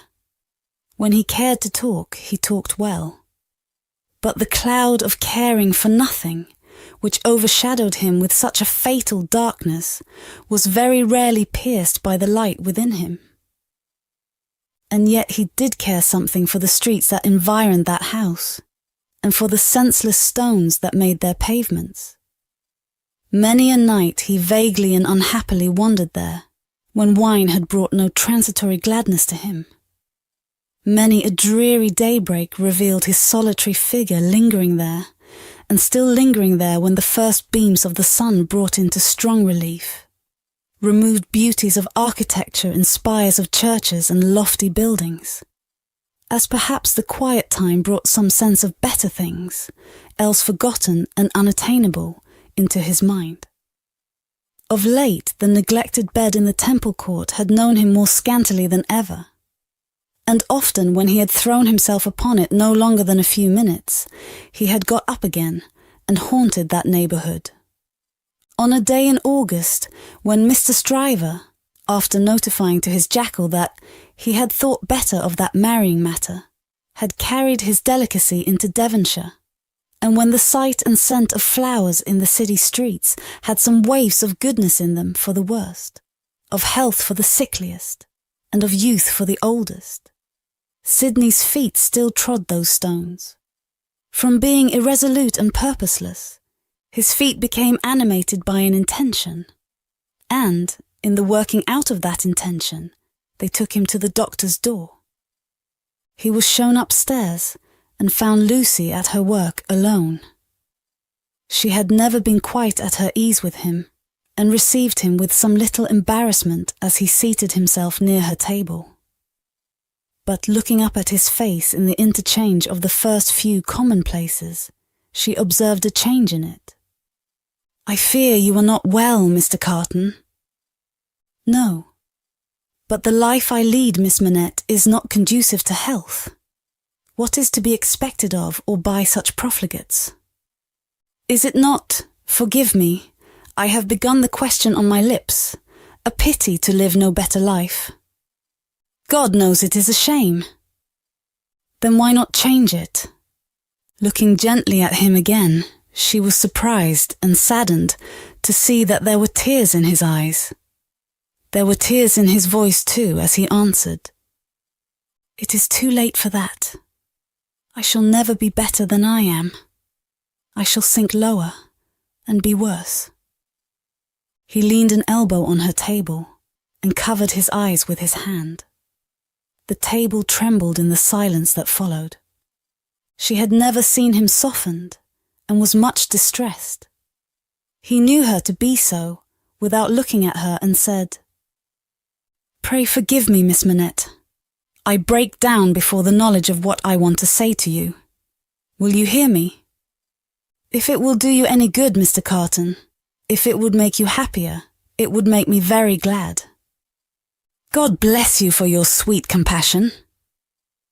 He unshaded his face after a little while and spoke steadily. "Don't be afraid to hear me. Don't shrink from anything I say. I am like one who died young.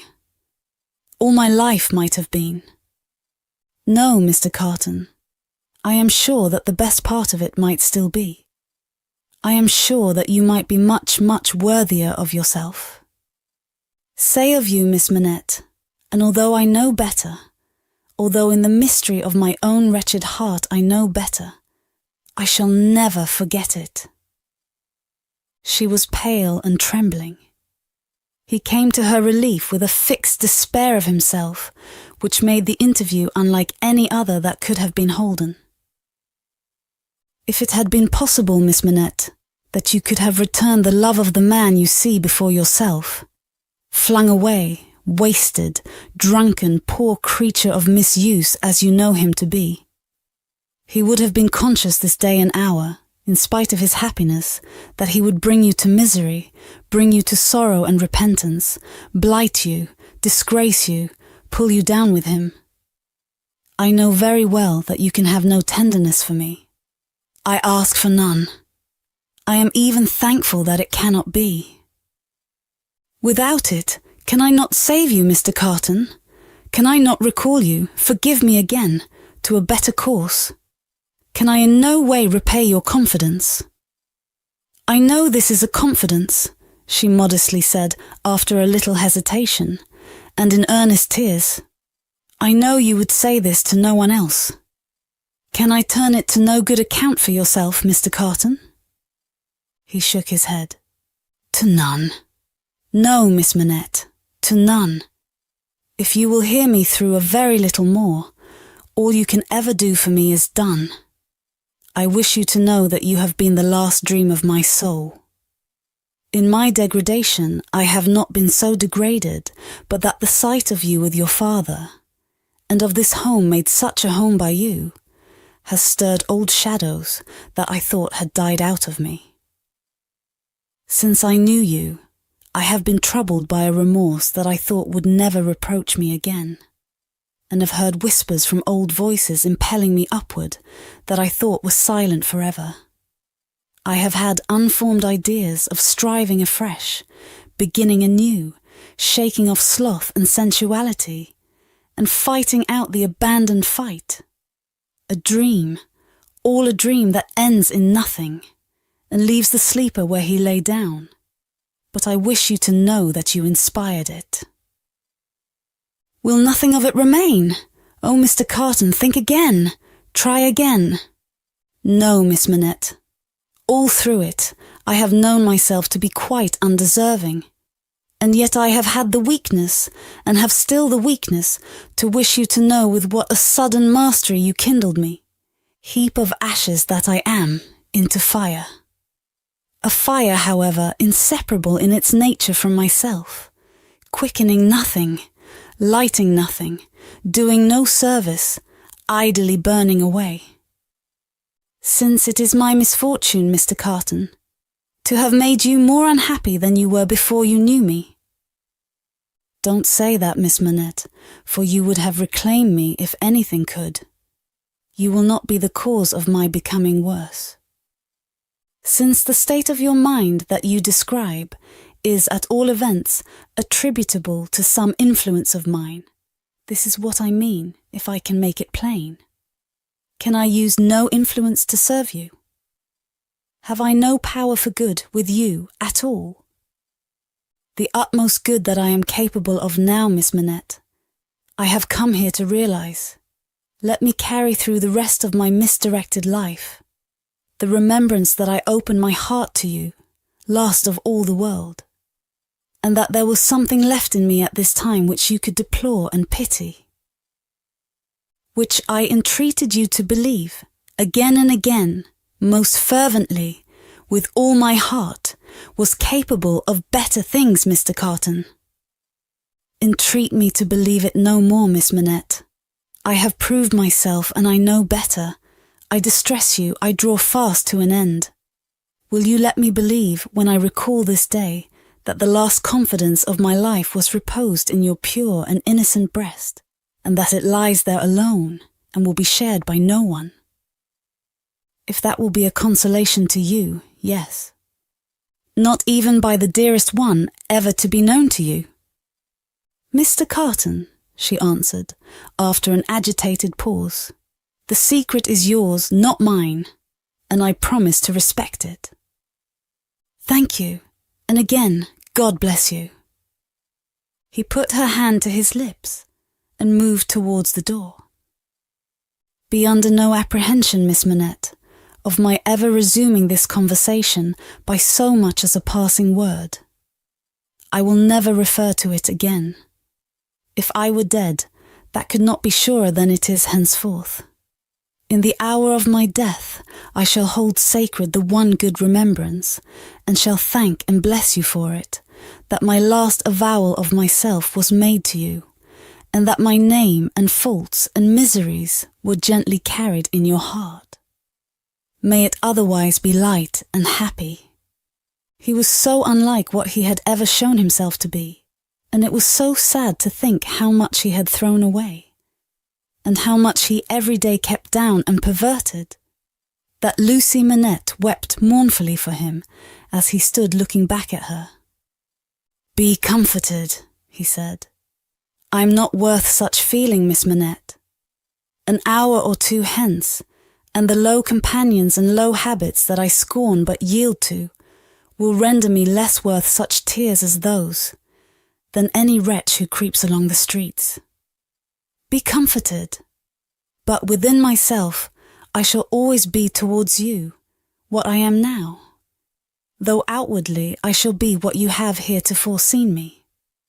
The last supplication, but one I make to you, is that you will believe this of me. I will, Mr. Carton. My last supplication of all is this. and with it I will relieve you of a visitor with whom I well know you have nothing in unison, and between whom and you there is an impassable space. It is useless to say it, I know, but it rises out of my soul. For you, and for any dear to you, I would do anything. If my career were of that better kind that there was any opportunity or capacity of sacrifice in it, I would embrace any sacrifice for you, and for those dear to you. Try to hold me in your mind, at some quiet times, as ardent and sincere in this one thing.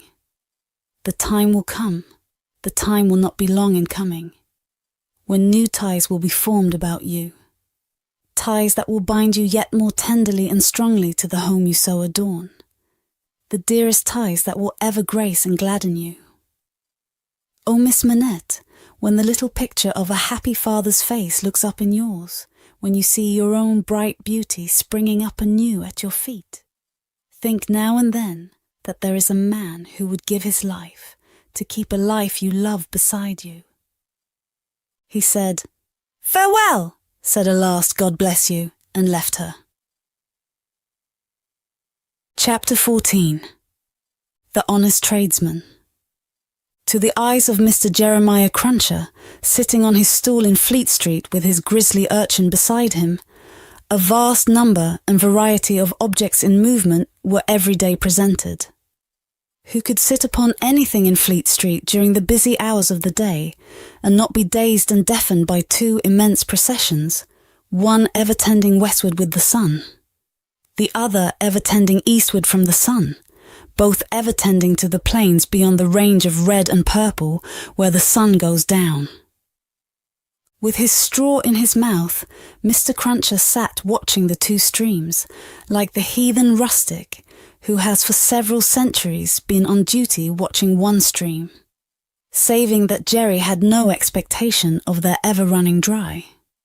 Nor would it have been an expectation of a hopeful kind, since a small part of his income was derived from the pilotage of timid women, mostly of a full habit and past the middle term of life, from Tellson's side of the tides to the opposite shore. Brief as such companionship was in every separate instance, Mr. Cruncher never failed to become so interested in the lady as to express a strong desire to have the honour of drinking her very good health. And it was from the gifts bestowed upon him towards the execution of this benevolent purpose that he recruited his finances, as just now observed. Time was when a poet sat upon a stool in a public place and mused in the sight of men. Mr. Cruncher, sitting on a stool in a public place, but not being a poet, mused as little as possible and looked about him. It fell out that he was thus engaged in a season when crowds were few, and belated women few, and when his affairs in general were so unprosperous as to awaken a strong suspicion in his breast that Mrs. Cruncher must have been flopping in some pointed manner when an unusual concourse pouring down Fleet Street westward attracted his attention. Looking that way, Mr. Cruncher made out that some kind of funeral was coming along, and that there was popular objection to this funeral, which engendered uproar. "Young Jerry," said Mr. Cruncher, turning to his offspring, "it's a burying." "Hurrah, father!" cried young Jerry. The young gentleman uttered this exultant sound with mysterious significance. The elder gentleman took the cry so ill that he watched his opportunity and smote the young gentleman on the ear. "What do you mean? What are you hurrahing at? What do you want to conway to your own father, you young rip?" "This boy is a-getting too many for me," said Mr. Cruncher, surveying him. "Him and his hurrahs! Don't let me hear no more of you, or you shall feel some more of me. Do you hear?" "I warn't doing no harm," young Jerry protested, rubbing his cheek. "Drop it then," said Mr. Cruncher. "I won't have none of your no harms. Get atop of that there seat and look at the crowd." His son obeyed, and the crowd approached. They were bawling and hissing round a dingy hearse and dingy mourning coach, in which mourning coach there was only one mourner, dressed in the dingy trappings that were considered essential to the dignity of the position. The position appeared by no means to please him, however, with an increasing rabble surrounding the coach, deriding him, making grimaces at him, and incessantly groaning and calling out, "Ya! Spies! Chi! Yaha! Spies!" with many compliments too numerous and forcible to repeat. Funerals had at all times a remarkable attraction for Mr. Cruncher. He always pricked up his senses and became excited when a funeral passed Tellson's. Naturally, therefore, a funeral with this uncommon attendance excited him greatly, and he asked of the first man who ran against him, "What is it, brother? What's it about?" "I don't know," said the man. "Spies! Yaha! Tst! Spies!" He asked another man, "Who is it?" "I don't know," returned the man, clapping his hands to his mouth nevertheless, and vociferating in a surprising heat and with the greatest ardour, "Spies! Yaha! Tst! Tst! Spee-eyes!" At length, a person better informed on the merits of the case tumbled against him, and from this person he learned that the funeral was the funeral of one Roger Cly. "Was he a spy?" asked Mr. Cruncher. "Old Bailey spy," returned his informant. "Yaha, tst, ya, Old Bailey spee, it eyes." "Why, to be sure," exclaimed Jerry, recalling the trial at which he had assisted. "I've seen him. Dead, is he?" "Dead as mutton," returned the other, "and can't be too dead. Have 'em out there. Spies! Pull 'em out there. Spies!" The idea was so acceptable in the prevalent absence of any idea, that the crowd caught it up with eagerness, and loudly repeating the suggestion to have 'em out and to pull 'em out, mobbed the two vehicles so closely that they came to a stop. On the crowd's opening the coach doors, the one mourner scuffled out by himself and was in their hands for a moment. But he was so alert, and made such good use of his time, that in another moment he was scouring away up a by-street, after shedding his cloak, hat, long hatband, white pocket handkerchief, and other symbolical tears. These the people tore to pieces and scattered far and wide with great enjoyment, while the tradesmen hurriedly shut up their shops, for a crowd in those times stopped at nothing, and was a monster much dreaded. They had already got the length of opening the hearse to take the coffin out, when some brighter genius proposed instead its being escorted to its destination amidst general rejoicing. Practical suggestions being much needed, this suggestion too was received with acclamation, and the coach was immediately filled with 8 inside and a dozen out, while as many people got on the roof of the hearse as could by any exercise of ingenuity stick upon it. Among the first of these volunteers was Jerry Cruncher himself, who modestly concealed his spiky head from the observation of Tellson's, in the further corner of the mourning coach.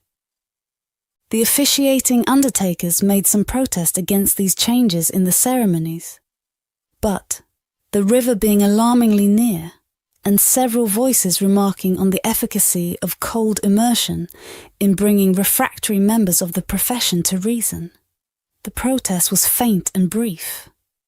The remodelled procession started with a chimney sweep driving the hearse, advised by the regular driver, who was perched beside him, under close inspection, for the purpose, and with a pieman also attended by his cabinet minister, driving the mourning coach.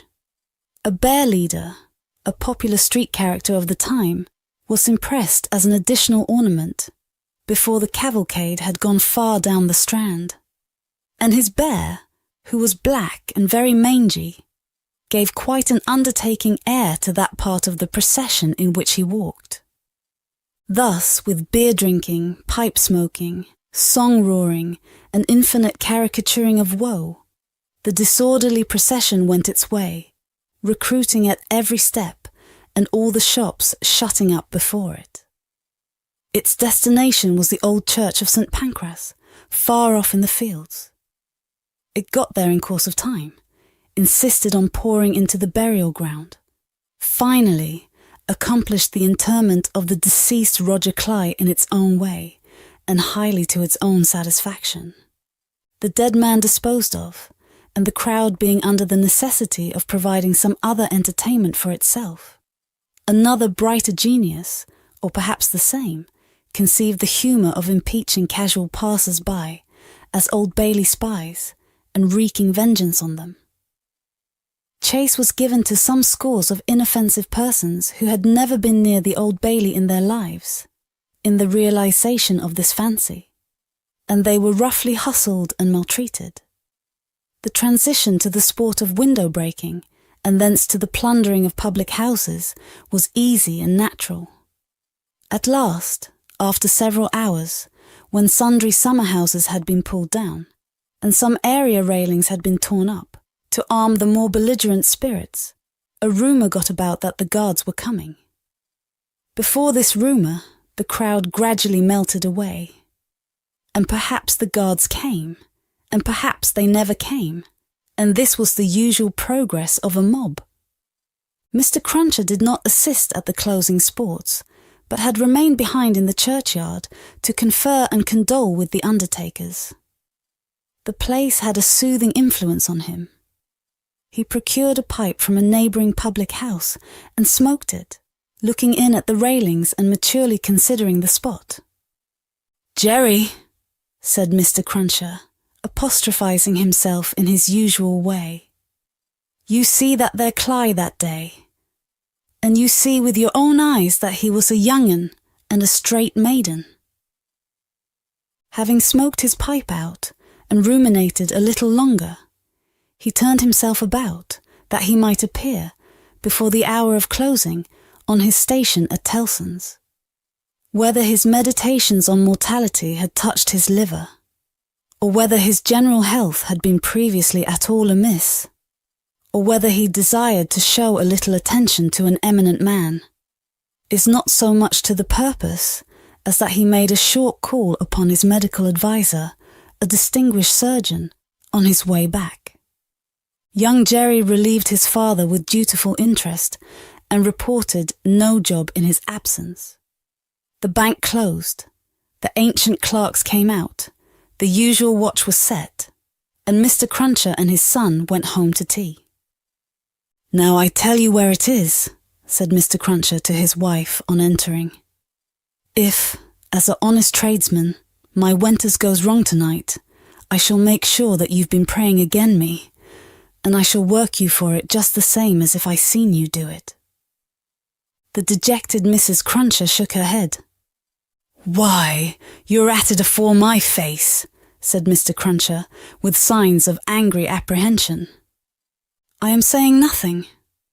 "Well then, don't meditate nothing. You might as well flop as meditate. You may as well go again me one way as another. Drop it altogether." "Yes, Jerry." "Yes, Jerry," repeated Mr. Cruncher, sitting down to tea. "Ah, it is yes, Jerry, that's about it. You may say yes, Jerry." Mr. Cruncher had no particular meaning in these sulky corroborations, but made use of them, as people not unfrequently do, to express general ironical dissatisfaction. "You and your yes, Jerry," said Mr. Cruncher, taking a bite out of his bread and butter, and seeming to help it down with a large invisible oyster out of his saucer. "Ah, I think so. I believe you." "You are going out tonight?" asked his decent wife, when he took another bite. "Yes, I am." "May I go with you, father?" asked his son briskly. "No, you mayn't. I'm a-going, as your mother knows, a-fishing. That's where I'm going to. Going a-fishing." "Your fishing rod gets rather rusty, don't it, father?" "Never you mind." "Shall you bring any fish home, father?" "If I don't, you'll have short commons tomorrow," returned that gentleman, shaking his head. "That's questions enough for you. I ain't a-going out till you've been long abed." He devoted himself during the remainder of the evening to keeping a most vigilant watch on Mrs. Cruncher, and sullenly holding her in conversation that she might be prevented from meditating any petitions to his disadvantage.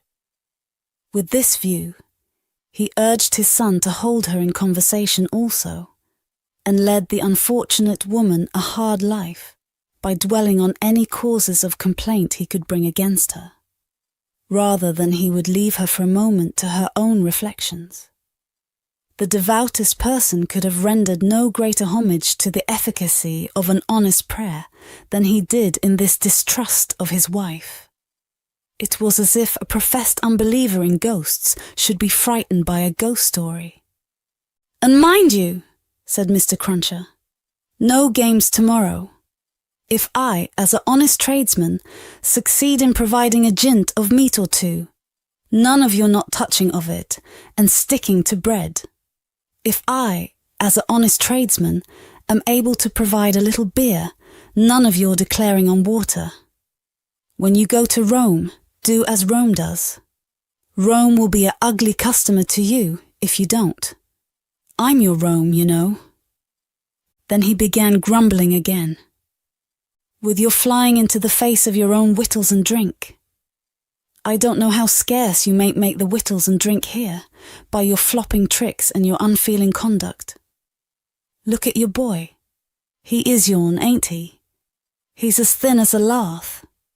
Do you call yourself a mother, and not know that a mother's first duty is to blow her boy out?" This touched young Jerry on a tender place, who adjured his mother to perform her first duty, and whatever else she did or neglected, above all things to lay a special stress on the discharge of that maternal function so affectingly and delicately indicated by his other parent. Thus the evening wore away with the Cruncher family until young Jerry was ordered to bed, and his mother, laid under similar injunctions, obeyed them. Mr. Cruncher beguiled the earlier watches of the night with solitary pipes, and did not start upon his excursion until nearly 1 o'clock.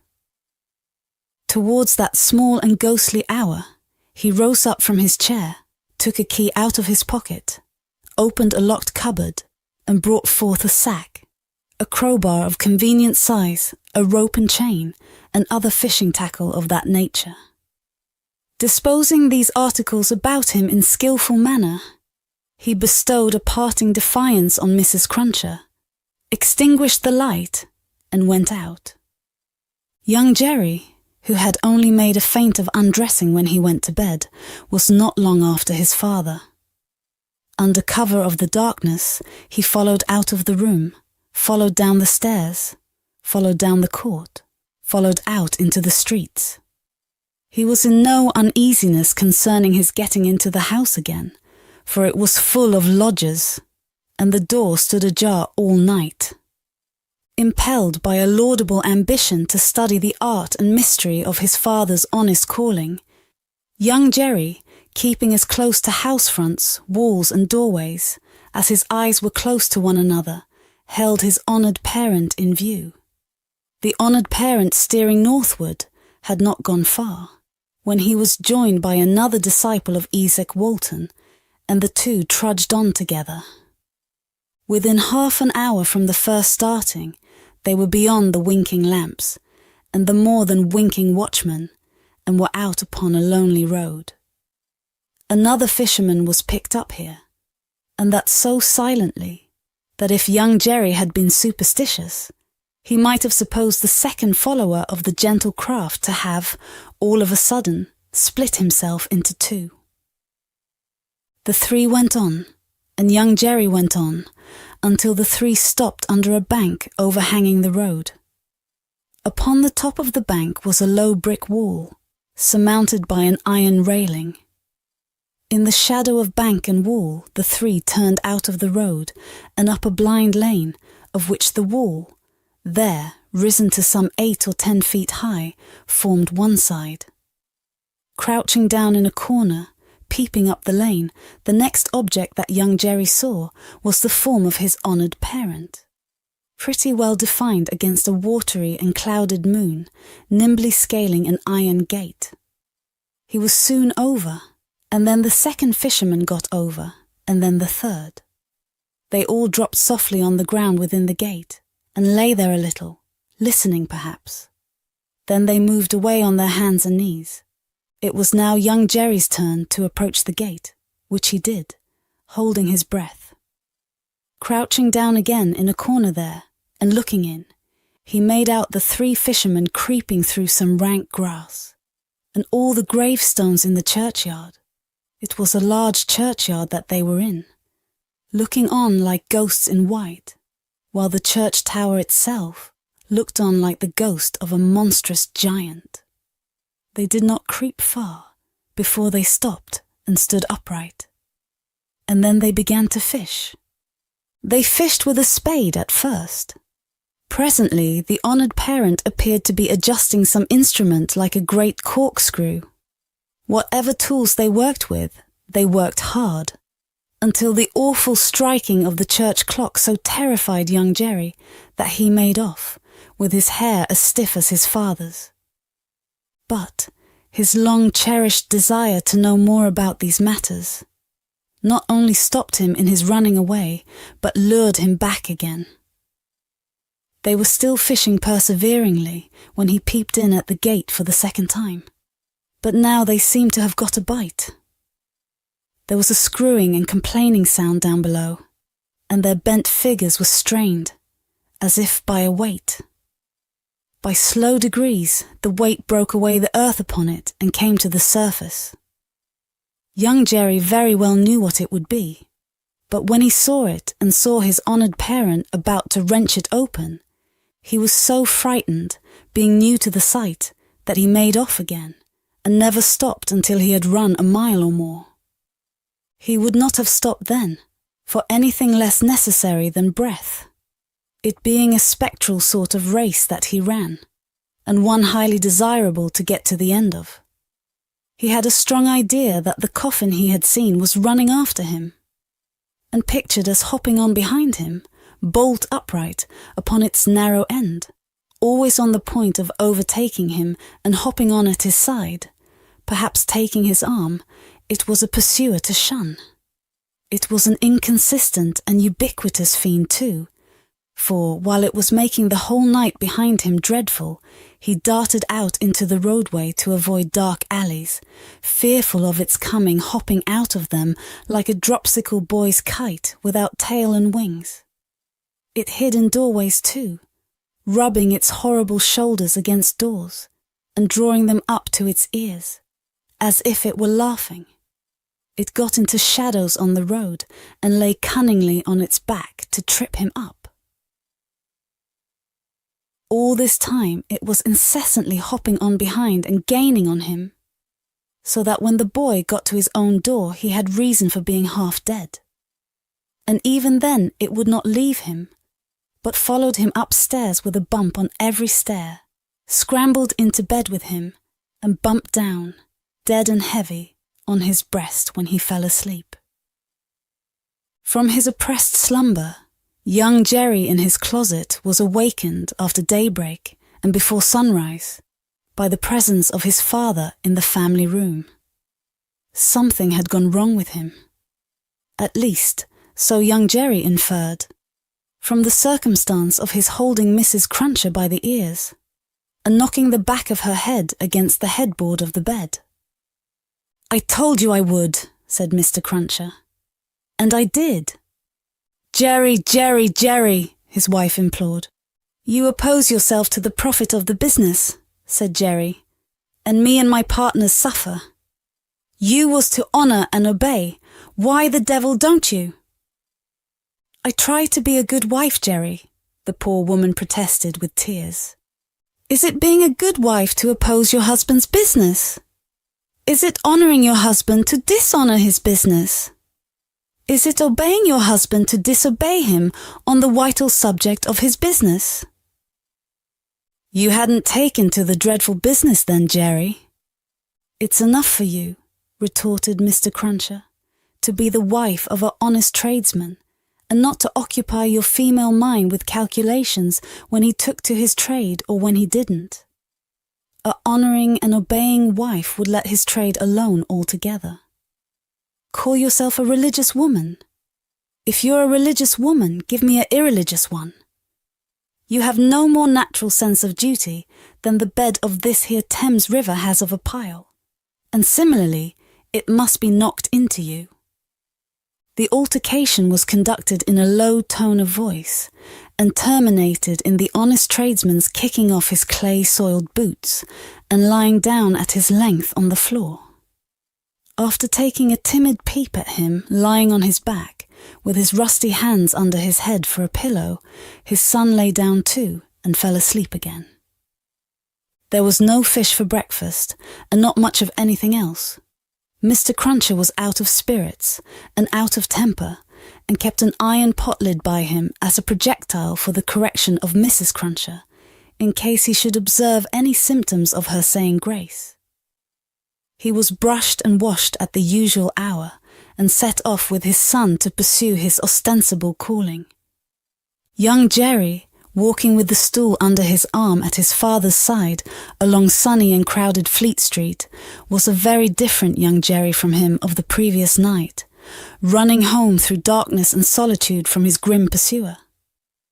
His cunning was fresh with the day, and his qualms were gone with the night, in which particulars it is not improbable that he had compeers in Fleet Street in the City of London, that fine morning.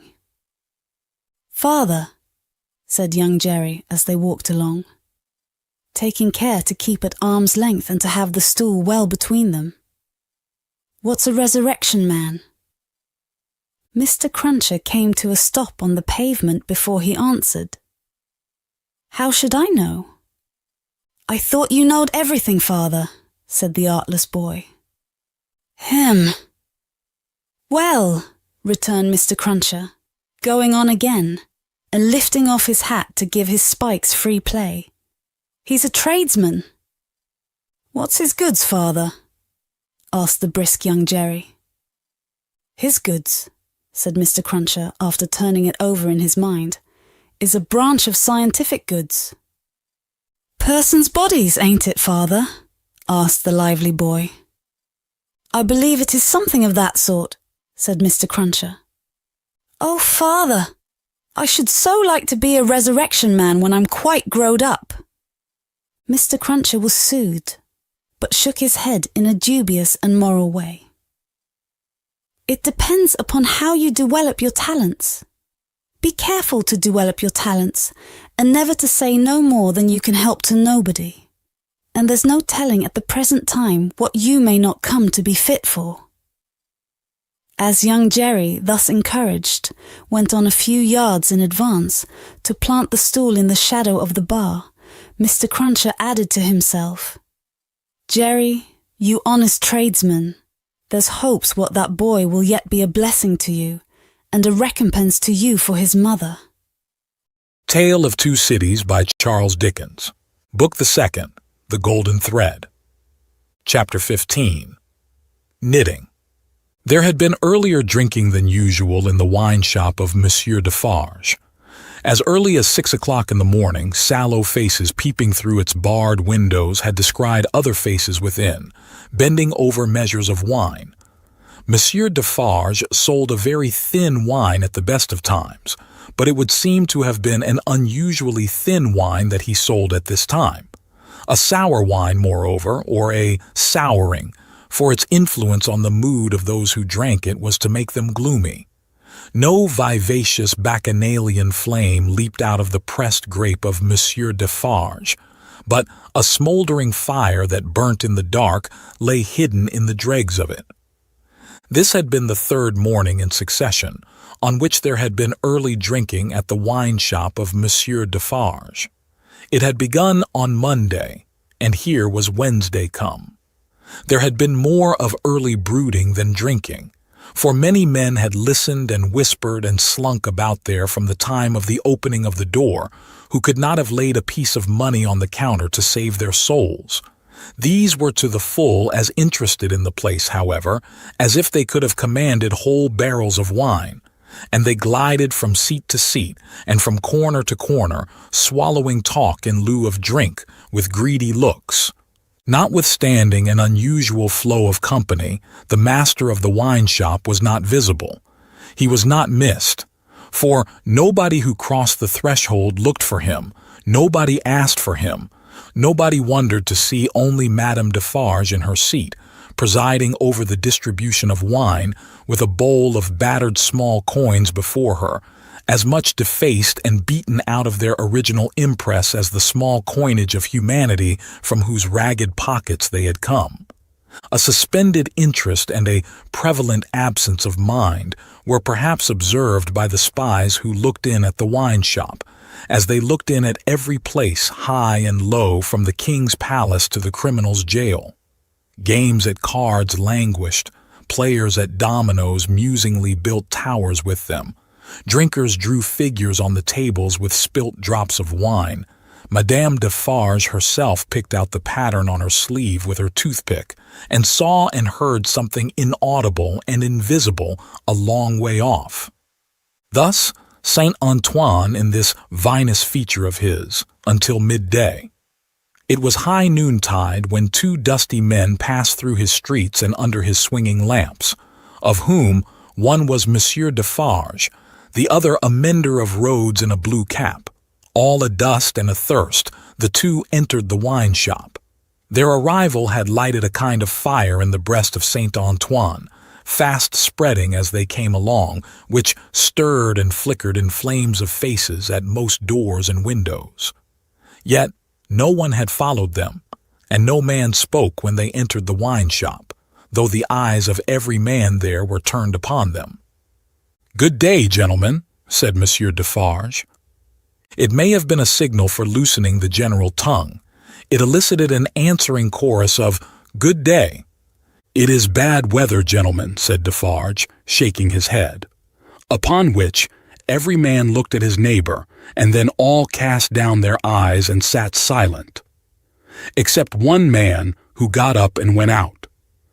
"My wife," said Defarge aloud, addressing Madame Defarge, "I have traveled certain leagues with this good mender of roads called Jacques. I met him, by accident, a day and half's journey out of Paris. He is a good child, this mender of roads called Jacques. Give him to drink, my wife." A second man got up and went out. Madame Defarge set wine before the mender of roads called Jacques, who doffed his blue cap to the company and drank. In the breast of his blouse he carried some coarse dark bread. He ate of this between whiles and sat munching and drinking near Madame Defarge's counter. A third man got up and went out. Defarge refreshed himself with a draught of wine, but he took less than was given to the stranger, as being himself a man to whom it was no rarity, and stood waiting until the countryman had made his breakfast. He looked at no one present, and no one now looked at him, not even Madame Defarge, who had taken up her knitting and was at work. "Have you finished your repast, friend?" he asked, in due season. "Yes, thank you." "Come then. You shall see the apartment that I told you could occupy. It will suit you to a marvel." Out of the wine shop into the street, out of the street into a courtyard, out of the courtyard up a steep staircase, out of the staircase into a garret.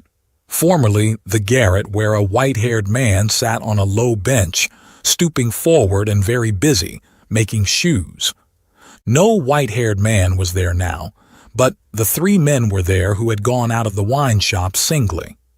And between them and the white-haired man afar off was the one small link, that they had once looked in at him through the chinks in the wall.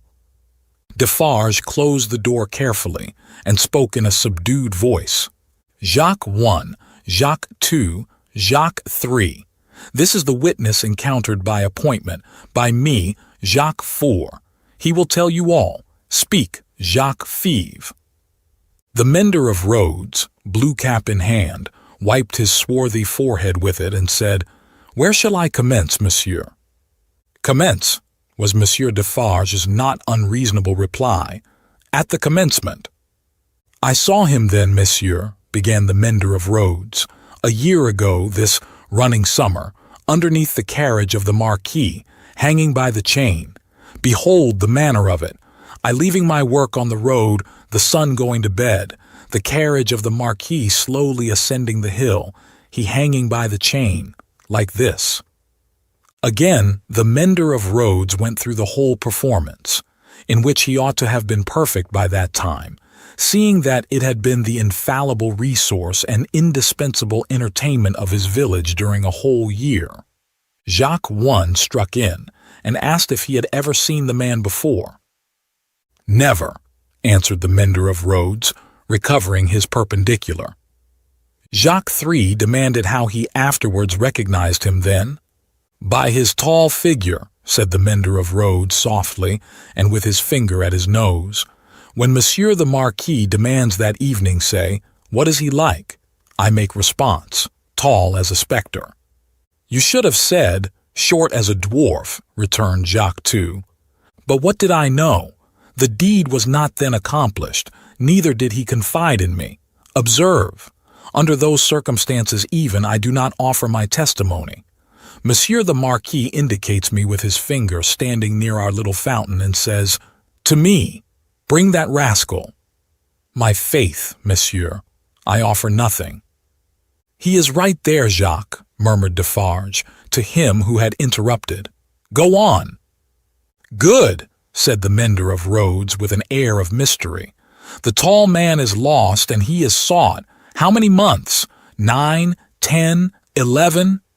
No matter, the number, said Defarge.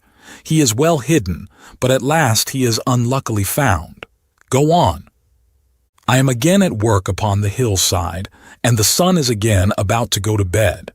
I am collecting my tools to descend to my cottage down in the village below, where it is already dark, when I raise my eyes and see coming over the hill 6 soldiers. In the midst of them is a tall man with his arms bound, tied to his sides, like this. With the aid of his indispensable cap, he represented a man with his elbows bound fast at his hips, with cords that were knotted behind him. I stand aside, monsieur, by my heap of stones, to see the soldiers and their prisoner pass, for it is a solitary road that, where any spectacle is well worth looking at. And at first, as they approach, I see no more than that they are 6 soldiers with a tall man bound, and that they are almost black to my sight, except on the side of the sun going to bed, where they have a red edge, monsieur. Also I see that their long shadows are on the hollow ridge on the opposite side of the road, and are on the hill above it, and are like the shadows of giants. Also I see that they are covered with dust, and that the dust moves with them as they come, tramp, tramp. But when they advance quite near to me, I recognize the tall man, and he recognizes me. Ah, but he would be well content to precipitate himself over the hillside once again, as on the evening when he and I first encountered close to the same spot. He described it as if he were there, and it was evident that he saw it vividly. Perhaps he had not seen much in his life. I do not show the soldiers that I recognize the tall man. He does not show the soldiers that he recognizes me. We do it, and we know it, with our eyes. Come on, says the chief of that company, pointing to the village, bring him fast to his tomb. And they bring him faster. I follow. His arms are swelled because of being bound so tight. His wooden shoes are large and clumsy, and he is lame. Because he is lame, and consequently slow, they drive him with their guns, like this. He imitated the action of a man's being impelled forward by the butt ends of muskets. As they descend the hill like madmen running a race, he falls. They laugh and pick him up again. His face is bleeding and covered with dust, but he cannot touch it. Thereupon they laugh again. They bring him into the village. All the village runs to look. They take him past the mill and up to the prison. All the village sees the prison gate open in the darkness of the night and swallow him, like this. He opened his mouth as wide as he could, and shut it with a sounding snap of his teeth. Observant of his unwillingness to mar the effect by opening it again, Defarge said, Go on, Jacques. All the village, pursued the mender of roads, on tiptoe and in a low voice, withdraws. All the village whispers by the fountain. All the village sleeps. All the village dreams of that unhappy one, within the locks and bars of the prison on the crag, and never to come out of it, except to perish.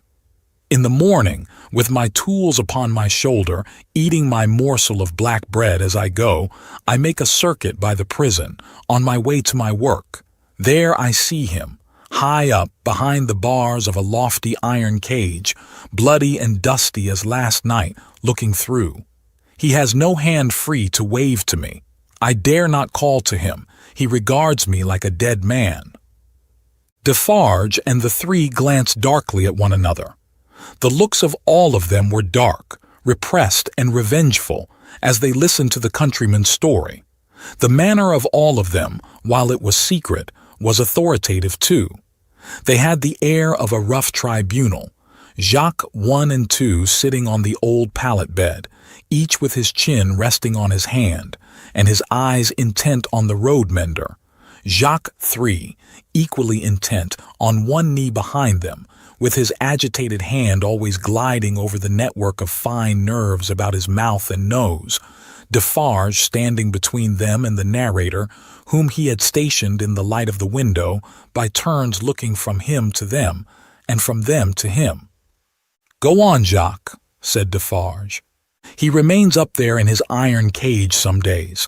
The village looks at him by stealth, for it is afraid, but it always looks up, from a distance, at the prison on the crag, and in the evening, when the work of the day is achieved and it assembles to gossip at the fountain, all faces are turned towards the prison. Formerly, they were turned towards the posting house. Now, they are turned towards the prison. They whisper at the fountain that although condemned to death, he will not be executed.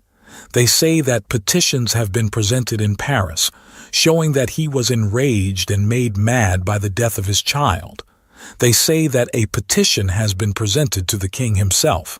What do I know? It is possible. Perhaps yes, perhaps no."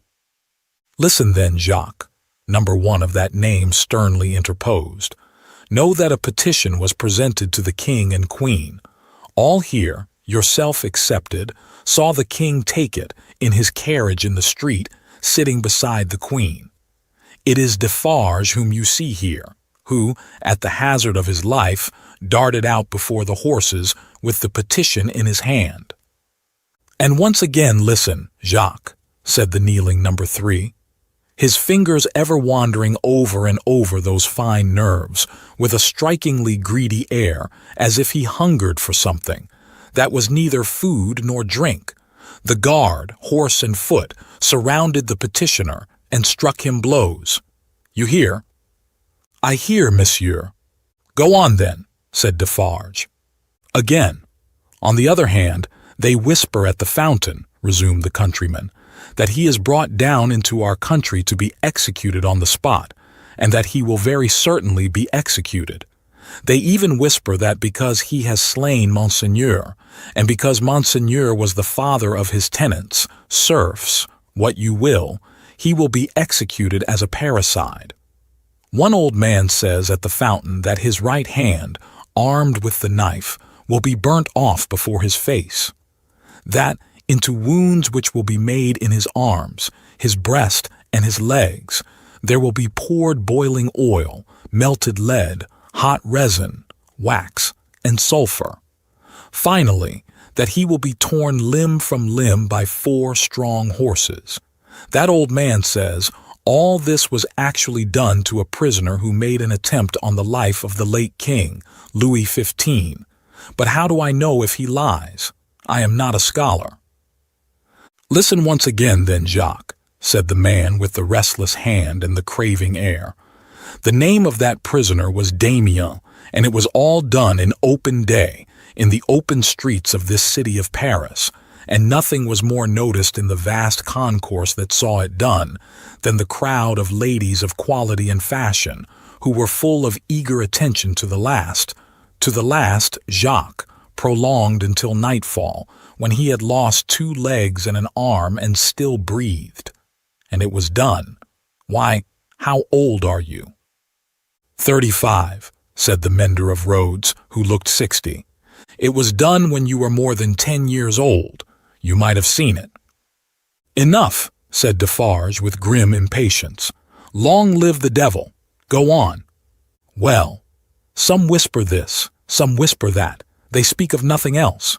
Even the fountain appears to fall to that tune. At length, on Sunday night, when all the village is asleep, come soldiers, winding down from the prison, and their guns ring on the stones of the little street. Workmen dig, workmen hammer, soldiers laugh and sing. In the morning, by the fountain, there is raised a gallows 40 feet high, poisoning the water." The mender of roads looked through rather than at the low ceiling, and pointed as if he saw the gallows somewhere in the sky. "All work is stopped. All assemble there. Nobody leads the cows out. The cows are there with the rest. At midday, the roll of drums. Soldiers have marched into the prison in the night, and he is in the midst of many soldiers. He is bound as before, and in his mouth there is a gag, tied so, with a tight string, making him look almost as if he laughed. He suggested it by creasing his face with his 2 thumbs, from the corners of his mouth to his ears. On the top of the gallows is fixed the knife, blade upwards with its point in the air.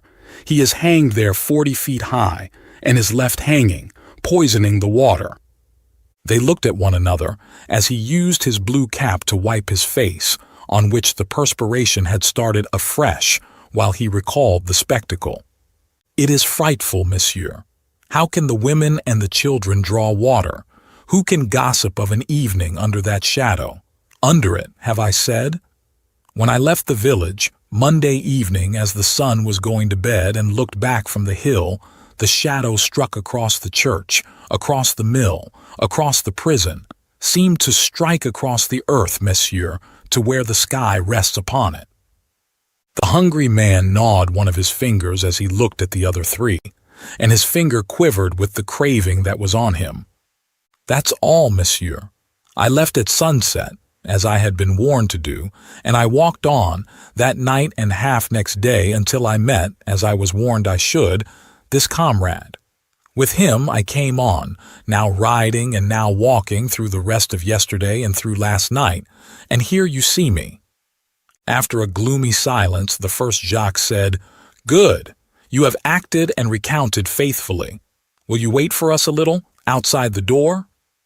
"Very willingly," said the mender of roads, whom Defarge escorted to the top of the stairs, and leaving seated there, returned. The 3 had risen, and their heads were together when he came back to the garret. "How say you, Jacques?" demanded number 1. "To be registered?" "To be registered, as doomed to destruction," returned Defarge. "Magnificent!" croaked the man with the craving. "The chateau and all the race?" inquired the first. "The chateau and all the race," returned Defarge. "Extermination." The hungry man repeated in a rapturous croak, "Magnificent," and began gnawing another finger. "Are you sure," asked Jacques too of Defarge, "that no embarrassment can arise from our manner of keeping the register? Without doubt it is safe, for no one beyond ourselves can decipher it. But shall we always be able to decipher it? Or, I ought to say, will she?" "Jacques," returned Defarge, drawing himself up, "if Madame my wife undertook to keep the register in her memory alone, she would not lose a word of it, not a syllable of it. Knitted in her own stitches and her own symbols, it will always be as plain to her as the sun. Confide in Madame Defarge. It would be easier for the weakest poltroon that lives to erase himself from existence than to erase one letter of his name or crimes from the knitted register of Madame Defarge." There was a murmur of confidence and approval, and then the man who hungered asked, "Is this rustic to be sent back soon?" "I hope so. He is very simple. Is he not a little dangerous?" "He knows nothing," said Defarge. "At least nothing more than would easily elevate himself to a gallows of the same height. I charge myself with him. Let him remain with me. I will take care of him and set him on his road. He wishes to see the fine world, the king, the queen, and court. Let him see them on Sunday." "What?" exclaimed the hungry man, staring. "Is it a good sign that he wishes to see royalty and nobility?" "Jacques," said Defarge, "judiciously show a cat milk, if you wish her to thirst for it. Judiciously show a dog his natural prey if you wish him to bring it down one day." Nothing more was said, and the mender of roads, being found already dozing on the topmost stair, was advised to lay himself down on the pallet bed and take some rest. He needed no persuasion, and was soon asleep. Worse quarters than Defarge's wine shop could easily have been found in Paris for a provincial slave of that degree. Saving for a mysterious dread of Madame by which he was constantly haunted, his life was very new and agreeable. But Madame sat all day at her counter, so expressly unconscious of him, and so particularly determined not to perceive that his being there had any connection with anything below the surface, that he shook in his wooden shoes whenever his eye lighted on her. For he contended with himself that it was impossible to foresee what that lady might pretend next, and he felt assured that if she should take it into her brightly ornamented head to pretend that she had seen him do a murder, and afterwards flay the victim, she would infallibly go through with it until the play was played out. Therefore, when Sunday came, the mender of roads was not enchanted, though he said he was, to find that Madame was to accompany Monsieur and himself to Versailles. It was additionally disconcerting to have Madame knitting all the way there, in a public conveyance. It was additionally disconcerting yet to have Madame in the crowd in the afternoon, still with her knitting in her hands as the crowd waited to see the carriage of the king and queen. "You work hard, Madame," said a man near her. "Yes," answered Madame Defarge, "I have a good deal to do." "What do you make, Madame?" "Many things." "For instance?" "For instance," returned Madame Defarge composedly, "shrouds."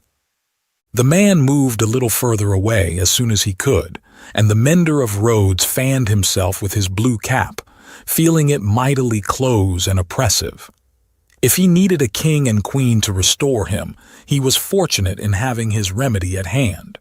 For soon the large-faced king and the fair-faced queen came in their golden coach, attended by the shining bull's eye of their court, a glittering multitude of laughing ladies and fine lords, and in jewels and silks and powder and splendor and elegantly spurning figures and handsomely disdainful faces of both sexes, the mender of roads bathed himself, so much to his temporary intoxication that he cried, "Long live the king! Long live the queen! Long live everybody and everything!"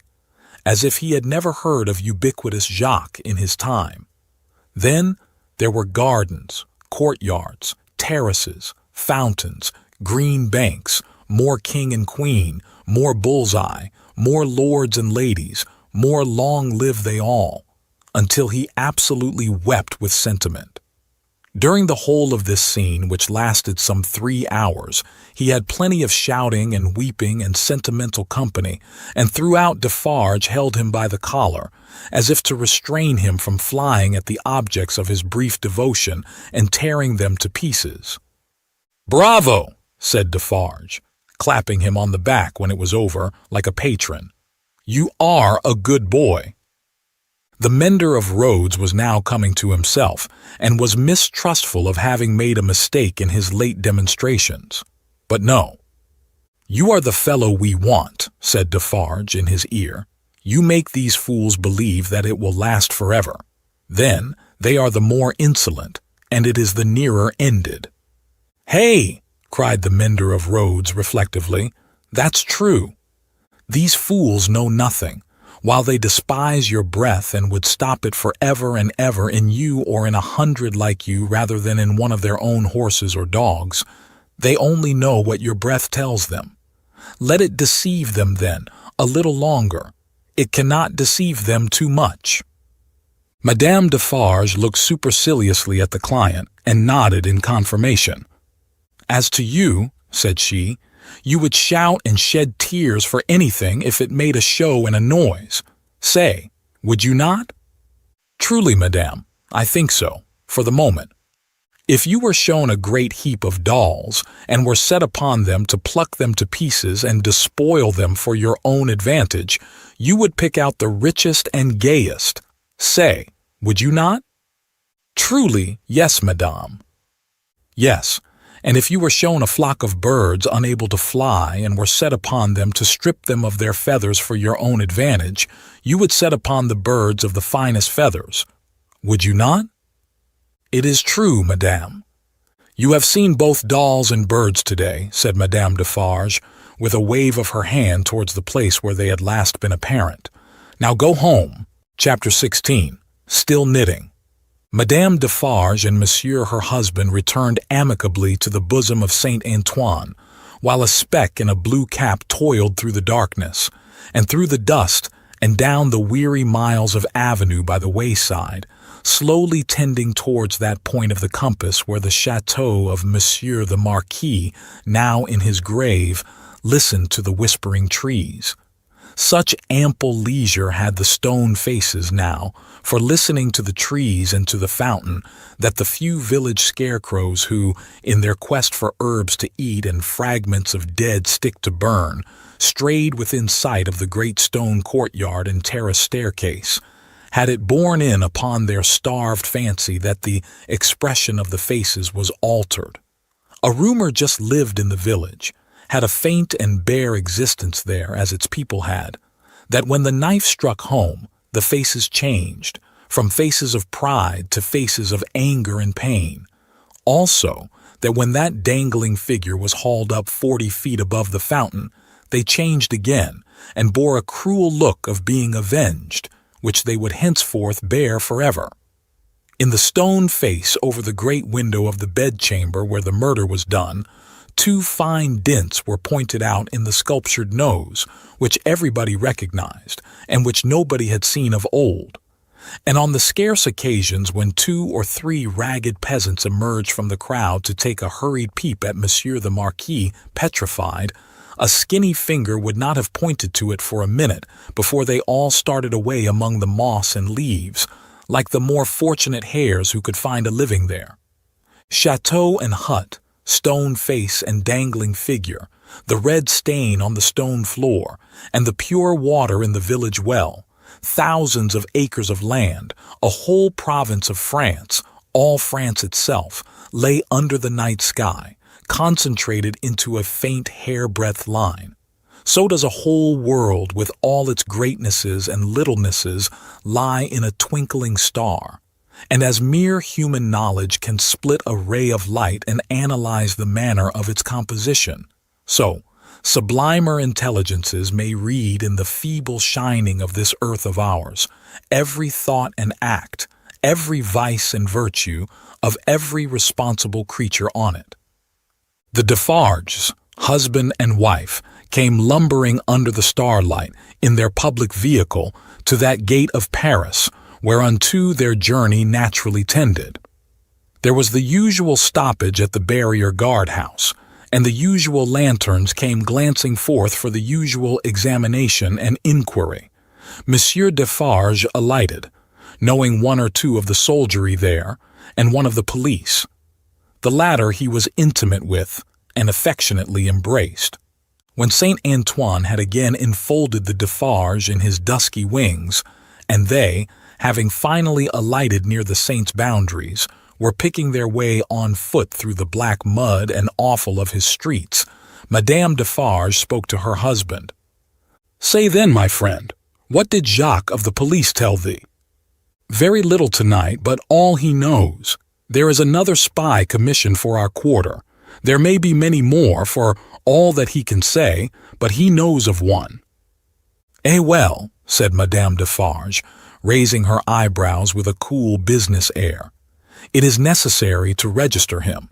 How do they call that man?" "He is English." "So much the better. His name?" "Barsad," said Defarge, making it French by pronunciation. But he had been so careful to get it accurately that he then spelt it with perfect correctness. Barsad, repeated Madame. Good. Christian name? John. John Barsad, repeated Madame, after murmuring it once to herself. Good. His appearance, is it known? Age about 40 years, height about 5 feet 9, black hair, complexion dark, generally rather handsome visage, eyes dark, face thin, long and sallow, nose aquiline but not straight, having a peculiar inclination towards the left cheek, expression, therefore, sinister. My faith, it is a portrait, said Madame, laughing. He shall be registered tomorrow.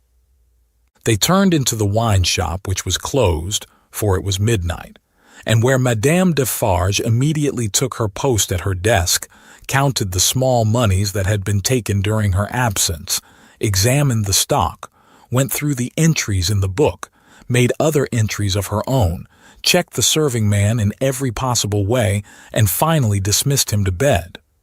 Then she turned out the contents of the bowl of money for the second time, and began knotting them up in her handkerchief in a chain of separate knots for safe keeping through the night. All this while, Defarge, with his pipe in his mouth, walked up and down, complacently admiring, but never interfering. In which condition, indeed, as to the business and his domestic affairs, he walked up and down through life. The night was hot, and the shop, close shut and surrounded by so foul a neighborhood, was ill-smelling. Monsieur Defarge's olfactory sense was by no means delicate, but the stock of wine smelt much stronger than it ever tasted, and so did the stock of rum and brandy and aniseed. He whiffed the compound of scents away as he put down his smoked-out pipe. "You are fatigued," said Madame, raising her glance as she knotted the money. "There are only the usual odors." "I am a little tired," her husband acknowledged. "You are a little depressed too," said Madame, whose quick eyes had never been so intent on the accounts, but they had had a ray or two for him. "Oh, the men, the men!" "But my dear," began Defarge. "But my dear," repeated Madame, nodding firmly. "But my dear, you are faint of heart tonight, my dear." "Well then," said Defarge, as if a thought were wrung out of his breast, "it is a long time." "It is a long time," repeated his wife. "And when is it not a long time? Vengeance and retribution require a long time. It is the rule." "It does not take a long time to strike a man with lightning," said Defarge. "How long," demanded Madame composedly, "does it take to make and store the lightning? Tell me." Defarge raised his head thoughtfully, as if there were something in that too. "It does not take a long time," said Madame, "for an earthquake to swallow a town. Well, tell me how long it takes to prepare the earthquake." "A long time, I suppose," said Defarge. "But when it is ready, it takes place, and grinds to pieces everything before it. In the meantime, it is always preparing, though it is not seen or heard.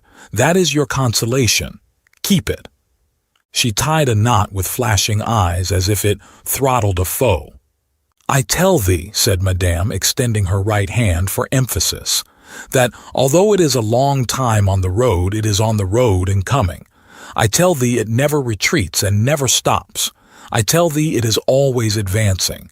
Look around and consider the lives of all the world that we know. Consider the faces of all the world that we know. Consider the rage and discontent to which the Jacquerie addresses itself with more and more of certainty every hour. Can such things last? Bah! I mock you." "My brave wife," returned Defarge, standing before her with his head a little bent, and his hands clasped at his back, like a docile and attentive pupil before his catechist. "I do not question all this, but it has lasted a long time, and it is possible, you know well, my wife, it is possible, that it may not come during our lives." Well, how then?" demanded Madame, tying another knot as if there were another enemy strangled. "Well," said Defarge, with a half-complaining and half-apologetic shrug, "we shall not see the triumph." "We shall have helped it," returned Madame with her extended hand in strong action. "Nothing that we do is done in vain. I believe with all my soul that we shall see the triumph. But even if not, even if I knew certainly not, show me the neck of an aristocrat and tyrant, and still I would—" Then Madame, with her teeth set, tied a very terrible knot indeed. "Hold!" cried Defarge, reddening a little as if he felt charged with cowardice. "I too, my dear, will stop at nothing. Yes, but it is your weakness that you sometimes need to see your victim and your opportunity to sustain you. Sustain yourself without that. When the time comes, let loose a tiger and a devil, but wait for the time with the tiger and the devil chained, not shown, yet always ready." Madame enforced the conclusion of this piece of advice by striking her little counter with her chain of money as if she knocked its brains out, and then gathering the heavy handkerchief under her arm in a serene manner and observing that it was time to go to bed. Next noontide saw the admirable woman in her usual place in the wine shop, knitting away assiduously. A rose lay beside her, and if she now and then glanced at the flower, it was with no infraction of her usual preoccupied air. There were a few customers, drinking or not drinking, standing or seated, sprinkled about. The day was very hot, and heaps of flies, who were extending their inquisitive and adventurous perquisitions into all the glutinous little glasses near Madame, fell dead at the bottom. Their decease made no impression on the other flies out promenading, who looked at them in the coolest manner, as if they themselves were elephants or something as far removed, until they met the same fate. Curious to consider how heedless flies are. Perhaps they thought as much at court that sunny summer day. A figure entering at the door threw a shadow on Madame Defarge, which she felt to be a new one. She laid down her knitting and began to pin her rose in her headdress before she looked at the figure. It was curious. The moment Madame Defarge took up the rose, the customers ceased talking and began gradually to drop out of the wine shop. "Good day, Madame," said the newcomer. "Good day, Monsieur." She said it aloud, but added to herself as she resumed her knitting. "Ha! Good day. Age about 40, height about 5'9", black hair, generally rather handsome visage, complexion dark, eyes dark, thin, long and sallow face, aquiline nose but not straight, having a peculiar inclination towards the left cheek which imparts a sinister expression. Good day, one and all. Have the goodness to give me a little glass of old cognac and a mouthful of cool fresh water, Madame." Madame complied with a polite air. "Marvelous cognac this, Madame." It was the first time it had ever been so complimented, and Madame Defarge knew enough of its antecedents to know better. She said, however, that the cognac was flattered and took up her knitting. The visitor watched her fingers for a few moments and took the opportunity of observing the place in general. "You knit with great skill, Madame." "I am accustomed to it." "A pretty pattern, too." "You think so?" said Madame, looking at him with a smile. "Decidedly. May one ask what it is for?" "Pastime," said Madame, still looking at him with a smile while her fingers moved nimbly. "Not for use?" "That depends. I may find a use for it one day. If I do, well," said Madame, drawing a breath and nodding her head with a stern kind of coquetry, "I'll use it." It was remarkable, but the taste of Saint Antoine seemed to be decidedly opposed to a rose on the head-dress of Madame Defarge. Two men had entered separately and had been about to order drink, when, catching sight of that novelty, they faltered, made a pretense of looking about as if for some friend who was not there, and went away. Nor, of those who had been there when this visitor entered, was there one left. They had all dropped off. The spy had kept his eyes open but had been able to detect no sign. They had lounged away in a poverty-stricken, purposeless, accidental manner, quite natural and unimpeachable. "John," thought Madame, checking off her work as her fingers knitted and her eyes looked at the stranger. Stay long enough, and I shall knit Barsad before you go. You have a husband, Madame? I have. Children? No children. Business seems bad? Business is very bad. The people are so poor. Ah, the unfortunate, miserable people, so oppressed too, as you say. As you say, Madame retorted, correcting him, and deftly knitting an extra something into his name that boded him no good. Pardon me. Certainly it was I who said so, but you naturally think so, of course. I think, returned Madame in a high voice. I and my husband have enough to do to keep this wine shop open without thinking. All we think here is how to live. That is the subject we think of, and it gives us, from morning to night, enough to think about, without embarrassing our heads concerning others. I think for others? No, no.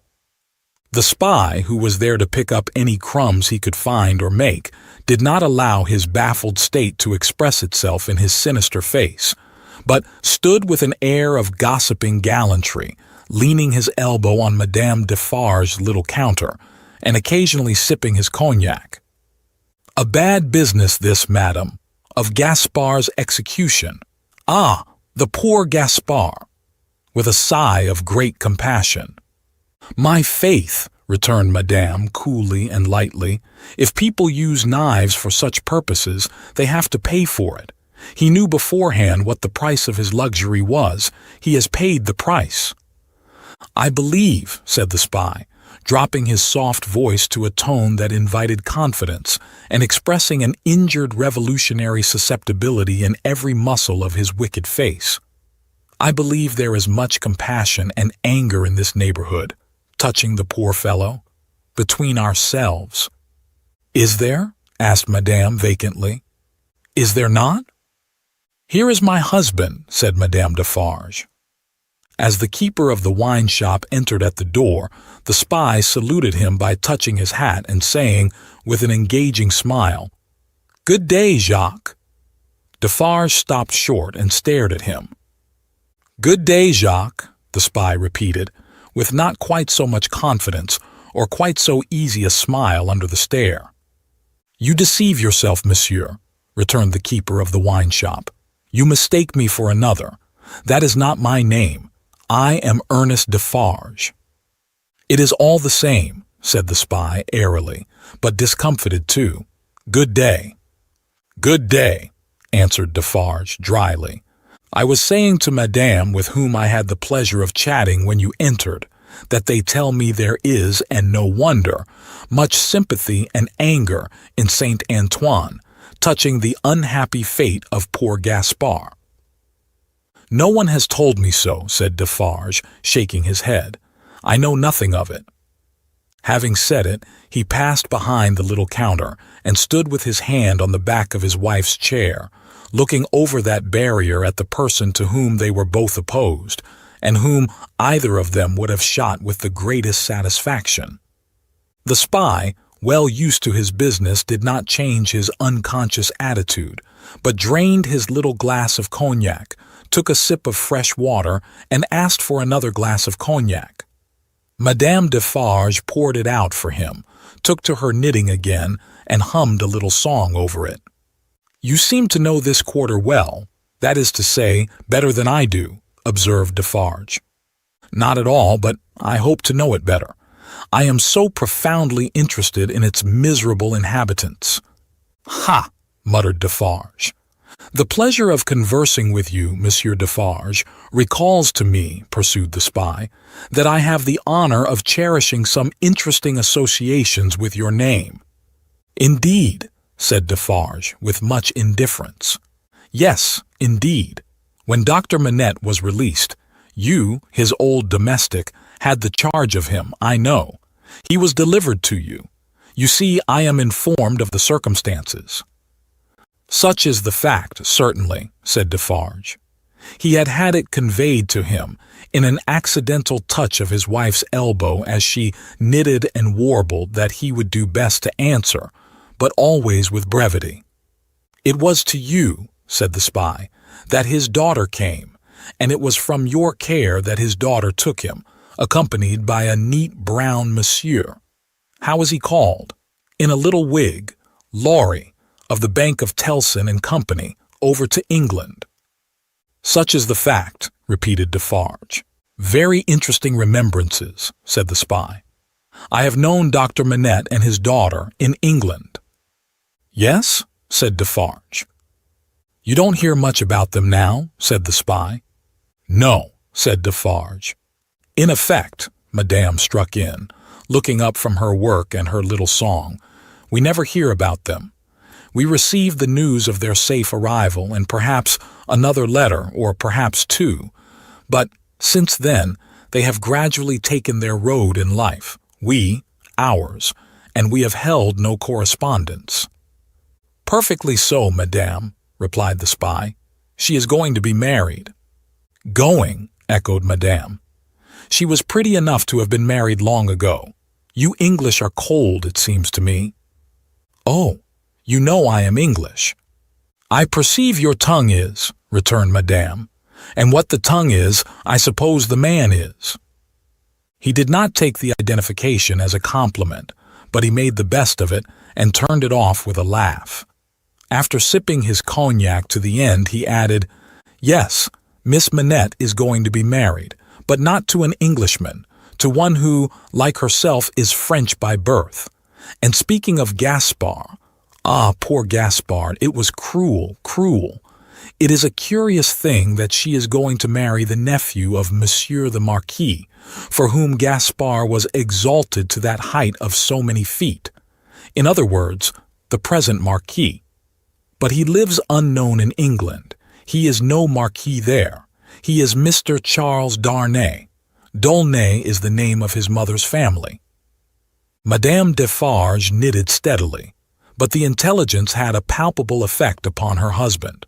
Do what he would behind the little counter as to the striking of a light and the lighting of his pipe, he was troubled, and his hand was not trustworthy. The spy would have been no spy if he had failed to see it or to record it in his mind.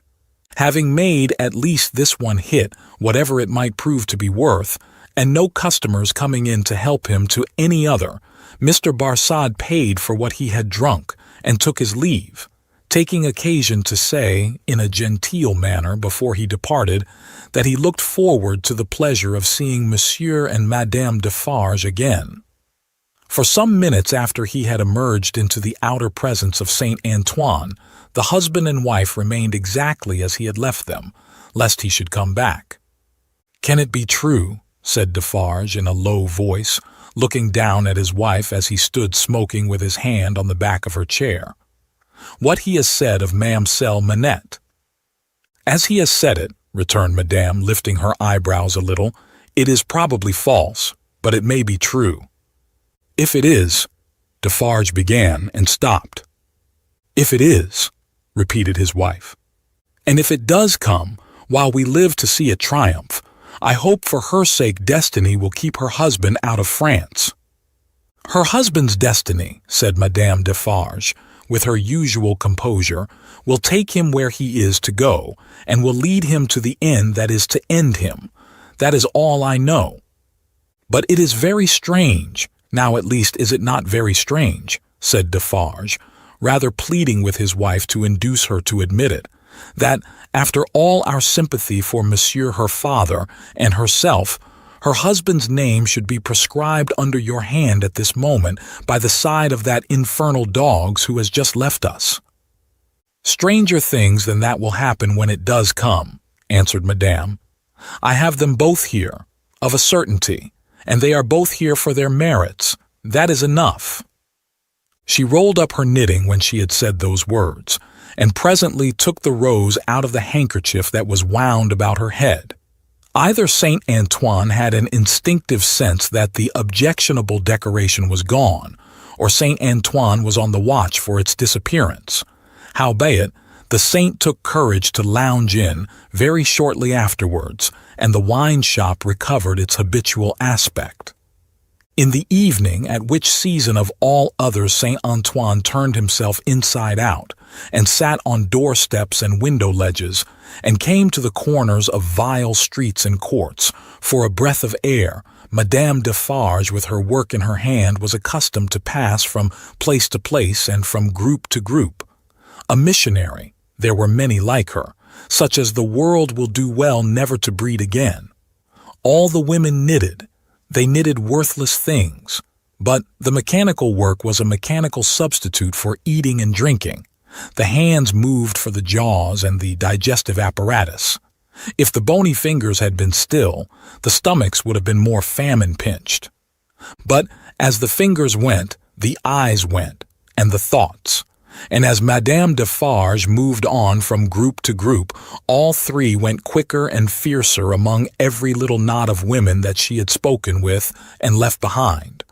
Her husband smoked at his door, looking after her with admiration. "A great woman," said he, "a strong woman, a grand woman, a frightfully grand woman." Darkness closed around, and then came the ringing of church bells and the distant beating of the military drums in the palace courtyard, as the women sat knitting. Darkness encompassed them. Another darkness was closing in as surely, when the church bells, then ringing pleasantly in many an airy steeple over France, should be melted into thundering cannon, when the military drums should be beating to drown a wretched voice, that night all potent as the voice of power and plenty, freedom and life. So much was closing in about the women who sat knitting, that they their very selves were closing in around a structure yet unbuilt, where they were to sit knitting, counting dropping heads. Chapter 17. One night. Never did the sun go down with a brighter glory on the quiet corner in Soho than one memorable evening when the doctor and his daughter sat under the plane tree together. Never did the moon rise with a milder radiance over great London than on that night when it found them still seated under the tree and shone upon their faces through its leaves. Lucie was to be married tomorrow. She had reserved this last evening for her father, and they sat alone under the plane tree. "You are happy, my dear father?" "Quite, my child." They had said little, though they had been there a long time. When it was yet light enough to work and read, she had neither engaged herself in her usual work, nor had she read to him. She had employed herself in both ways, at his side under the tree, many and many a time. But this time was not quite like any other, and nothing could make it so. "And I am very happy tonight, dear father. I am deeply happy in the love that heaven has so blessed, my love for Charles, and Charles's love for me. But if my life were not to be still consecrated to you, or if my marriage were so arranged as that it would part us, even by the length of a few of these streets, I should be more unhappy and self-reproachful now than I can tell you. Even as it is, even as it was, she could not command her voice. In the sad moonlight she clasped him by the neck and laid her face upon his breast. In the moonlight, which is always sad, as the light of the sun itself is, as the light called human life is, at its coming and its going. Dearest dear, can you tell me, this last time, that you feel quite sure no new affections of mine and no new duties of mine will ever interpose between us? I know it well, but do you know it? In your own heart, do you feel quite certain?" Her father answered with a cheerful firmness of conviction he could scarcely have assumed. "Quite sure, my darling. More than that," he added, as he tenderly kissed her. "My future is far brighter, Lucie, seen through your marriage than it could have been, nay, than it ever was, without it." "If I could hope that, my father." "Believe it, love. Indeed it is so. Consider how natural and how plain it is, my dear, that it should be so. You, devoted and young, cannot fully appreciate the anxiety I have felt that your life should not be wasted." She moved her hand towards his lips, but he took it in his and repeated the word. "Wasted, my child, should not be wasted, struck aside from the natural order of things, for my sake. Your unselfishness cannot entirely comprehend how much my mind has gone on this, but only ask yourself, how could my happiness be perfect, while yours was incomplete? If I had never seen Charles, my father, I should have been quite happy with you. He smiled at her unconscious admission that she would have been unhappy without Charles, having seen him, and replied, "My child, you did see him, and it is Charles. If it had not been Charles, it would have been another, or if it had been no other, I should have been the cause, and then the dark part of my life would have cast its shadow beyond myself and would have fallen on you." It was the first time, except at the trial, of her ever hearing him refer to the period of his suffering.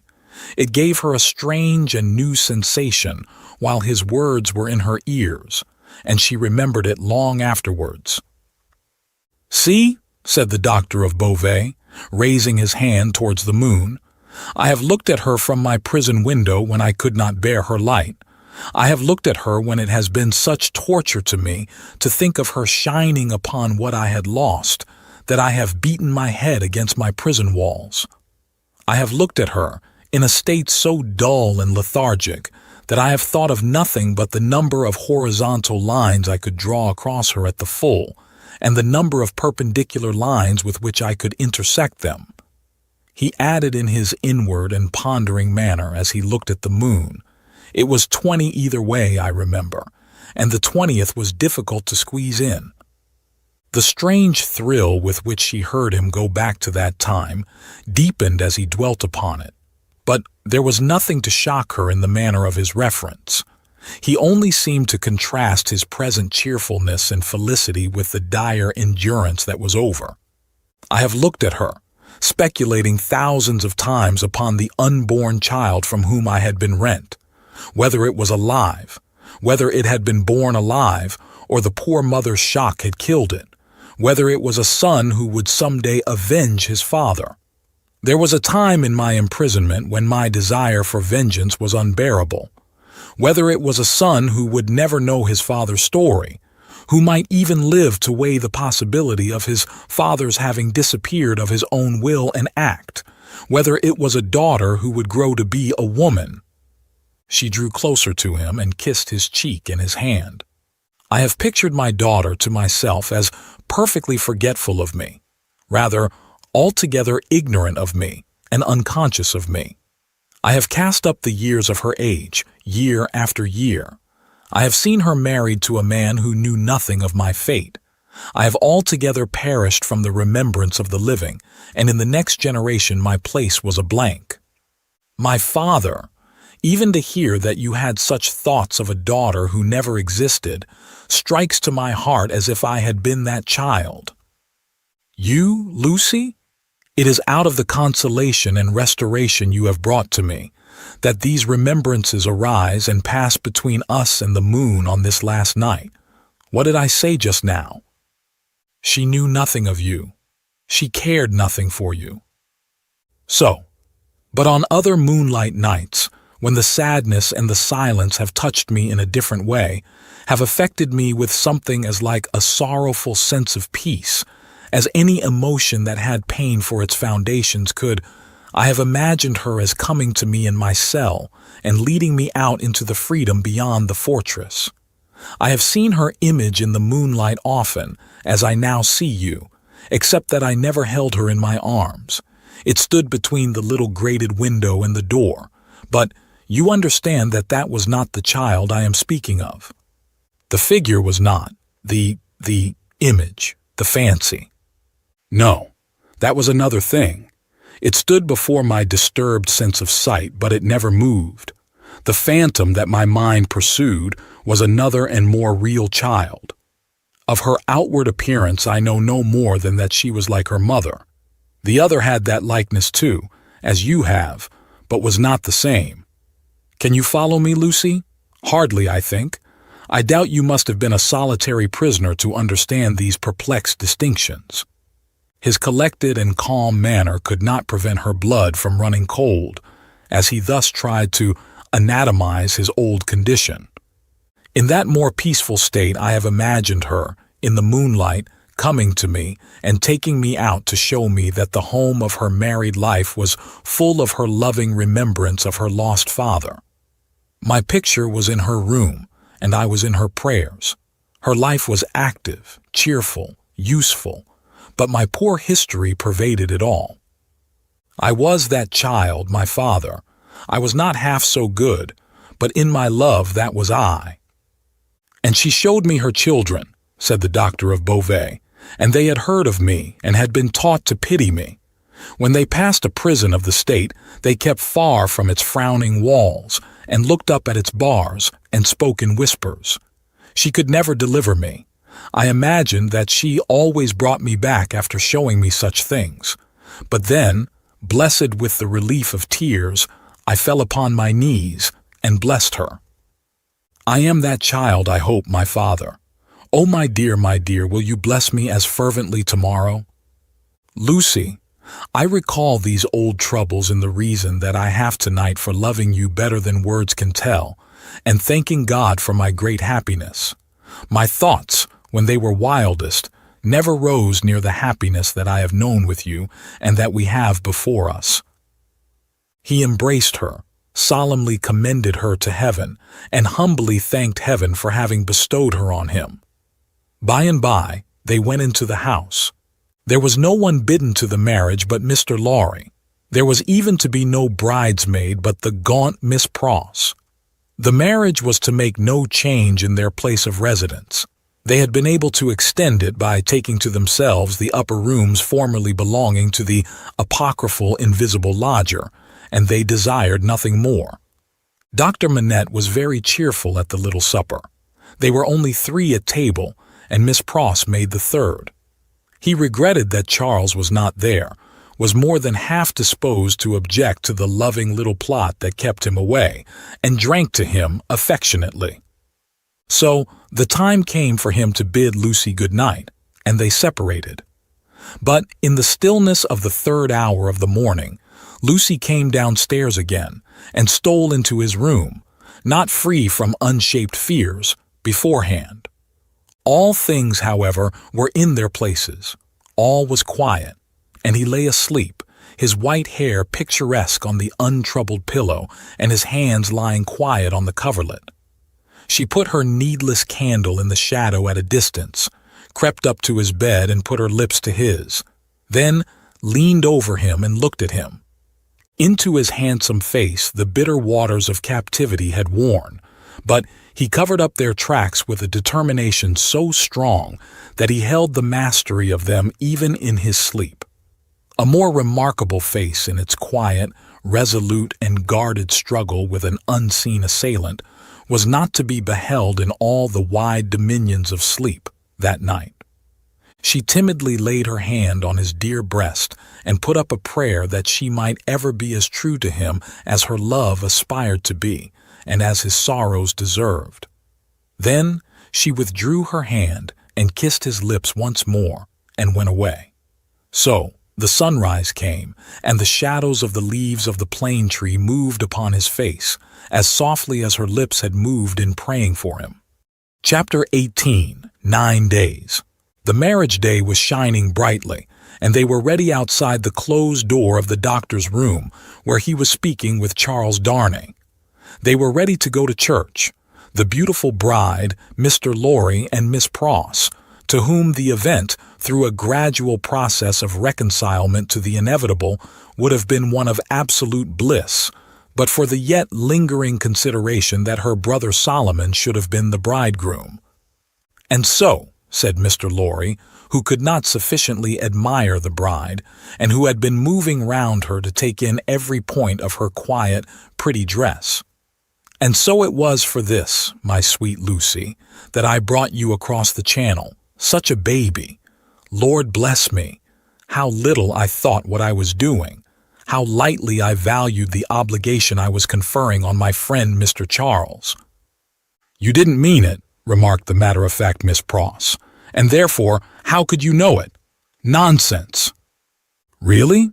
Well, but don't cry, said the gentle Mr. Lorry. "I am not crying," said Miss Pross. "You are." "I, my Pross?" By this time Mr. Lorry dared to be pleasant with her on occasion. "You were, just now. I saw you do it, and I don't wonder at it. Such a present of plate as you have made 'em is enough to bring tears into anybody's eyes. There's not a fork or a spoon in the collection," said Miss Pross, "that I didn't cry over last night after the box came till I couldn't see it." "I am highly gratified," said Mr. Lorry, "though, upon my honor, I had no intention of rendering those trifling articles of remembrance invisible to anyone. Dear me, this is an occasion that makes a man speculate on all he has lost. Dear, dear, dear, to think that there might have been a Mrs. Lorry any time these 50 years almost." "Not at all," from Miss Pross. "You think there never might have been a Mrs. Lorry?" asked the gentleman of that name. "Pooh," rejoined Miss Pross, "you were a bachelor in your cradle." "Well," observed Mr. Lorry, beamingly adjusting his little wig, "that seems probable, too." "And you were cut out for a bachelor," pursued Miss Pross, "before you were put in your cradle." "Then I think," said Mr. Lorry, "that I was very unhandsomely dealt with, and that I ought to have had a voice in the selection of my pattern. Enough. Now, my dear Lucie," drawing his arm soothingly round her waist, "I hear them moving in the next room, and Miss Pross and I, as two formal folks of business, are anxious not to lose the final opportunity of saying something to you that you wish to hear. You leave your good father, my dear, in hands as earnest and as loving as your own. He shall be taken every conceivable care of. During the next fortnight, while you are in Warwickshire and thereabouts, even Tellson's shall go to the wall, comparatively speaking, before him. And when, at the fortnight's end, he comes to join you and your beloved husband on your other fortnight's trip in Wales, you shall say that we have sent him to you in the best health and in the happiest frame. Now, I hear somebody's step coming to the door. Let me kiss my dear girl with an old-fashioned bachelor blessing before somebody comes to claim his own." For a moment he held the fair face from him to look at the well-remembered expression on the forehead, and then laid the bright golden hair against his little brown wig with a genuine tenderness and delicacy which, if such things be old-fashioned, were as old as Adam. The door of the doctor's room opened, and he came out with Charles Darnay. He was so deadly pale, which had not been the case when they went in together, that no vestige of color was to be seen in his face. But in the composure of his manner he was unaltered, except that to the shrewd glance of Mr. Lorry it disclosed some shadowy indication that the old air of avoidance and dread had lately passed over him, like a cold wind. He gave his arm to his daughter and took her downstairs to the chariot which Mr. Lorry had hired in honor of the day. The rest followed in another carriage, and soon, in a neighboring church, where no strange eyes looked on, Charles Darnay and Lucie Manette were happily married. Besides the glancing tears that shone among the smiles of the little group when it was done, some diamonds, very bright and sparkling, glanced on the bride's hand, which were newly released from the dark obscurity of one of Mr. Lorry's pockets. They returned home to breakfast, and all went well, and in due course the golden hair that had mingled with the poor shoemaker's white locks in the Paris garret were mingled with them again in the morning sunlight, on the threshold of the door at parting. It was a hard parting, though it was not for long, but her father cheered her, and said at last, gently disengaging himself from her enfolding arms, "Take her, Charles, she is yours." And her agitated hand waved to them from a chaise window, and she was gone. The corner being out of the way of the idle and curious, and the preparations having been very simple and few, the doctor, Mr. Lorry, and Miss Pross were left quite alone.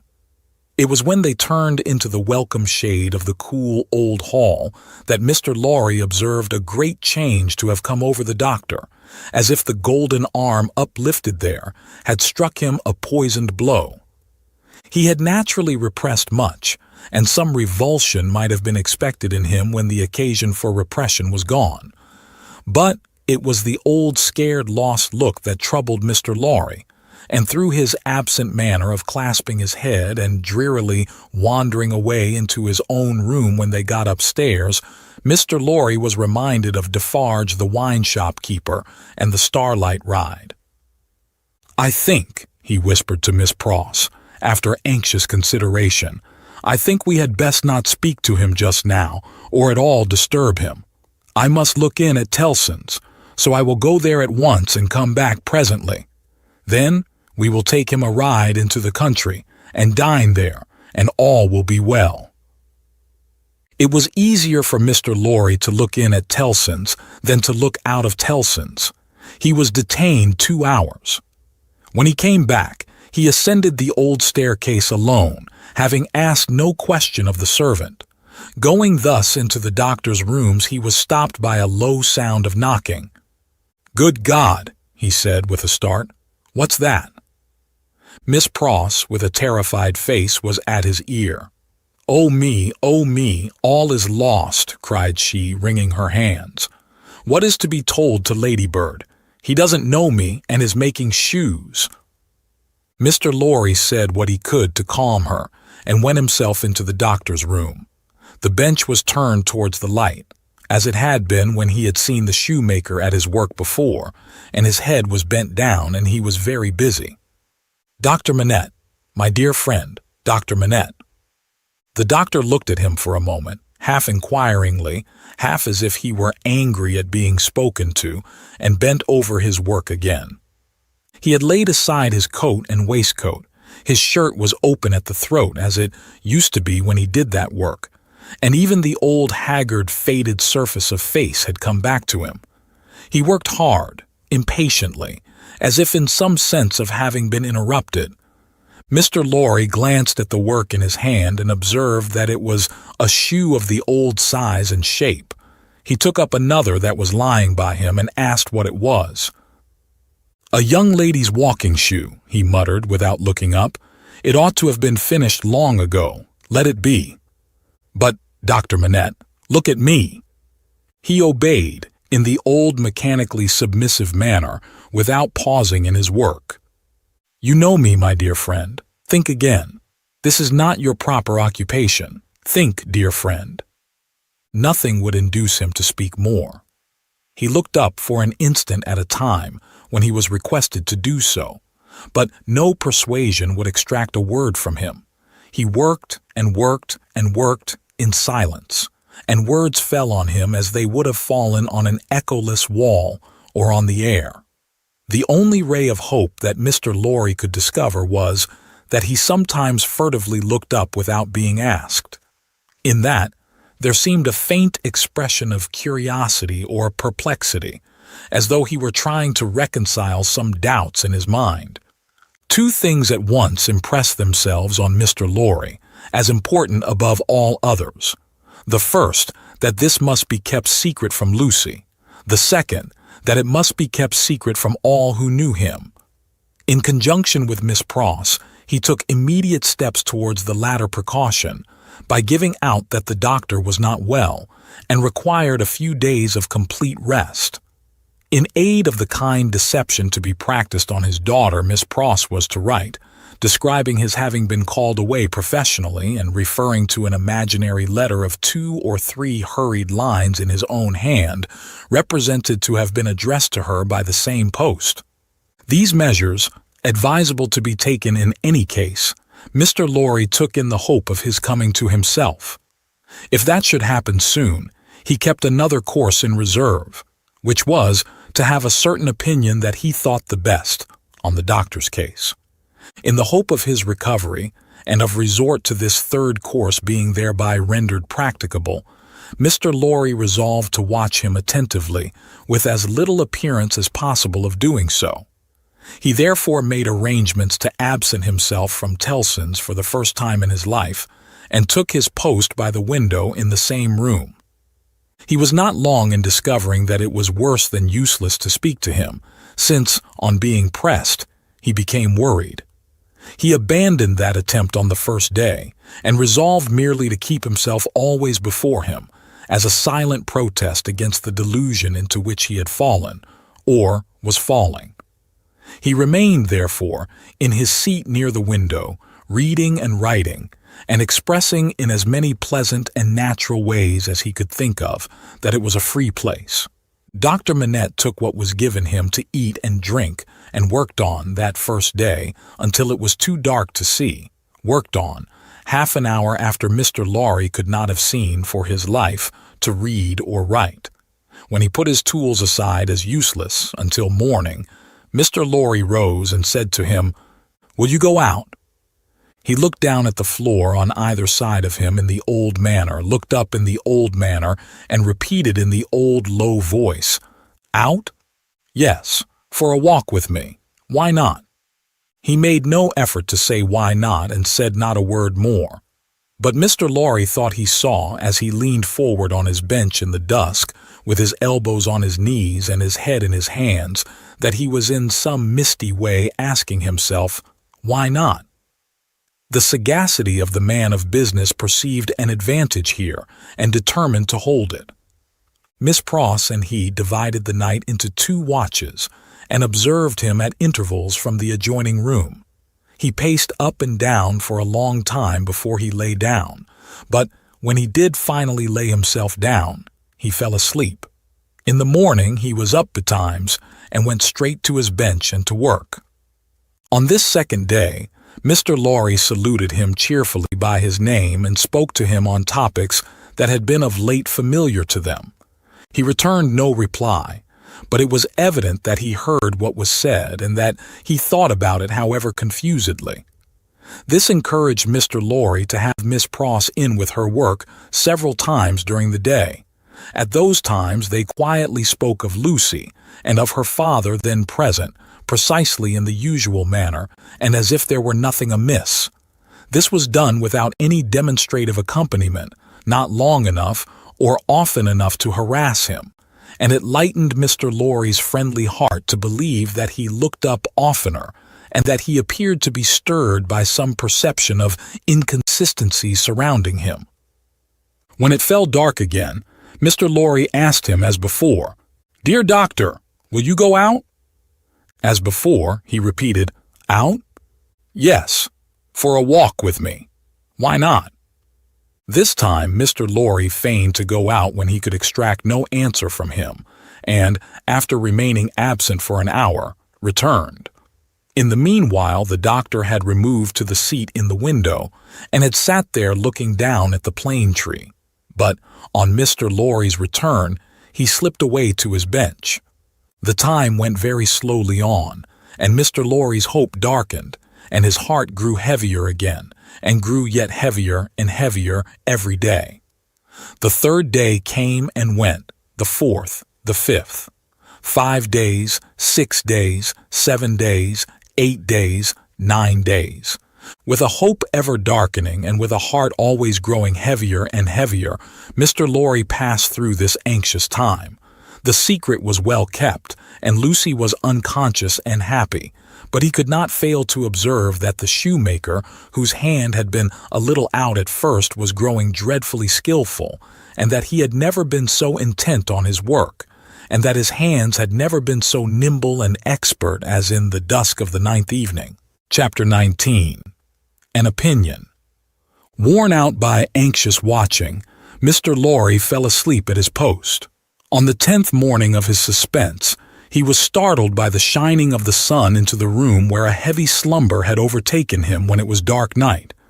He rubbed his eyes and roused himself, but he doubted, when he had done so, whether he was not still asleep. For, going to the door of the doctor's room and looking in, he perceived that the shoemaker's bench and tools were put aside again, and that the doctor himself sat reading at the window. He was in his usual morning dress, and his face, which Mr. Lorry could distinctly see, though still very pale, was calmly studious and attentive. Even when he had satisfied himself that he was awake, Mr. Lorry felt giddily uncertain for some few moments whether the late shoemaking might not be a disturbed dream of his own, For did not his eyes show him his friend before him in his accustomed clothing and aspect and employed as usual? And was there any sign within their range that the change of which he had so strong an impression had actually happened? It was but the inquiry of his first confusion and astonishment, the answer being obvious. If the impression were not produced by a real corresponding and sufficient cause, how came he, Jarvis Lorry, there? How came he to have fallen asleep in his clothes on the sofa in Dr. Manette's consulting room, and to be debating these points outside the doctor's bedroom door in the early morning? Within a few minutes, Miss Pross stood whispering at his side. If he had had any particle of doubt left, her talk would of necessity have resolved it, but he was by that time clear-headed and had none. He advised that they should let the time go by until the regular breakfast hour, and should then meet the doctor as if nothing unusual had occurred. If he appeared to be in his customary state of mind, Mr. Lorry would then cautiously proceed to seek direction and guidance from the opinion he had been, in his anxiety, so anxious to obtain. Miss Pross, submitting herself to his judgment, the scheme was worked out with care. Having abundance of time for his usual methodical toilette, Mr. Lorry presented himself at the breakfast hour in his usual white linen, and with his usual neat leg. The doctor was summoned in the usual way, and came to breakfast. So far as it was possible to comprehend him without overstepping those delicate and gradual approaches which Mr. Lorry felt to be the only safe advance, he at first supposed that his daughter's marriage had taken place yesterday. An incidental allusion, purposely thrown out to the day of the week and the day of the month, set him thinking and counting, and evidently made him uneasy. In all other respects, however, he was so composedly himself that Mr. Lorry determined to have the aid he sought, and that aid was his own. Therefore, when the breakfast was done and cleared away, and he and the doctor were left together, Mr. Lorry said feelingly, "My dear Manette, I am anxious to have your opinion in confidence on a very curious case in which I am deeply interested. That is to say, it is very curious to me. Perhaps, to your better information, it may be less so." Glancing at his hands, which were discolored by his late work, the doctor looked troubled and listened attentively. He had already glanced at his hands more than once. "Dr. Manette," said Mr. Lorry, touching him affectionately on the arm, "the case is the case of a particularly dear friend of mine. Pray give your mind to it and advise me well for his sake, and above all for his daughters, my dear Manette." "If I understand," said the doctor in a subdued tone, "some mental shock." "Yes." "Be explicit," said the doctor. "Spare no detail." Mr. Lorry saw that they understood one another and proceeded. "My dear Manette, it is the case of an old and a prolonged shock, of great acuteness and severity to the affections, the feelings, as you express it, the mind. It is the case of a shock under which the sufferer was borne down. One cannot say for how long, because I believe he cannot calculate the time himself, and there are no other means of getting at it. It is the case of a shock from which the sufferer recovered by a process that he cannot trace himself, as I once heard him publicly relate in a striking manner. It is the case of a shock from which he has recovered so completely as to be a highly intelligent man, capable of close application of mind and great exertion of body, and of constantly making fresh additions to his stock of knowledge, which was already very large. But, unfortunately, there has been," he paused and took a deep breath, "a slight relapse." The doctor, in a low voice, asked, "Of how long duration?" 9 days and nights." "How did it show itself?" "I infer," glancing at his hands again, "in the resumption of some old pursuit connected with the shock." "That is the fact." "Now did you ever see him?" asked the doctor, distinctly and collectedly, though in the same low voice, "engaged in that pursuit originally?" "Once." And when the relapse fell on him, was he in most respects, or in all respects, as he was then? I think in all respects. You spoke of his daughter. Does his daughter know of the relapse? No. It has been kept from her, and I hope will always be kept from her.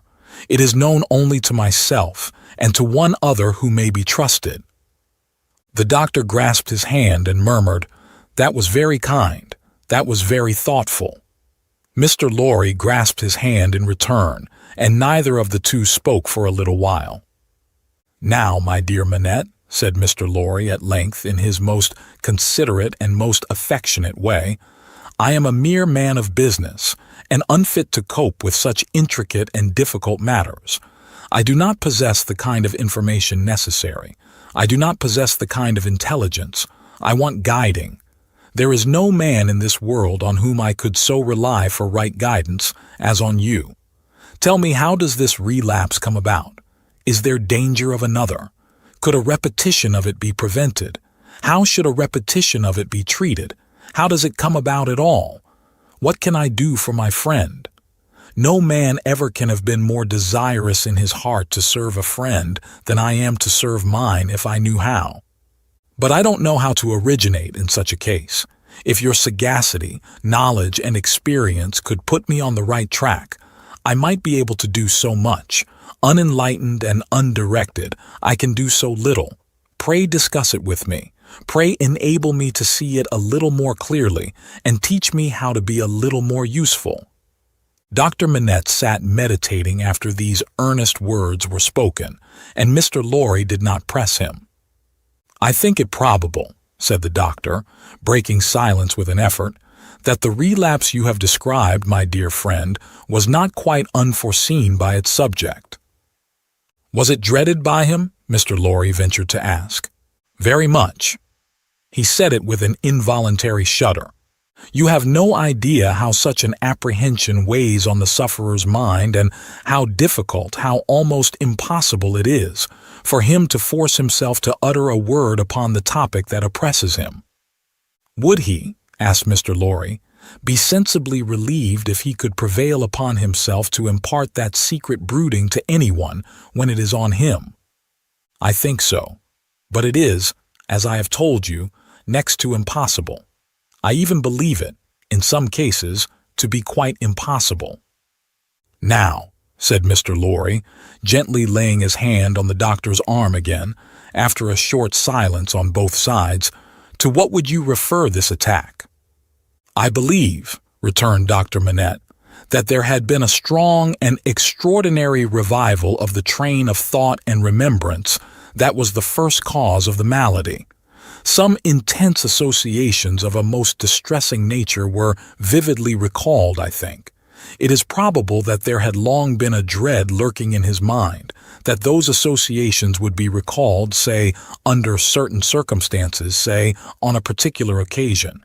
He tried to prepare himself in vain. Perhaps the effort to prepare himself made him less able to bear it." "Would he remember what took place in the relapse?" asked Mr. Lorry, with natural hesitation. The doctor looked desolately round the room, shook his head, and answered in a low voice, "Not at all." "Now, as to the future," hinted Mr. Lorry. "As to the future," said the doctor, recovering firmness, "I should have great hope. As it pleased Heaven in its mercy to restore him so soon, I should have great hope. He, yielding under the pressure of a complicated something, long dreaded and long vaguely foreseen and contended against, and recovering after the cloud had burst and passed, I should hope that the worst was over."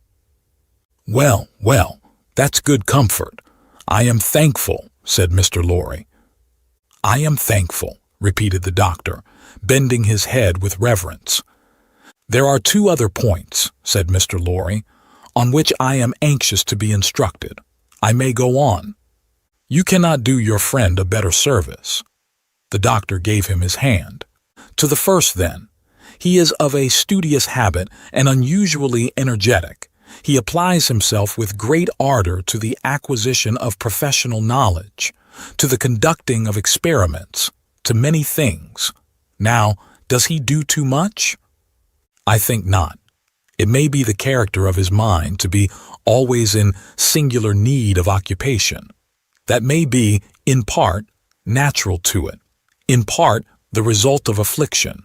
The less it was occupied with healthy things, the more it would be in danger of turning in the unhealthy direction.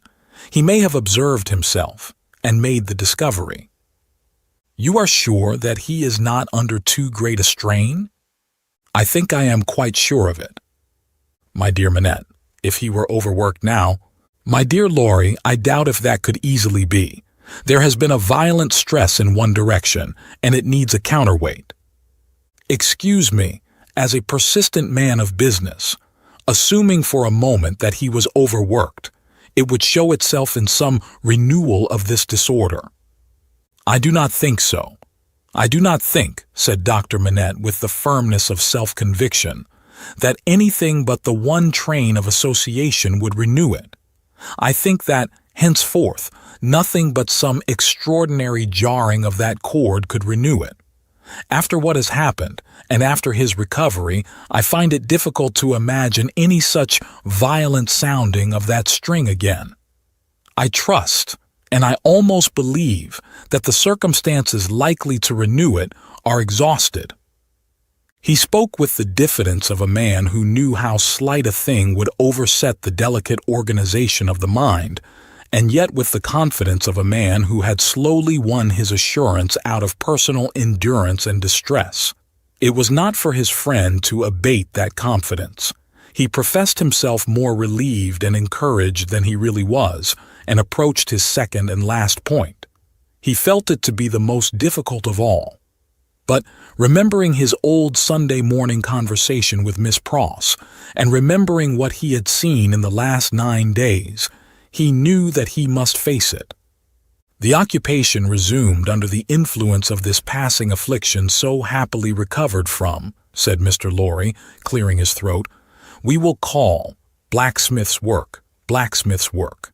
We will say, to put a case and for the sake of illustration, that he had been used in his bad time to work at a little forge. We will say that he was unexpectedly found at his forge again. Is it not a pity that he should keep it by him? The doctor shaded his forehead with his hand and beat his foot nervously on the ground. He has always kept it by him, said Mr. Lorry, with an anxious look at his friend. Now, would it not be better that he should let it go? Still, the doctor, with shaded forehead, beat his foot nervously on the ground. You do not find it easy to advise me? Said Mr. Lorry. I quite understand it to be a nice question, and yet I think— And there he shook his head and stopped. You see, said Dr. Manette, turning to him after an uneasy pause, it is very hard to explain consistently the innermost workings of this poor man's mind. He once yearned so frightfully for that occupation, and it was so welcome when it came. No doubt it relieved his pain so much by substituting the perplexity of the fingers for the perplexity of the brain, and by substituting, as he became more practiced, the ingenuity of the hands for the ingenuity of the mental torture, that he has never been able to bear the thought of putting it quite out of his reach. Even now, when I believe he is more hopeful of himself than he has ever been, and even speaks of himself with a kind of confidence, the idea that he might need that old employment and not find it gives him a sudden sense of terror, like that which one may fancy strikes to the heart of a lost child. He looked like his illustration as he raised his eyes to Mr. Lorry's face. But may not— Mind, I ask for information, as a plodding man of business who only deals with such material objects as guineas, shillings, and banknotes. May not the retention of the thing involve the retention of the idea? If the thing were gone, my dear Manette, might not the fear go with it? In short, is it not a concession to the misgiving to keep the forge? There was another silence. You see, too, said the doctor, tremulously, it is such an old companion. I would not keep it, said Mr. Lorry, shaking his head, for he gained in firmness as he saw the doctor disquieted. I would recommend him to sacrifice it, I only want your authority. I am sure it does no good. Come. Give me your authority like a dear good man, for his daughter's sake, my dear Manette." Very strange to see what a struggle there was within him. "In her name, then, let it be done. I sanction it. But I would not take it away while he was present. Let it be removed when he is not there. Let him miss his old companion after an absence." Mr. Lorry readily engaged for that, and the conference was ended. They passed the day in the country, and the doctor was quite restored. On the 3 following days he remained perfectly well, and on the 14th day he went away to join Lucie and her husband. The precaution that had been taken to account for his silence, Mr. Lorry had previously explained to him, and he had written to Lucie in accordance with it, and she had no suspicions. On the night of the day on which he left the house, Mr. Lorry went into his room with a chopper, saw, chisel, and hammer, attended by Miss Pross carrying a light. There, with closed doors, and in a mysterious and guilty manner, Mr. Lorry hacked the shoemaker's bench to pieces, while Miss Pross held the candle as if she were assisting at a murder, for which, indeed, in her grimness, she was no unsuitable figure.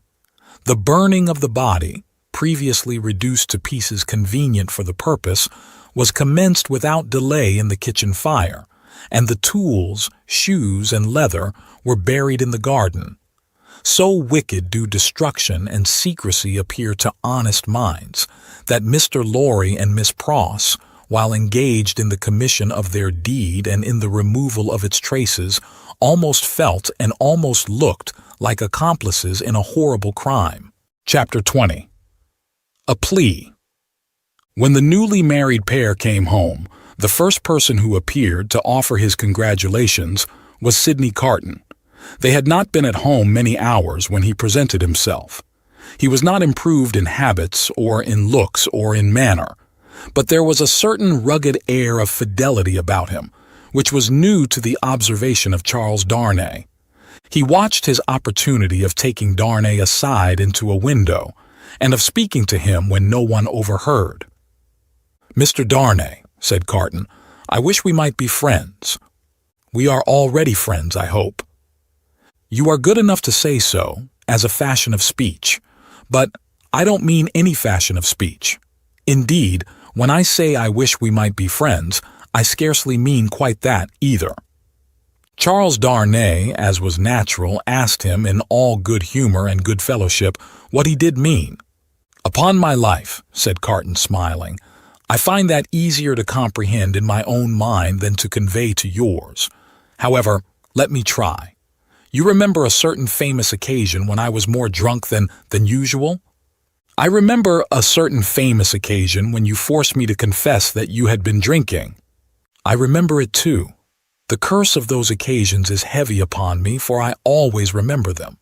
I hope it may be taken into account one day when all days are at an end for me. Don't be alarmed. I am not going to preach." "I am not at all alarmed. Earnestness in you is anything but alarming to me." "Ah," said Carton, with a careless wave of his hand as if he waved that away.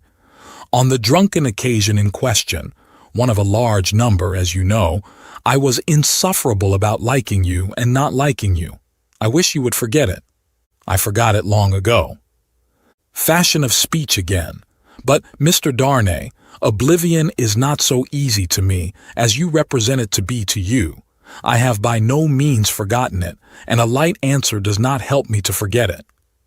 "If it was a light answer," returned Darnay, "I beg your forgiveness for it.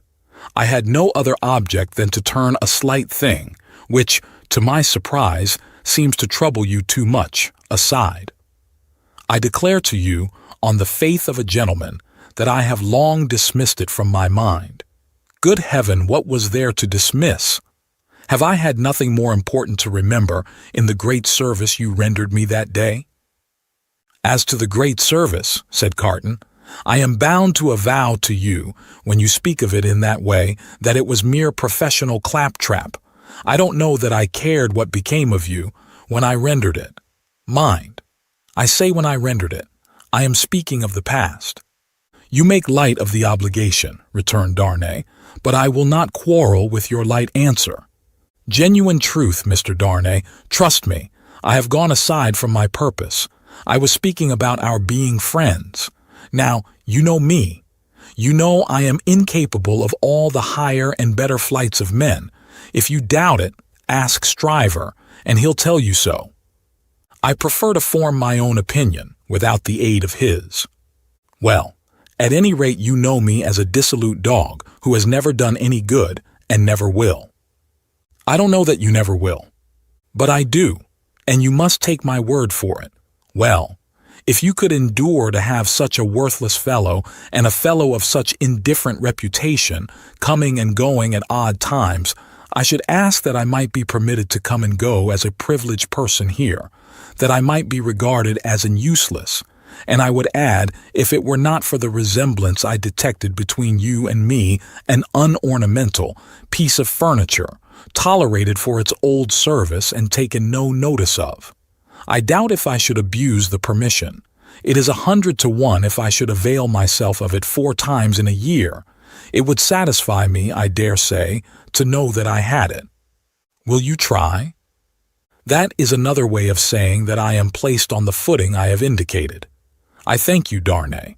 I may use that freedom with your name. I think so, Carton, by this time.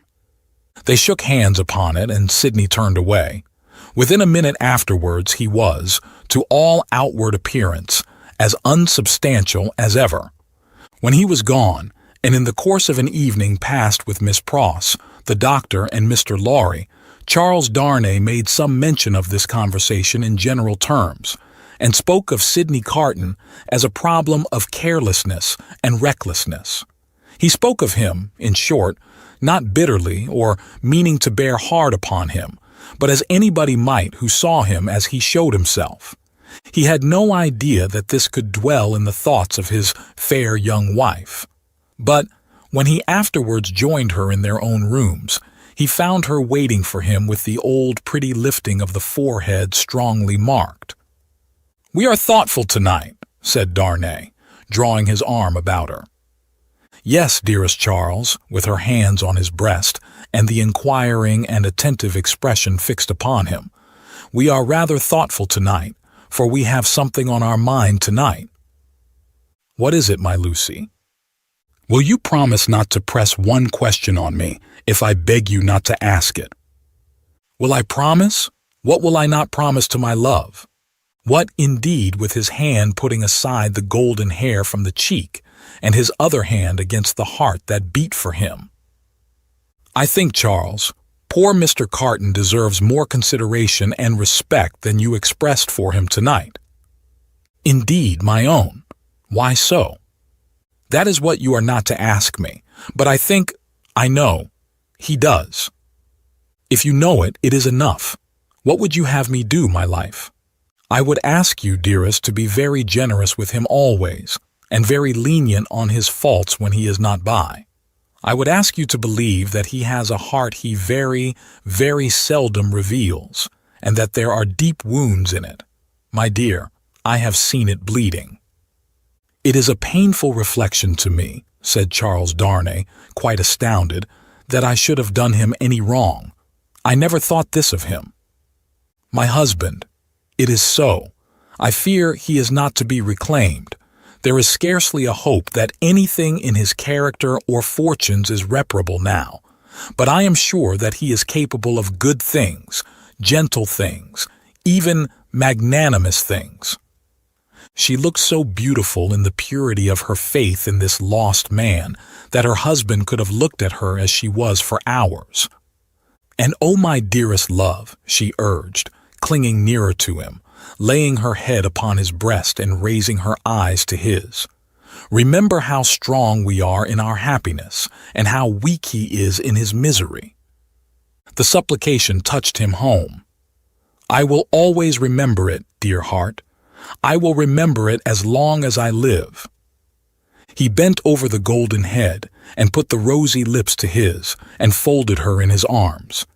If one forlorn wanderer then pacing the dark streets could have heard her innocent disclosure, and could have seen the drops of pity kissed away by her husband from the soft blue eyes so loving of that husband, he might have cried to the night, and the words would not have parted from his lips for the first time. God bless her for her sweet compassion. Chapter 21. Echoing Footsteps. A wonderful corner for echoes, it has been remarked, that corner where the doctor lived, ever busily winding the golden thread which bound her husband and her father and herself and her old directress and companion in a life of quiet bliss. Lucie sat in the still house in the tranquilly resounding corner, listening to the echoing footsteps of years. At first, there were times, though she was a perfectly happy young wife, when her work would slowly fall from her hands and her eyes would be dimmed. For there was something coming in the echoes, something light afar off, and scarcely audible yet, that stirred her heart too much, fluttering hopes and doubts, hopes of a love as yet unknown to her, doubts of her remaining upon earth to enjoy that new delight, divided her breast. Among the echoes, then, there would arise the sound of footsteps at her own early grave, and thoughts of the husband who would be left so desolate, and who would mourn for her so much, swelled to her eyes and broke like waves. That time passed, and her little Lucie lay on her bosom. Then, among the advancing echoes, there was the tread of her tiny feet and the sound of her prattling words. Let greater echoes resound as they would, the young mother at the cradle side could always hear those coming. They came, and the shady house was sunny with a child's laugh, and the divine friend of children, to whom in her trouble she had confided hers, seemed to take her child in his arms as he took the child of old and made it a sacred joy to her. Ever busily winding the golden thread that bound them all together, weaving the service of her happy influence through the tissue of all their lives, and making it predominate nowhere, Lucie heard in the echoes of years none but friendly and soothing sounds. Her husband's step was strong and prosperous among them, her father's firm and equal. Lo, Miss Pross, in harness of string, awakening the echoes as an unruly charger, whip-corrected, snorting and pawing the earth under the plane tree in the garden. Even when there were sounds of sorrow among the rest, they were not harsh nor cruel. Even when golden hair, like her own, lay in a halo on a pillow round the worn face of a little boy, and he said, with a radiant smile, "Dear Papa and Mamma, I am very sorry to leave you both, and to leave my pretty sister, but I am called, and I must go." Those were not tears all of agony that wetted his young mother's cheek, as the spirit departed from her embrace that had been entrusted to it. Suffer them, and forbid them not. They see my Father's face. O Father, blessed words. Thus, the rustling of an angel's wings got blended with the other echoes, and they were not wholly of earth, but had in them that breath of heaven.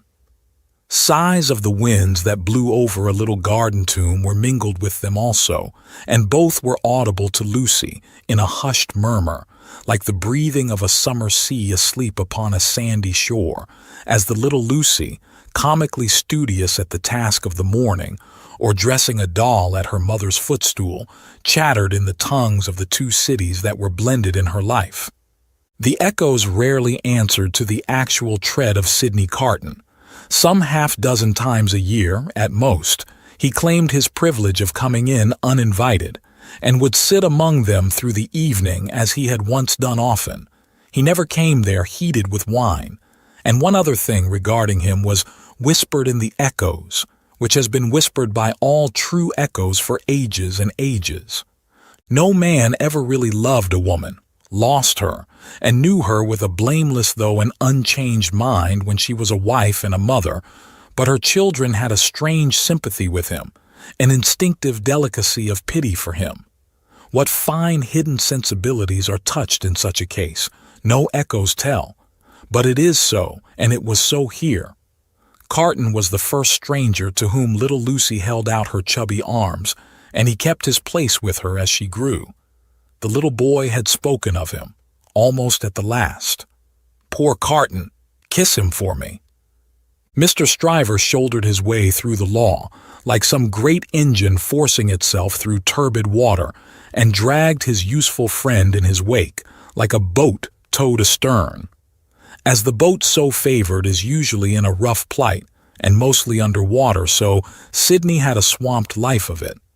But easy and strong custom, unhappily so much easier and stronger in him than any stimulating sense of desert or disgrace, made it the life he was to lead, and he no more thought of emerging from his state of lion's jackal than any real jackal may be supposed to think of rising to be a lion.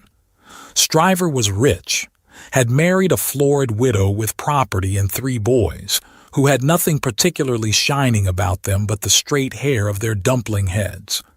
These 3 young gentlemen, Mr. Stryver, exuding patronage of the most offensive quality from every pore, had walked before him like 3 sheep to the quiet corner in Soho, and had offered as pupils to Lucie's husband, delicately saying, "Hullo, here are 3 lumps of bread and cheese towards your matrimonial picnic, Darnay."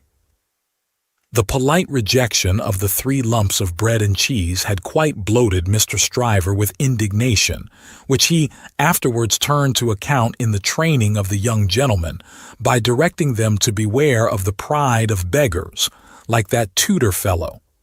He was also in the habit of declaiming to Mrs. Stryver over his full-bodied wine on the arts Mrs. Darnay had once put in practice to catch him, and on the diamond-cut diamond arts in himself, madam, which had rendered him not to be caught. Some of his King's Bench familiars who were occasionally parties to the full-bodied wine and the lie excused him for the latter by saying that he had told it so often that he believed it himself, which is surely such an incorrigible aggravation of an originally bad offense as to justify any such offenders being carried off to some suitably retired spot and there hanged out of the way. These were among the echoes to which Lucie, sometimes pensive, sometimes amused and laughing, listened in the echoing corner until her little daughter was 6 years old. How near to her heart the echoes of her child's tread came, and those of her own dear father's, always active and self-possessed, and those of her dear husband's need not be told, nor how the lightest echo of their united home, directed by herself with such a wise and elegant thrift that it was more abundant than any waste, was music to her, nor how there were echoes all about her, sweet in her ears, of the many times her father had told her that he found her more devoted to him married, if that could be, than single, and of the many times her husband had said to her that no cares and duties seemed to divide her love for him or her help to him, and asked her, "What is the magic secret, my darling, of your being everything to all of us, as if there were only one of us, yet never seeming to be hurried or to have too much to do?" But there were other echoes from a distance that rumbled menacingly in the corner all through this space of time, and it was now, about little Lucie's 6th birthday, that they began to have an awful sound, as of a great storm in France, with a dreadful sea rising. On a night in mid-July, 1789, Mr. Lorry came in late from Tellson's and sat himself down by Lucie and her husband in the dark window. It was a hot, wild night, and they were all 3 reminded of the old Sunday night when they had looked at the lightning from the same place. "I began to think," said Mr. Lorry, pushing his brown wig back, "that I should have to pass the night at Tellson's. We have been so full of business all day that we have not known what to do first or which way to turn. There is such an uneasiness in Paris that we have actually a run of confidence upon us. Our customers over there seem not to be able to confide their property to us fast enough. There is positively a mania among some of them for sending it to England." "That has a bad look," said Darnay. "A bad look, you say, my dear Darnay? Yes, but we don't know what reason there is in it. People are so unreasonable. Some of us at Tellson's are getting old, and we really can't be troubled out of the ordinary course without due occasion." "Still," said Darnay, "you know how gloomy and threatening the sky is." "I know that, to be sure," assented Mr. Lorry, trying to persuade himself that his sweet temper was soured, and that he grumbled, "but I am determined to be peevish after my long day's botheration. Where is Manette?" "Here he is," said the doctor, entering the dark room at the moment. "I'm quite glad you are at home, for these hurries and forebodings by which I have been surrounded all day long have made me nervous without reason. You are not going out, I hope." "No, I am going to play backgammon with you if you like," said the doctor. "I don't think I do like, if I may speak my mind. I am not fit to be pitted against you tonight. Is the tea-board still there, Lucie? I can't see." "Of course, it has been kept for you." "Thank ye, my dear. The precious child is safe in bed, and sleeping soundly." "That's right, all safe and well. I don't know why anything should be otherwise than safe and well here, thank God. But I've been so put out all day, and I'm not as young as I was. My tea, my dear, thank ye. Now, come and take your place in the circle and let us sit quiet and hear the echoes about which you have your theory." "Not a theory. It was a fancy." "A fancy, then, my wise pet," said Mr. Lorry, patting her hand. "They are very numerous and very loud, though, are they not? Only hear them. Headlong, mad, and dangerous footsteps to force their way into anybody's life, footsteps not easily made clean again if once stained red, the footsteps raging in St. Antoine afar off as the little circle sat in the dark London window. St. Antoine had been, that morning, a vast, dusky mass of scarecrows heaving to and fro with frequent gleams of light above the billowy heads where steel blades and bayonets shone in the sun. A tremendous roar arose from the throat of St. Antoine, and a forest of naked arms struggled in the air like shriveled branches of trees in a winter wind, all the fingers convulsively clutching at every weapon or semblance of a weapon that was thrown up from the depths below, no matter how far off. Who gave them out, whence they last came, where they began, through what agency they crookedly quivered and jerked, scores at a time, over the heads of the crowd, like a kind of lightning, no eye in the throng could have told. But muskets were being distributed, so were cartridges, powder and ball, bars of iron and wood, knives, axes, pikes, every weapon that distracted ingenuity could discover or devise. People who could lay hold of nothing else, set themselves with bleeding hands to force stones and bricks out of their places in walls. Every pulse and heart in St. Antoine was on high fever strain and at high fever heat. Every living creature there held life as of no account, and was demented with a passionate readiness to sacrifice it. As a whirlpool of boiling waters has a center point, so all this raging circled round Defarge's wine shop, and every human drop in the cauldron had a tendency to be sucked towards the vortex where Defarge himself, already begrimed with gunpowder and sweat, issued orders, issued arms, thrust this man back, dragged this man forward, disarmed one to arm another, labored and strove in the thickest of the uproar. "Keep near to me, Jacques 3, cried Defarge, "and do you, Jacques 1 and 2, separate and put yourselves at the head of as many of these patriots as you can. Where is my wife?" "Eh, well, here you see me," said Madame, composed as ever, but not knitting today. Madame's resolute right hand was occupied with an axe, in place of the usual softer implements, and in her girdle were a pistol and a cruel knife. "Where do you go, my wife?" "I go," said Madame, "with you at present. You shall see me at the head of women by and by." "Come, then," cried Defarge in a resounding voice. "Patriots and friends, we are ready. The Bastille." With a roar that sounded as if all the breath in France had been shaped into the detested word, the living sea rose, wave on wave, depth on depth, and overflowed the city to that point. Alarm bells ringing, drums beating, the sea raging and thundering on its new beach, the attack began. Deep ditches, double drawbridge, massive stone walls, 8 great towers, cannon, muskets, fire and smoke. Through the fire and through the smoke, in the fire and in the smoke, for the sea cast him up against a cannon, and on the instant he became a cannoneer. Defarge of the wine shop worked like a manful soldier, 2 fierce hours. Deep ditch, single drawbridge, massive stone walls, 8 great towers, cannon, muskets, fire and smoke, 1 drawbridge down. Work, comrades all, work. Work, Jacques 1, Jacques 2, Jacques 1,000, Jacques 2,000, Jacques 5 and 20,000. In the name of all the angels or the devils, which you prefer, work. Thus Defarge of the wine shop, still at his gun, which had long grown hot. "To me, women," cried Madame his wife. "What? We can kill as well as the men when the place is taken." And to her, with a shrill, thirsty cry, trooping women variously armed, but all armed alike in hunger and revenge. Cannon, muskets, fire and smoke.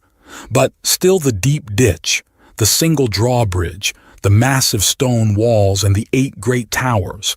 Slight displacements of the raging sea made by the falling wounded. Flashing weapons, blazing torches, smoking wagon loads of wet straw, hard work at neighboring barricades in all directions, shrieks, volleys, execrations, bravery without stint, boom smash and rattle, and the furious sounding of the living sea. But still the deep ditch, and the single drawbridge, and the massive stone walls, and the 8 great towers, and still Defarge of the wine shop at his gun, grown doubly hot by the service of 4 fierce hours. A white flag from within the fortress, and a parley, this dimly perceptible through the raging storm, nothing audible in it. Suddenly, the sea rose immeasurably wider and higher, and swept Defarge of the wine shop over the lower drawbridge, past the massive stone outer walls, in among the 8 great towers surrendered. So resistless was the force of the ocean bearing him on, that even to draw his breath or turn his head was as impracticable as if he had been struggling in the surf at the South Sea, until he was landed in the outer courtyard of the Bastille. There, against an angle of a wall, he made a struggle to look about him. Jacques 3 was nearly at his side. Madame Defarge, still heading some of her women, was visible in the inner distance, and her knife was in her hand. Everywhere was tumult, exultation, deafening and maniacal bewilderment, astounding noise, yet furious dumb show. The prisoners! The records! The secret cells! The instruments of torture! The prisoners! Of all these cries and 10,000 incoherences, the prisoners was the cry most taken up by the sea that rushed in, as if there were an eternity of people, as well as of time and space. When the foremost billows rolled past, bearing the prison officers with them, and threatening them all with instant death if any secret nook remained undisclosed, Defarge laid his strong hand on the breast of one of these men, a man with a gray head who had a lighted torch in his hand, separated him from the rest, and got him between himself and the wall. "Show me the North Tower," said Defarge. "Quick." "I will faithfully," replied the man, "if you will come with me, but there is no one there." "What is the meaning of 105, North Tower?" asked Defarge. "Quick." "The meaning, monsieur? Does it mean a captive or a place of captivity, or do you mean that I shall strike you dead?" "Kill him!" croaked Jacques 3, who had come close up. "Monsieur, it is a cell." "Show it me." "Pass this way, then." Jacques 3, with his usual craving on him, and evidently disappointed by the dialogue taking a turn that did not seem to promise bloodshed, held by Defarge's arm as he held by the turnkeys. Their three heads had been close together during this brief discourse, and it had been as much as they could do to hear one another, even then. So tremendous was the noise of the living ocean in its eruption into the fortress and its inundation of the courts and passages and staircases. All around outside, too, it beat the walls with a deep, hoarse roar, from which, occasionally, some partial shouts of tumult broke and leaped into the air like spray. Through gloomy vaults where the light of day had never shone, past hideous doors of dark dens and cages, down cavernous flights of steps, and again up steep, rugged ascents of stone and brick, more like dry waterfalls than staircases, Defarge, the turnkey, and Jacques III, linked hand and arm, went with all the speed they could make. Here and there, especially at first, the inundation started on them and swept by, but when they had done descending and were winding and climbing up a tower, they were alone. Hemmed in here by the massive thickness of walls and arches, the storm within the fortress and without was only audible to them in a dull, subdued way, as if the noise out of which they had come had almost destroyed their sense of hearing. The turnkey stopped at a low door, put a key in a clashing lock, swung the door slowly open and said as they all bent their heads and passed in, 105 North Tower. There was a small, heavily grated, unglazed window high in the wall, with a stone screen before it, so that the sky could be only seen by stooping low and looking up. There was a small chimney, heavily barred across, a few feet within. There was a heap of old feathery wood ashes on the hearth. There was a stool and table and a straw bed. There were the 4 blackened walls and a rusted iron ring in one of them. "Pass that torch slowly along these walls that I may see them," said Defarge to the turnkey. The man obeyed, and Defarge followed the light closely with his eyes. "Stop! Look here, Jacques!" "Am!" croaked Jacques III, as he read greedily. "Alexandre Manette," said Defarge in his ear, following the letters with his swart forefinger, deeply ingrained with gunpowder. And here he wrote a poor physician. And it was he, without doubt, who scratched a calendar on this stone. "What is that in your hand? A crowbar? Give it me." He had still the linstock of his gun in his own hand. He made a sudden exchange of the 2 instruments and, turning on the worm-eaten stool and table, beat them to pieces in a few blows. "Hold the light higher," he said, wrathfully to the turnkey. "Look among those fragments with care, Jacques, and see. Here is my knife," throwing it to him. "Rip open that bed and search the straw. Hold the light higher, you." With a menacing look at the turnkey, he crawled upon the hearth and, peering up the chimney, struck and prized at its sides with the crowbar and worked at the iron grating across it.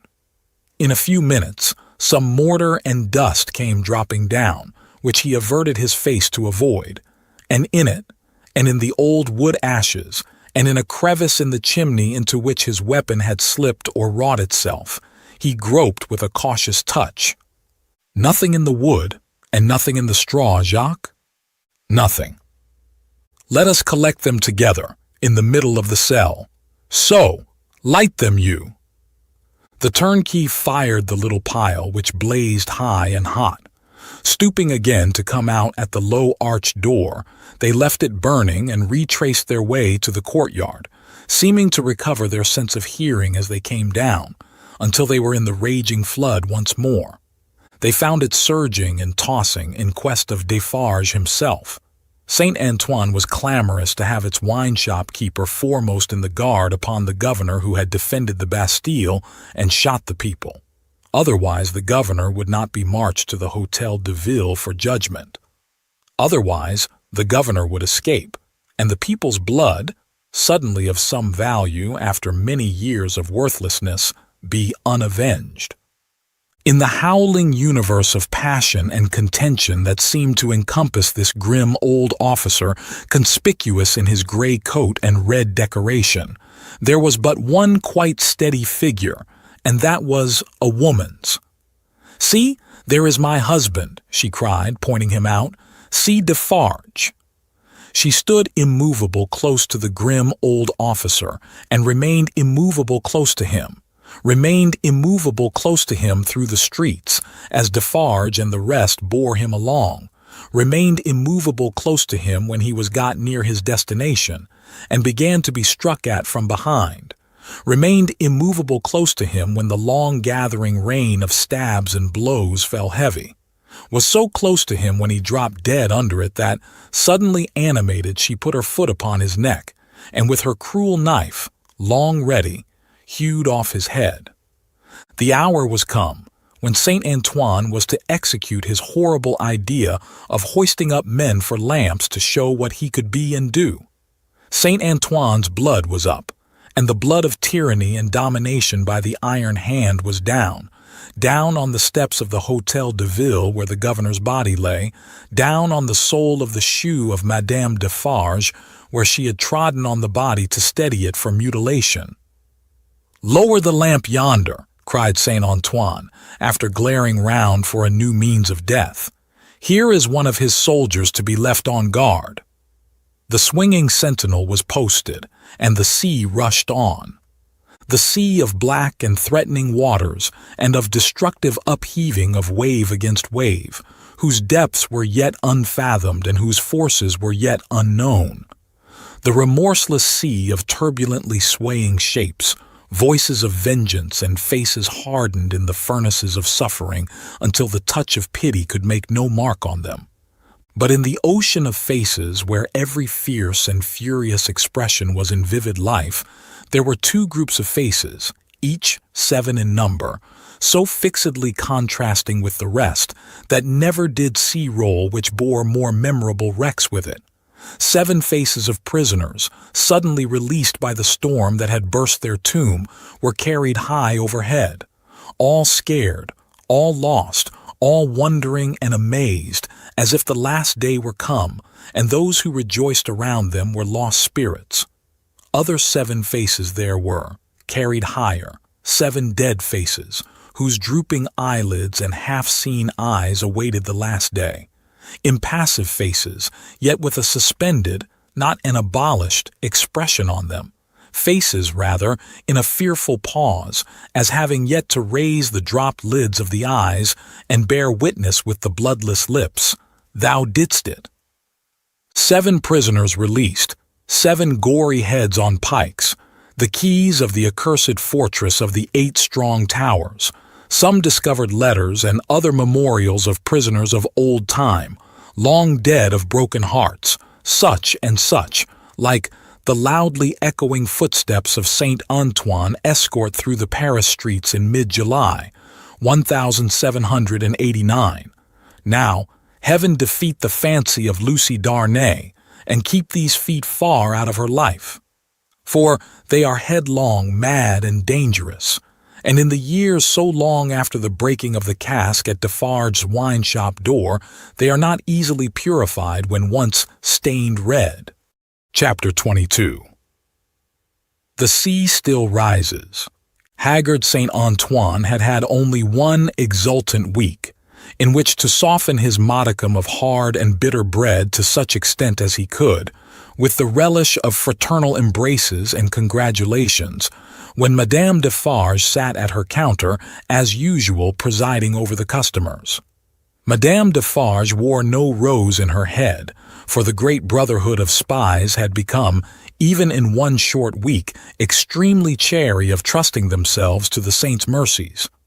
The lamps across his streets had a portentously elastic swing with them. Madame Defarge, with her arms folded, sat in the morning light and heat, contemplating the wine shop and the street. In both, there were several knots of loungers, squalid and miserable, but now with a manifest sense of power enthroned on their distress. The raggedest nightcap, awry on the wretchedest head, had this crooked significance in it.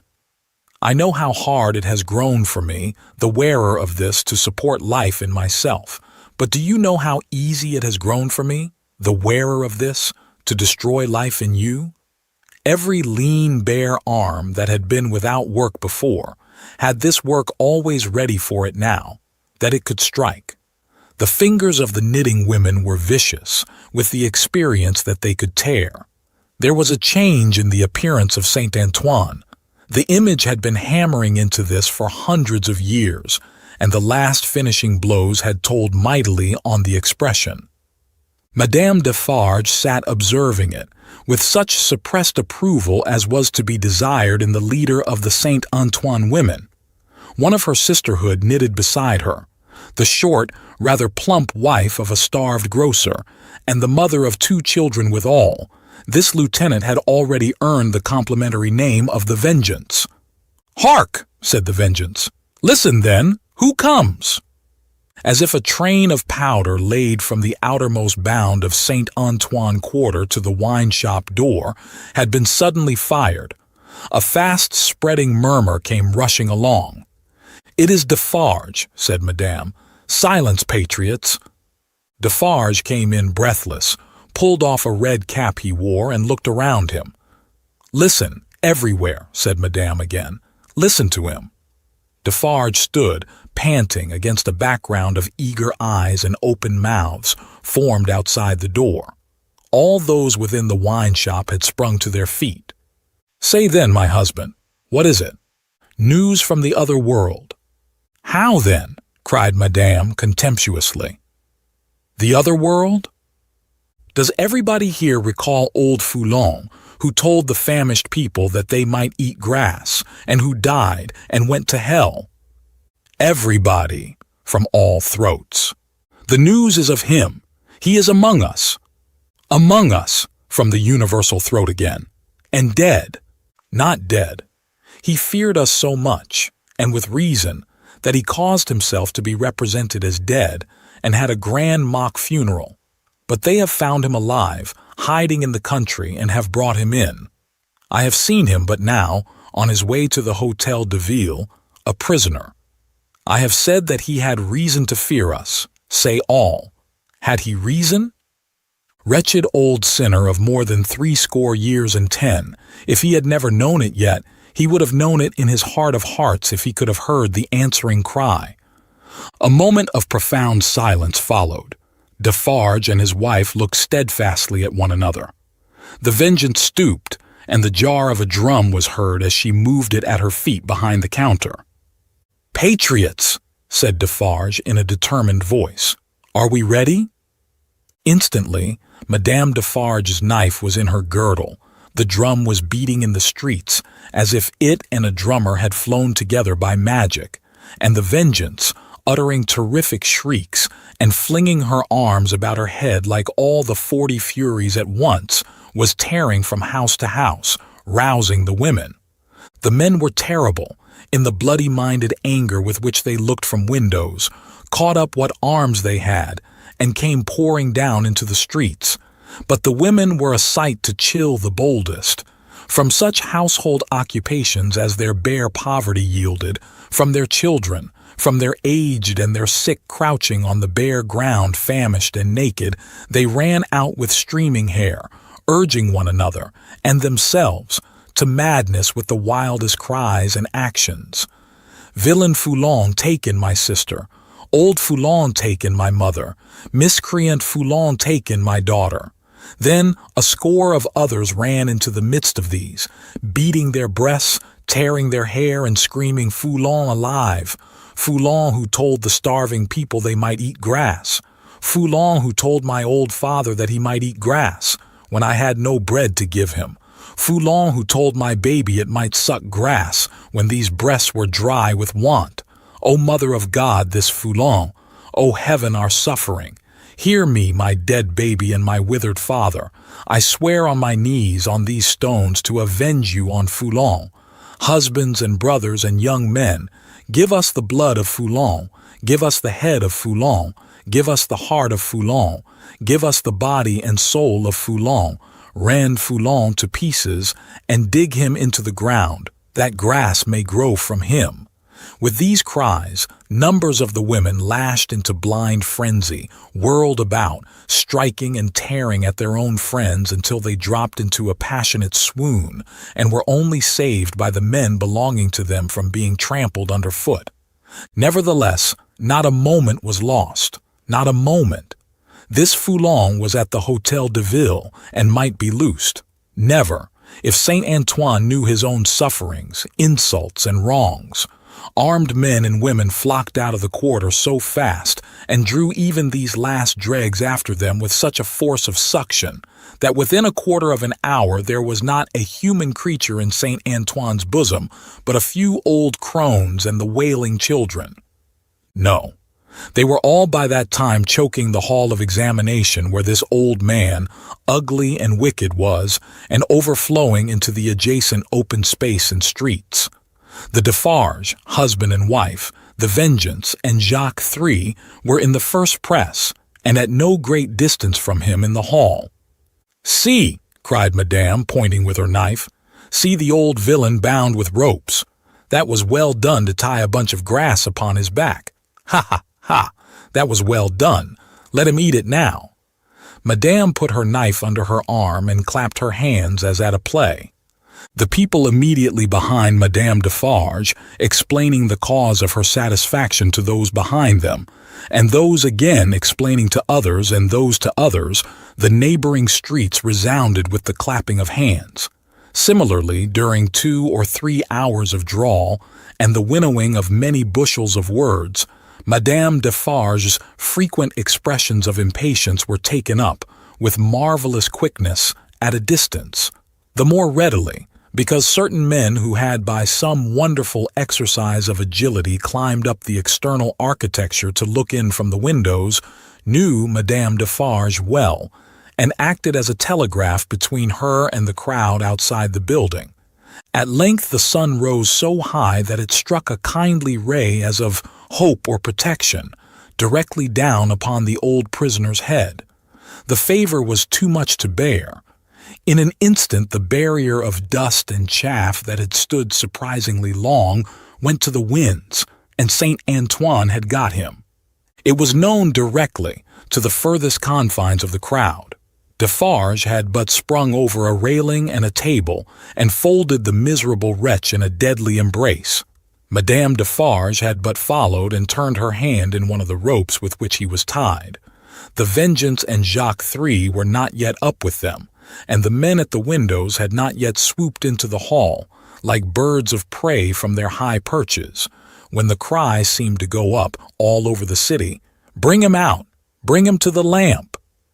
Down and up and head foremost on the steps of the building, now on his knees, now on his feet, now on his back, dragged and struck at and stifled by the bunches of grass and straw that were thrust into his face by hundreds of hands, torn, bruised, panting, bleeding, yet always entreating and beseeching for mercy. Now full of vehement agony of action, with a small clear space about him as the people drew one another back that they might see. Now a log of dead wood drawn through a forest of legs.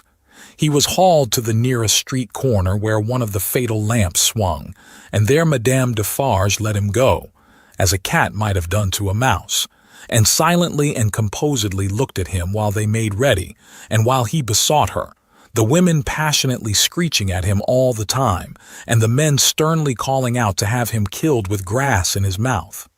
Once he went aloft, and the rope broke, and they caught him shrieking.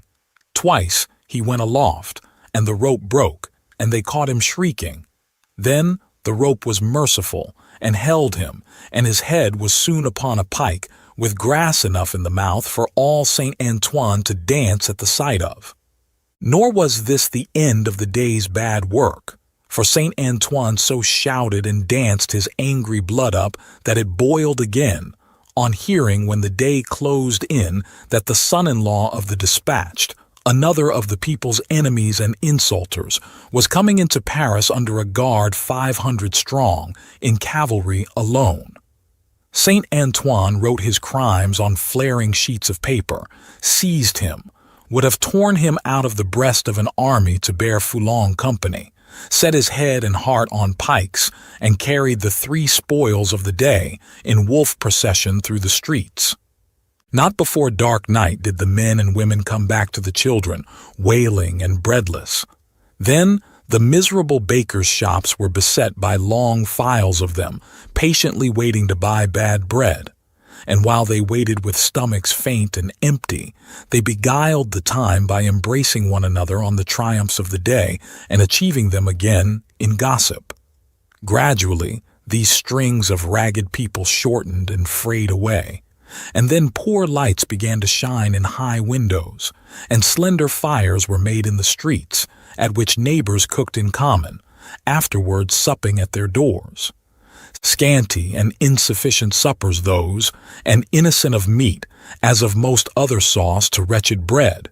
Yet human fellowship infused some nourishment into the flinty viands, and struck some sparks of cheerfulness out of them.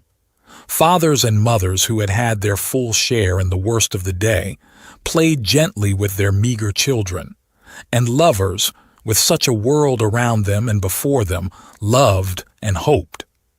It was almost morning when Defarge's wine shop parted with its last knot of customers, and Monsieur Defarge said to Madame his wife, in husky tones while fastening the door, "At last it is come, my dear." "Eh well," returned Madame, "almost."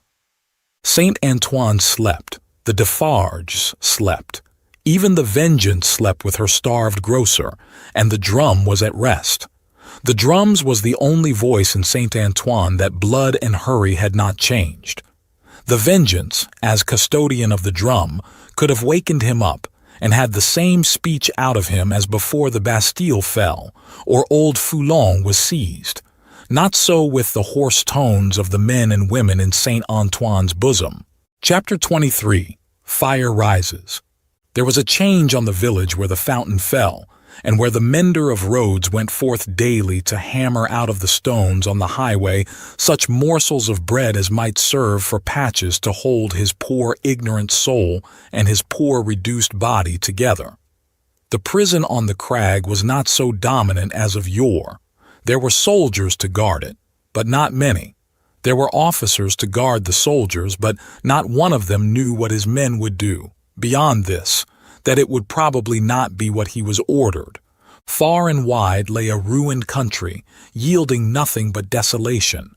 Every green leaf, every blade of grass and blade of grain was as shriveled and poor as the miserable people. Everything was bowed down, dejected, oppressed, and broken. Habitations, fences, domesticated animals, men, women, children, and the soil that bore them, all worn out. Monseigneur, often a most worthy individual gentleman, was a national blessing, gave a chivalrous tone to things, was a polite example of luxurious and shining life, and a great deal more to equal purpose. Nevertheless, Monseigneur as a class had, somehow or other, brought things to this. Strange that creation, designed expressly for Monseigneur, should be so soon wrung dry and squeezed out. There must be something short-sighted in the eternal arrangements, surely. Thus it was, however, and the last drop of blood having been extracted from the flints, and the last screw of the rack having been turned so often that its purchase crumbled, and it now turned and turned with nothing to bite, Monseigneur began to run away from a phenomenon so low and unaccountable. But this was not the change on the village, and on many a village like it. For scores of years gone by, Monseigneur had squeezed it and wrung it, and had seldom graced it with his presence except for the pleasures of the chase, now found in hunting the people, now found in hunting the beasts, for whose preservation Monseigneur made edifying spaces of barbarous and barren wilderness. No, the change consisted in the appearance of strange faces of low caste, rather than in the disappearance of the high caste, chiseled and otherwise beautified and beautifying features of Monseigneur. For in these times, as the mender of roads worked, solitary in the dust, not often troubling himself to reflect that dust he was, and to dust he must return, being for the most part too much occupied in thinking how little he had for supper and how much more he would eat if he had it. In these times, as he raised his eyes from his lonely labor and viewed the prospect, he would see some rough figure approaching on foot, the like of which was once a rarity in those parts, but was now a frequent presence. As it advanced, the mender of roads would discern without surprise that it was a shaggy-haired man of almost barbarian aspect, tall, in wooden shoes that were clumsy even to the eyes of a mender of roads, grim, rough, swart, steeped in the mud and dust of many highways, dank with the marshy moisture of many low grounds, sprinkled with the thorns and leaves and moss of many byways through woods. Such a man came upon him like a ghost at noon in the July weather, as he sat on his heap of stones under a bank, taking such shelter as he could get from a shower of hail. The man looked at him, looked at the village in the hollow, at the mill, and at the prison on the crag. When he had identified these objects in what benighted mind he had, he said in a dialect that was just intelligible, "How goes it, Jacques?" "All well, Jacques." "Touch, then." They joined hands, and the man sat down on the heap of stones. "No dinner?" "Nothing but supper now," said the mender of roads with a hungry face. "It is the fashion," growled the man. "I meet no dinner anywhere." He took out a blackened pipe, filled it, lighted it with flint and steel, pulled at it until it was in a bright glow, then suddenly held it from him and dropped something into it from between his finger and thumb that blazed and went out in a puff of smoke. "Touch, then." It was the turn of the mender of roads to say it this time, after observing these operations. They again joined hands. "Tonight?" said the mender of roads. "Tonight," said the man, putting the pipe in his mouth. "Where?" "Here." He and the mender of roads sat on the heap of stones looking silently at one another, with the hail driving in between them like a pygmy charge of bayonets, until the sky began to clear over the village. "Show me," said the traveler then, moving to the brow of the hill. "See," returned the mender of roads with extended finger. "You go down here, and straight through the street, and past the fountain." "To the devil with all that," interrupted the other, rolling his eye over the landscape. "I go through no streets and past no fountains." "Well?" "Well, about 2 leagues beyond the summit of that hill above the village." "Good. When do you cease to work?" "At sunset." "Will you wake me before departing? I have walked 2 nights without resting. Let me finish my pipe, and I shall sleep like a child. Will you wake me?" "Surely." The wayfarer smoked his pipe out, put it in his breast, slipped off his great wooden shoes, and lay down on his back on the heap of stones. He was fast asleep directly. As the road mender plied his dusty labor, and the hail clouds, rolling away, revealed bright bars and streaks of sky which were responded to by silver gleams upon the landscape, the little man, who wore a red cap now in place of his blue one, seemed fascinated by the figure on the heap of stones. His eyes were so often turned towards it that he used his tools mechanically, and, one would have said, to very poor account.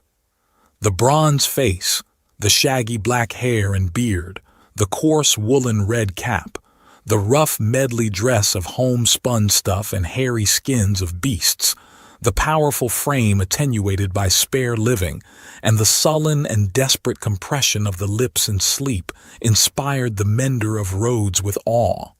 The traveler had traveled far, and his feet were footsore, and his ankles chafed and bleeding.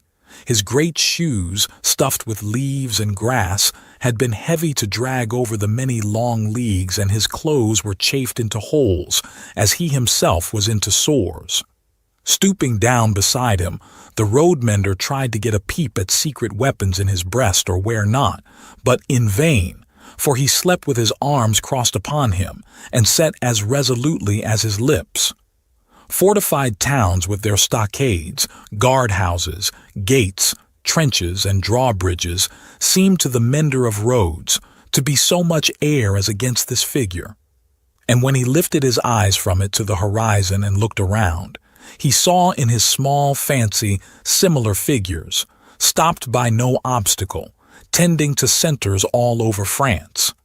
The man slept on, indifferent to showers of hail and intervals of brightness, to sunshine on his face and shadow, to the paltering lumps of dull ice on his body, and the diamonds into which the sun changed them until the sun was low in the west, and the sky was glowing. Then, the mender of roads, having got his tools together, and all things ready to go down into the village, roused him. "Good," said the sleeper, rising on his elbow. 2 leagues beyond the summit of the hill? About. Good. The mender of roads went home, with the dust going on before him according to the set of the wind, and was soon at the fountain, squeezing himself in among the lean kine brought there to drink, and appearing even to whisper to them in his whispering to all the village. When the village had taken its poor supper, it did not creep to bed, as it usually did, but came out of doors again, and remained there. A curious contagion of whispering was upon it, and also, when it gathered together at the fountain in the dark, another curious contagion of looking expectantly at the sky in one direction only. Monsieur Gabelle, chief functionary of the place, became uneasy, went out on his housetop alone and looked in that direction too, glanced down from behind his chimneys at the darkening faces by the fountain below, and sent word to the sacristan who kept the keys of the church that there might be need to ring the tocsin by and by. The night deepened. The trees environing the old chateau, keeping its solitary state apart, moved in a rising wind, as though they threatened the pile of building massive and dark in the gloom. Up the 2 terrace flights of steps the rain ran wildly and beat at the great door like a swift messenger rousing those within. Uneasy rushes of wind went through the hall, among the old spears and knives, and passed lamenting up the stairs, and shook the curtains of the bed where the last marquis had slept. East, west, north, and south, through the woods, 4 heavy-treading, unkempt figures crushed the high grass and cracked the branches, striding on cautiously to come together in the courtyard. 4 lights broke out there and moved away in different directions, and all was black again. But not for long. Presently, the chateau began to make itself strangely visible by some light of its own, as though it were growing luminous. Then, a flickering streak played behind the architecture of the front, picking out transparent places and showing where balustrades, arches, and windows were. Then it soared higher and grew broader and brighter.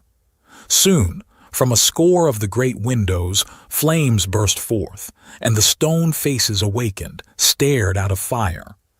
A faint murmur arose about the house from the few people who were left there, and there was a saddling of a horse and riding away. There was spurring and splashing through the darkness, and bridle was drawn in the space by the village fountain, and the horse in a foam stood at Monsieur Gabelle's door.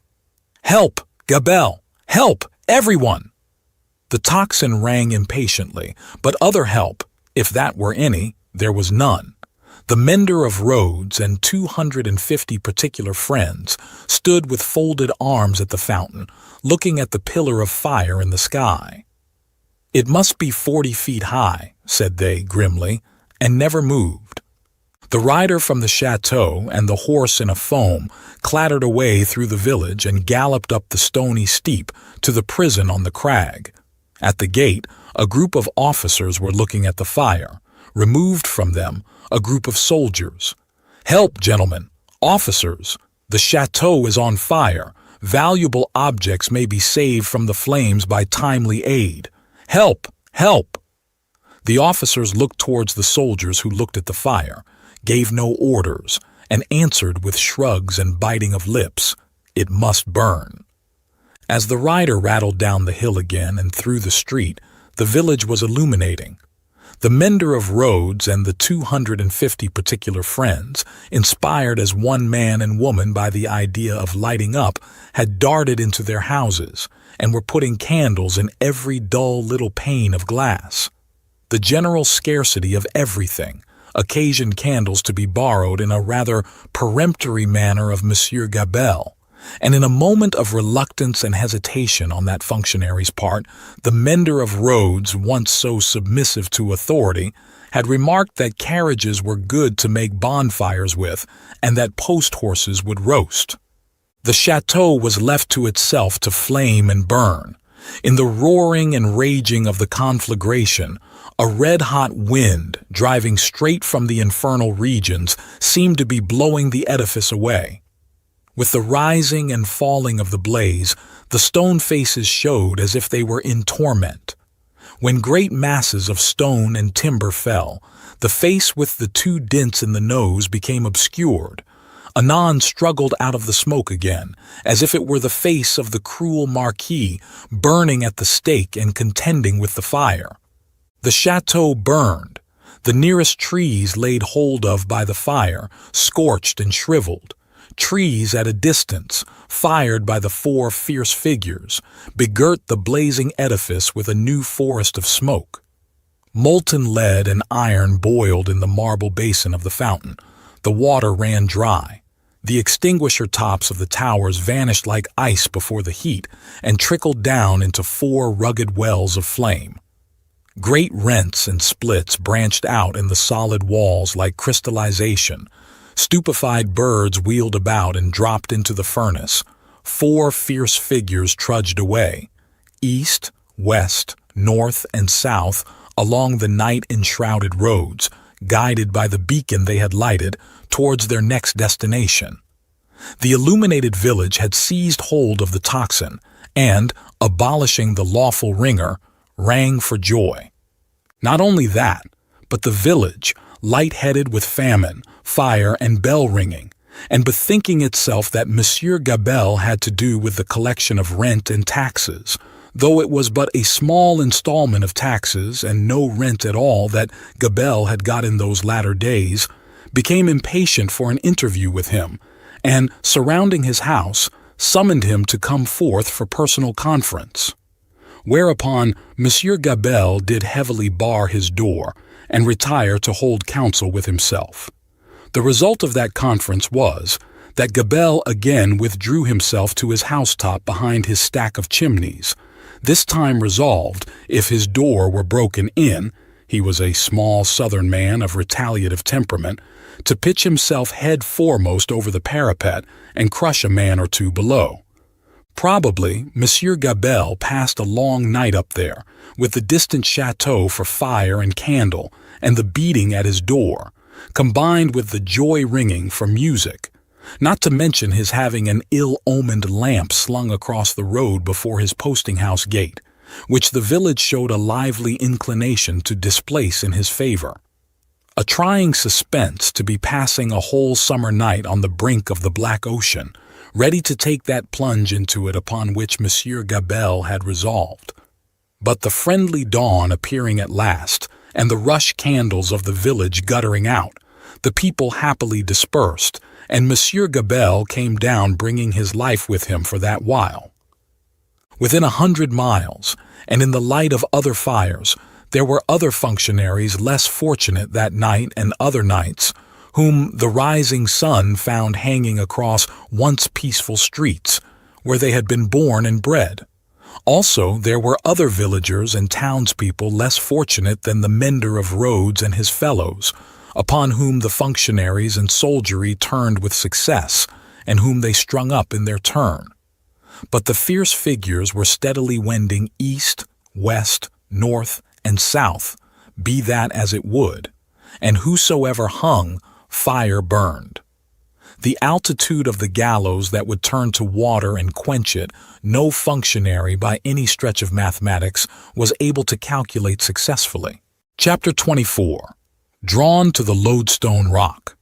In such risings of fire and risings of sea, the firm earth shaken by the rushes of an angry ocean which had now no ebb, but was always on the flow, higher and higher, to the terror and wonder of the beholders on the shore. 3 years of tempest were consumed. 3 more birthdays of little Lucie had been woven by the golden thread into the peaceful tissue of the life of her home. Many a night and many a day had its inmates listened to the echoes in the corner with hearts that failed them when they heard the thronging feet. For the footsteps had become to their minds as the footsteps of a people, tumultuous under a red flag and with their country declared in danger, changed into wild beasts by terrible enchantment long persisted in. Monseigneur, as a class, had dissociated himself from the phenomenon of his not being appreciated, of his being so little wanted in France as to incur considerable danger of receiving his dismissal from it and this life together. Like the fabled rustic who raised the devil with infinite pains, and was so terrified at the sight of him that he could ask the enemy no question, but immediately fled, so Monseigneur, after boldly reading the Lord's Prayer backwards for a great number of years, and performing many other potent spells for compelling the evil one, no sooner beheld him in his terrors than he took to his noble heels. The shining bull's eye of the court was gone, or it would have been the mark for a hurricane of national bullets. It had never been a good eye to see with, had long had the mote in it of Lucifer's pride, Sardanapalis's luxury, and a mole's blindness, but it had dropped out and was gone. The court, from that exclusive inner circle to its outermost rotten ring of intrigue, corruption, and dissimulation, was all gone together. Royalty was gone, had been besieged in its palace and suspended when the last tidings came over. The August of the year 1792 was come, and Monseigneur was by this time scattered far and wide. As was natural, the headquarters and great gathering place of Monseigneur in London was Tellson's Bank. Spirits are supposed to haunt the places where their bodies most resorted, and Monseigneur without a guinea haunted the spot where his guineas used to be.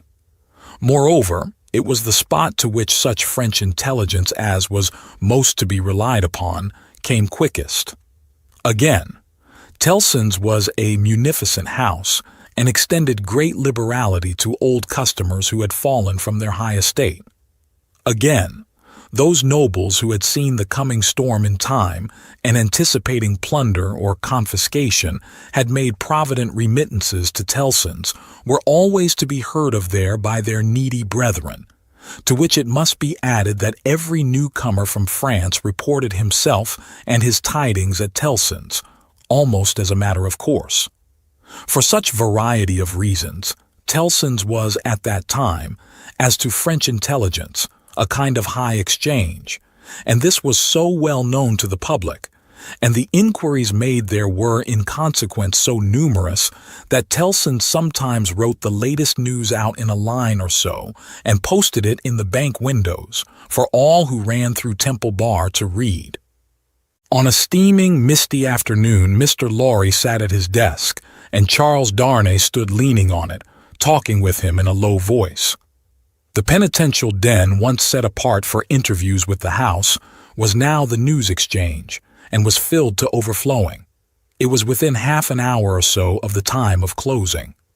"But although you are the youngest man that ever lived," said Charles Darnay, rather hesitating, "I must still suggest to you—" "I understand. That I am too old?" said Mr. Lorry. "Unsettled weather, a long journey, uncertain means of traveling, a disorganized country, a city that may not be even safe for you." "My dear Charles," said Mr. Lorry with cheerful confidence, "you touch some of the reasons for my going, not for my staying away. It is safe enough for me. Nobody will care to interfere with an old fellow of hard upon 80 when there are so many people there much better worth interfering with. As to its being a disorganized city, if it were not a disorganized city, there would be no occasion to send somebody from our house here to our house there, who knows the city and the business of old and is in Tellson's confidence.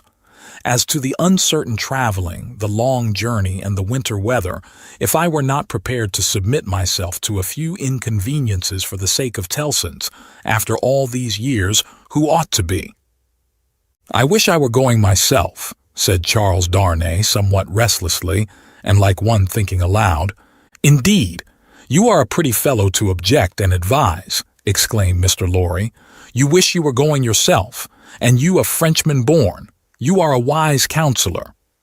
My dear Mr. Lorry, it is because I am a Frenchman born, that the thought, which I did not mean to utter here, however, has passed through my mind often. One cannot help thinking, having had some sympathy for the miserable people, and having abandoned something to them, he spoke here in his former thoughtful manner, that one might be listened to and might have the power to persuade to some restraint. Only last night, after you had left us when I was talking to Lucie—" "When you were talking to Lucie," Mr. Lorry repeated. "Yes, I wonder you are not ashamed to mention the name of Lucie, wishing you were going to France at this time of day." "However, I am not going," said Charles Darnay with a smile. "It is more to the purpose that you say you are. And I am in plain reality. The truth is, my dear Charles," Mr. Lorry glanced at the distant house and lowered his voice, "you can have no conception of the difficulty with which our business is transacted, and of the peril in which our books and papers over yonder are involved. The Lord above knows what the compromising consequences would be to numbers of people if some of our documents were seized or destroyed, and they might be at any time, you know, for who can say that Paris is not set afire today or sacked tomorrow? Now, a judicious selection from these with the least possible delay, and the burying of them, or otherwise getting of them out of harm's way, is within the power, without loss of precious time, of scarcely any one but myself, if any one. And shall I hang back, when Tellson's knows this and says this, Tellson's, whose bread I have eaten these 60 years, because I am a little stiff about the joints? Why, I am a boy, sir, to half a dozen old codgers here. How I admire the gallantry of your youthful spirit, Mr. Lorry." "Tut! Nonsense, sir." "And my dear Charles," said Mr. Lorry, glancing at the house again, "you are to remember that getting things out of Paris at this present time, no matter what things, is next to an impossibility. Papers and precious matters were this very day brought to us here. I speak in strict confidence. It is not businesslike to whisper it, even to you, by the strangest bearers you can imagine, every one of whom had his head hanging on by a single hair as he passed the barriers. At another time, our parcels would come and go, as easily as in businesslike old England. But now, everything is stopped." "And do you really go tonight?" "I really go tonight, for the case has become too pressing to admit of delay." "And do you take no one with you?" "All sorts of people have been proposed to me, but I will have nothing to say to any of them. I intend to take Jerry. Jerry has been my bodyguard on Sunday nights for a long time past, and I am used to him. Nobody will suspect Jerry of being anything but an English bulldog, or of having any design in his head but to fly at anybody who touches his master. I must say again that I heartily admire your gallantry and youthfulness." "I must say again, nonsense, nonsense. When I have executed this little commission, I shall perhaps accept Tellson's proposal to retire and live at my ease. Time enough then to think about growing old." This dialogue had taken place at Mr. Lorry's usual desk, with Monseigneur swarming within a yard or two of it, boastful of what he would do to avenge himself on the rascal people before long. It was too much the way of Monseigneur under his reverses as a refugee, and it was much too much the way of native British orthodoxy to talk of this terrible revolution as if it were the only harvest ever known under the skies that had not been sown, as if nothing had ever been done, or omitted to be done, that had led to it, as if observers of the wretched millions in France and of the misused and perverted resources that should have made them prosperous had not seen it inevitably coming years before, and had not in plain words recorded what they saw. Such vaporing, combined with the extravagant plots of Monseigneur for the restoration of a state of things that had utterly exhausted itself and worn out heaven and earth as well as itself, was hard to be endured without some remonstrance by any sane man who knew the truth. And it was such vaporing all about his ears, like a troublesome confusion of blood in his own head, added to a latent uneasiness in his mind, which had already made Charles Darnay restless, and which still kept him so. Among the talkers was Stryver of the King's Bench Bar, far on his way to state promotion and therefore loud on the theme, broaching to Monseigneur his devices for blowing the people up and exterminating them from the face of the earth and doing without them, and for accomplishing many similar objects akin in their nature to the abolition of eagles by sprinkling salt on the tails of the race. Him Darnay heard with a particular feeling of objection, and Darnay stood divided between going away that he might hear no more, and remaining to interpose his word when the thing that was to be went on to shape itself out. The house approached Mr. Lorry, and laying a soiled and unopened letter before him, asked if he had yet discovered any traces of the person to whom it was addressed. The house laid the letter down so close to Darnay that he saw the direction, the more quickly because it was his own right name. The address, turned into English, ran, "Very pressing, to Monsieur heretofore the Marquis Saint-Evremond of France, confided to the cares of Messrs. Telson and Company, bankers, London, England." On the marriage morning, Dr. Manette had made it his one urgent and express request to Charles Darnay that the secret of this name should be, unless he, the doctor, dissolved the obligation, kept inviolate between them. Nobody else knew it to be his name. His own wife had no suspicion of the fact. Mr. Lorry could have none. "No," said Mr. Lorry in reply to the house. "I have referred it, I think, to everybody now here, and no one can tell me where this gentleman is to be found." The hands of the clock verging upon the hour of closing the bank, there was a general set of the current of talkers past Mr. Lorry's desk.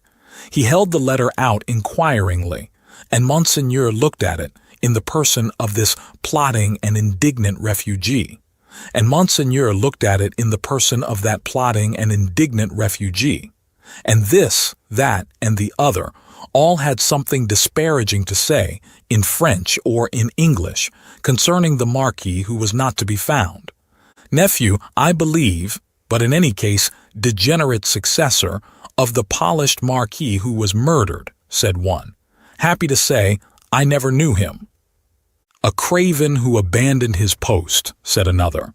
This Monseigneur had been got out of Paris, legs uppermost and half suffocated, in a load of hay, some years ago. Infected with the new doctrines, said a third, eyeing the direction through his glass in passing. Set himself in opposition to the last Marquis, abandoned the estates when he inherited them, and left them to the ruffian herd. They will recompense him now, I hope, as he deserves. Hey, cried the blatant Stryver. Did he though? Is that the sort of fellow? Let us look at his infamous name. D.N. the fellow. Darnay, unable to restrain himself any longer, touched Mr. Stryver on the shoulder and said, I know the fellow. Do you, by Jupiter? Said Stryver. I am sorry for it. Why? Why, Mr. Darnay? Do ye hear what he did? Don't ask, why in these times? But I do ask why.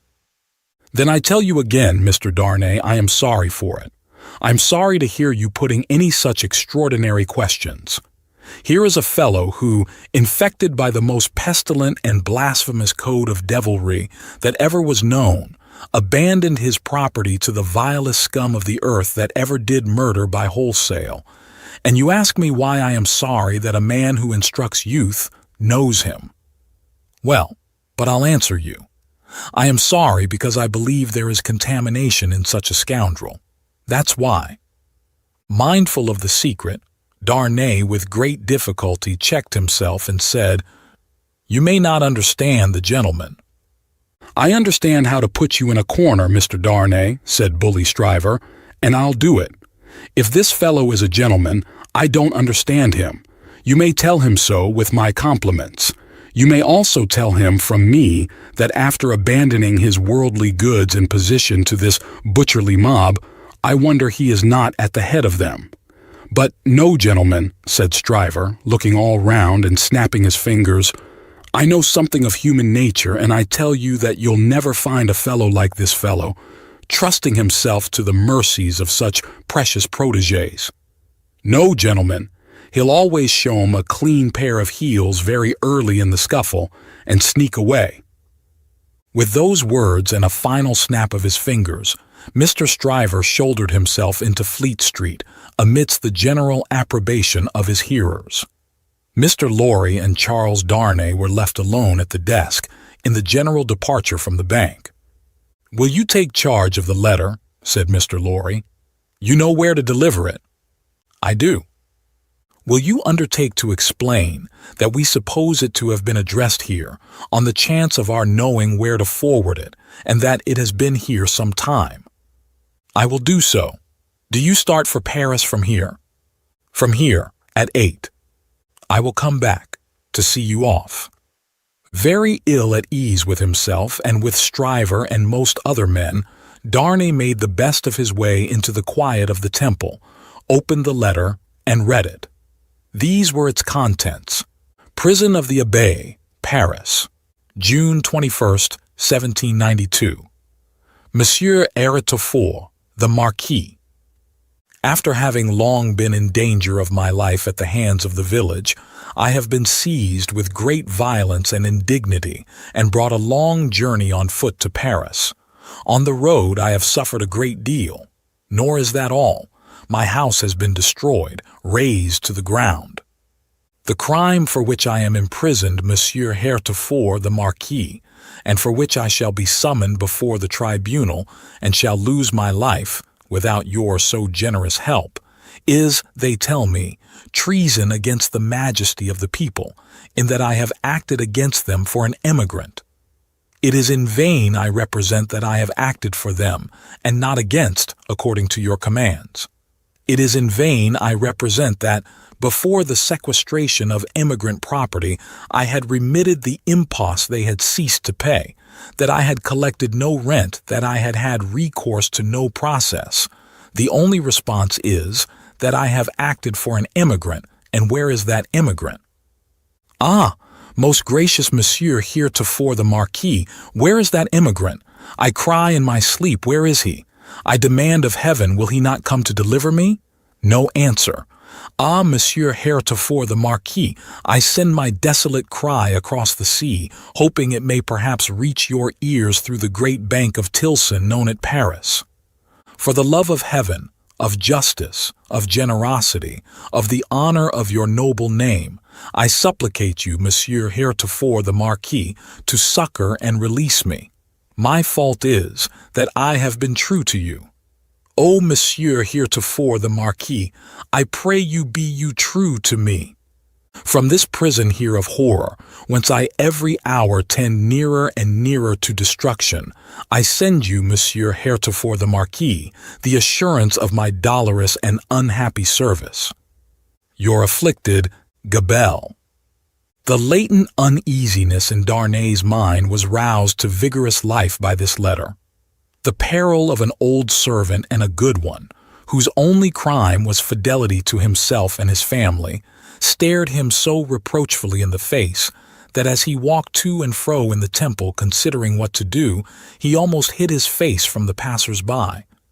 He knew very well that in his horror of the deed which had culminated the bad deeds and bad reputation of the old family house, in his resentful suspicions of his uncle, and in the aversion with which his conscience regarded the crumbling fabric that he was supposed to uphold, he had acted imperfectly. He knew very well that, in his love for Lucie, his renunciation of his social place, though by no means new to his own mind, had been hurried and incomplete. He knew that he ought to have systematically worked it out and supervised it, and that he had meant to do it, and that it had never been done. The happiness of his own chosen English home, the necessity of being always actively employed, the swift changes and troubles of the time which had followed on one another so fast that the events of this week annihilated the immature plans of last week, and the events of the week following made all new again.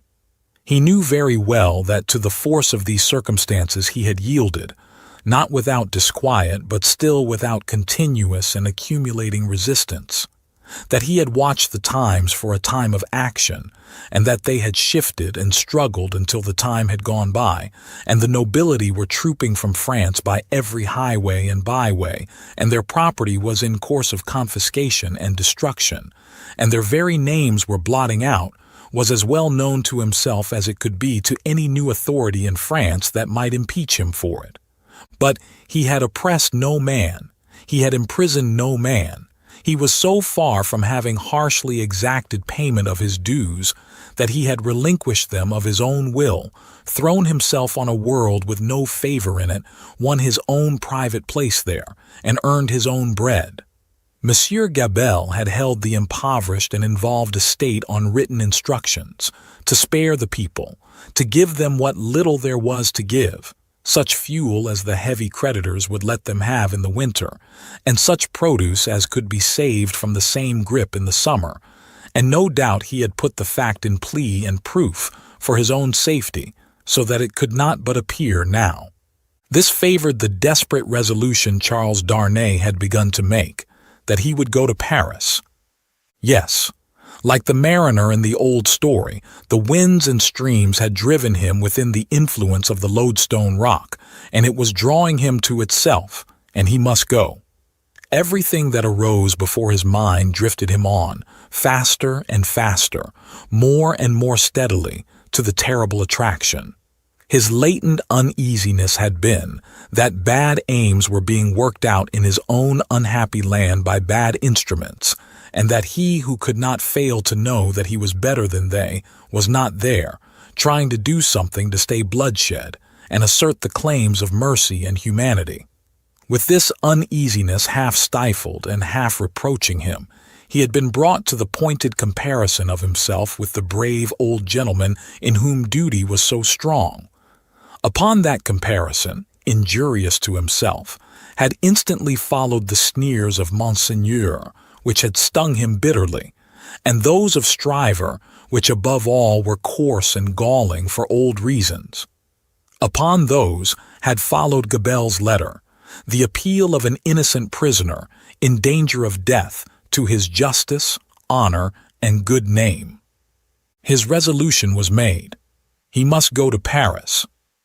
Yes, the Loadstone rock was drawing him, and he must sail on until he struck. He knew of no rock. He saw hardly any danger.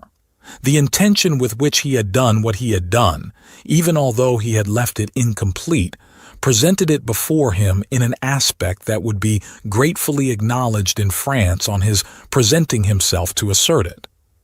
Then, that glorious vision of doing good, which is so often the sanguine mirage of so many good minds, arose before him, and he even saw himself in the illusion with some influence to guide this raging revolution that was running so fearfully wild. As he walked to and fro with his resolution made, he considered that neither Lucie nor her father must know of it until he was gone.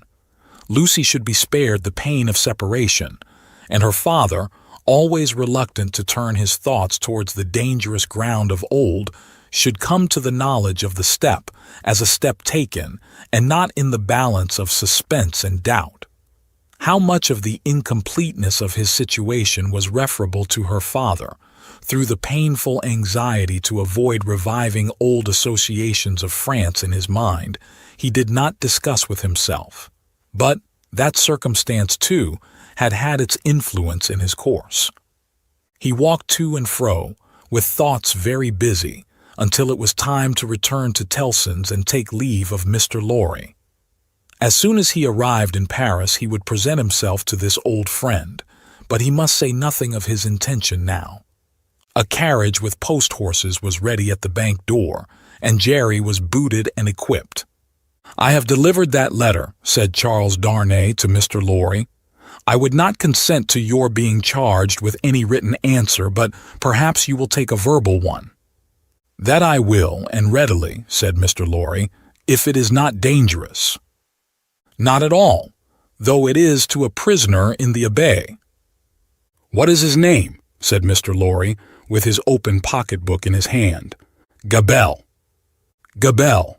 And what is the message to the unfortunate Gabelle in prison?" "Simply that he has received the letter and will come." "Any time mentioned?" "He will start upon his journey tomorrow night."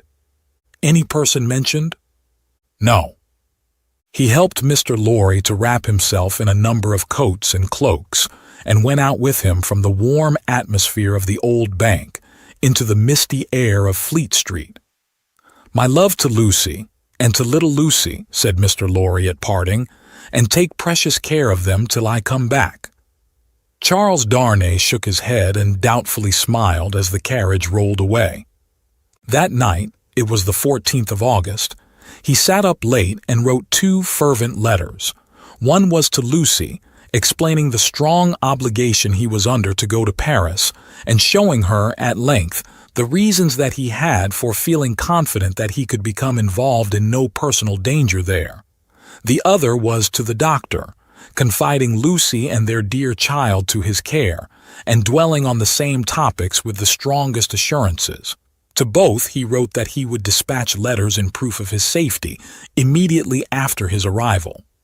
It was a hard day, that day of being among them, with the first reservation of their joint lives on his mind. It was a hard matter to preserve the innocent deceit of which they were profoundly unsuspicious. But an affectionate glance at his wife, so happy and busy, made him resolute not to tell her what impended.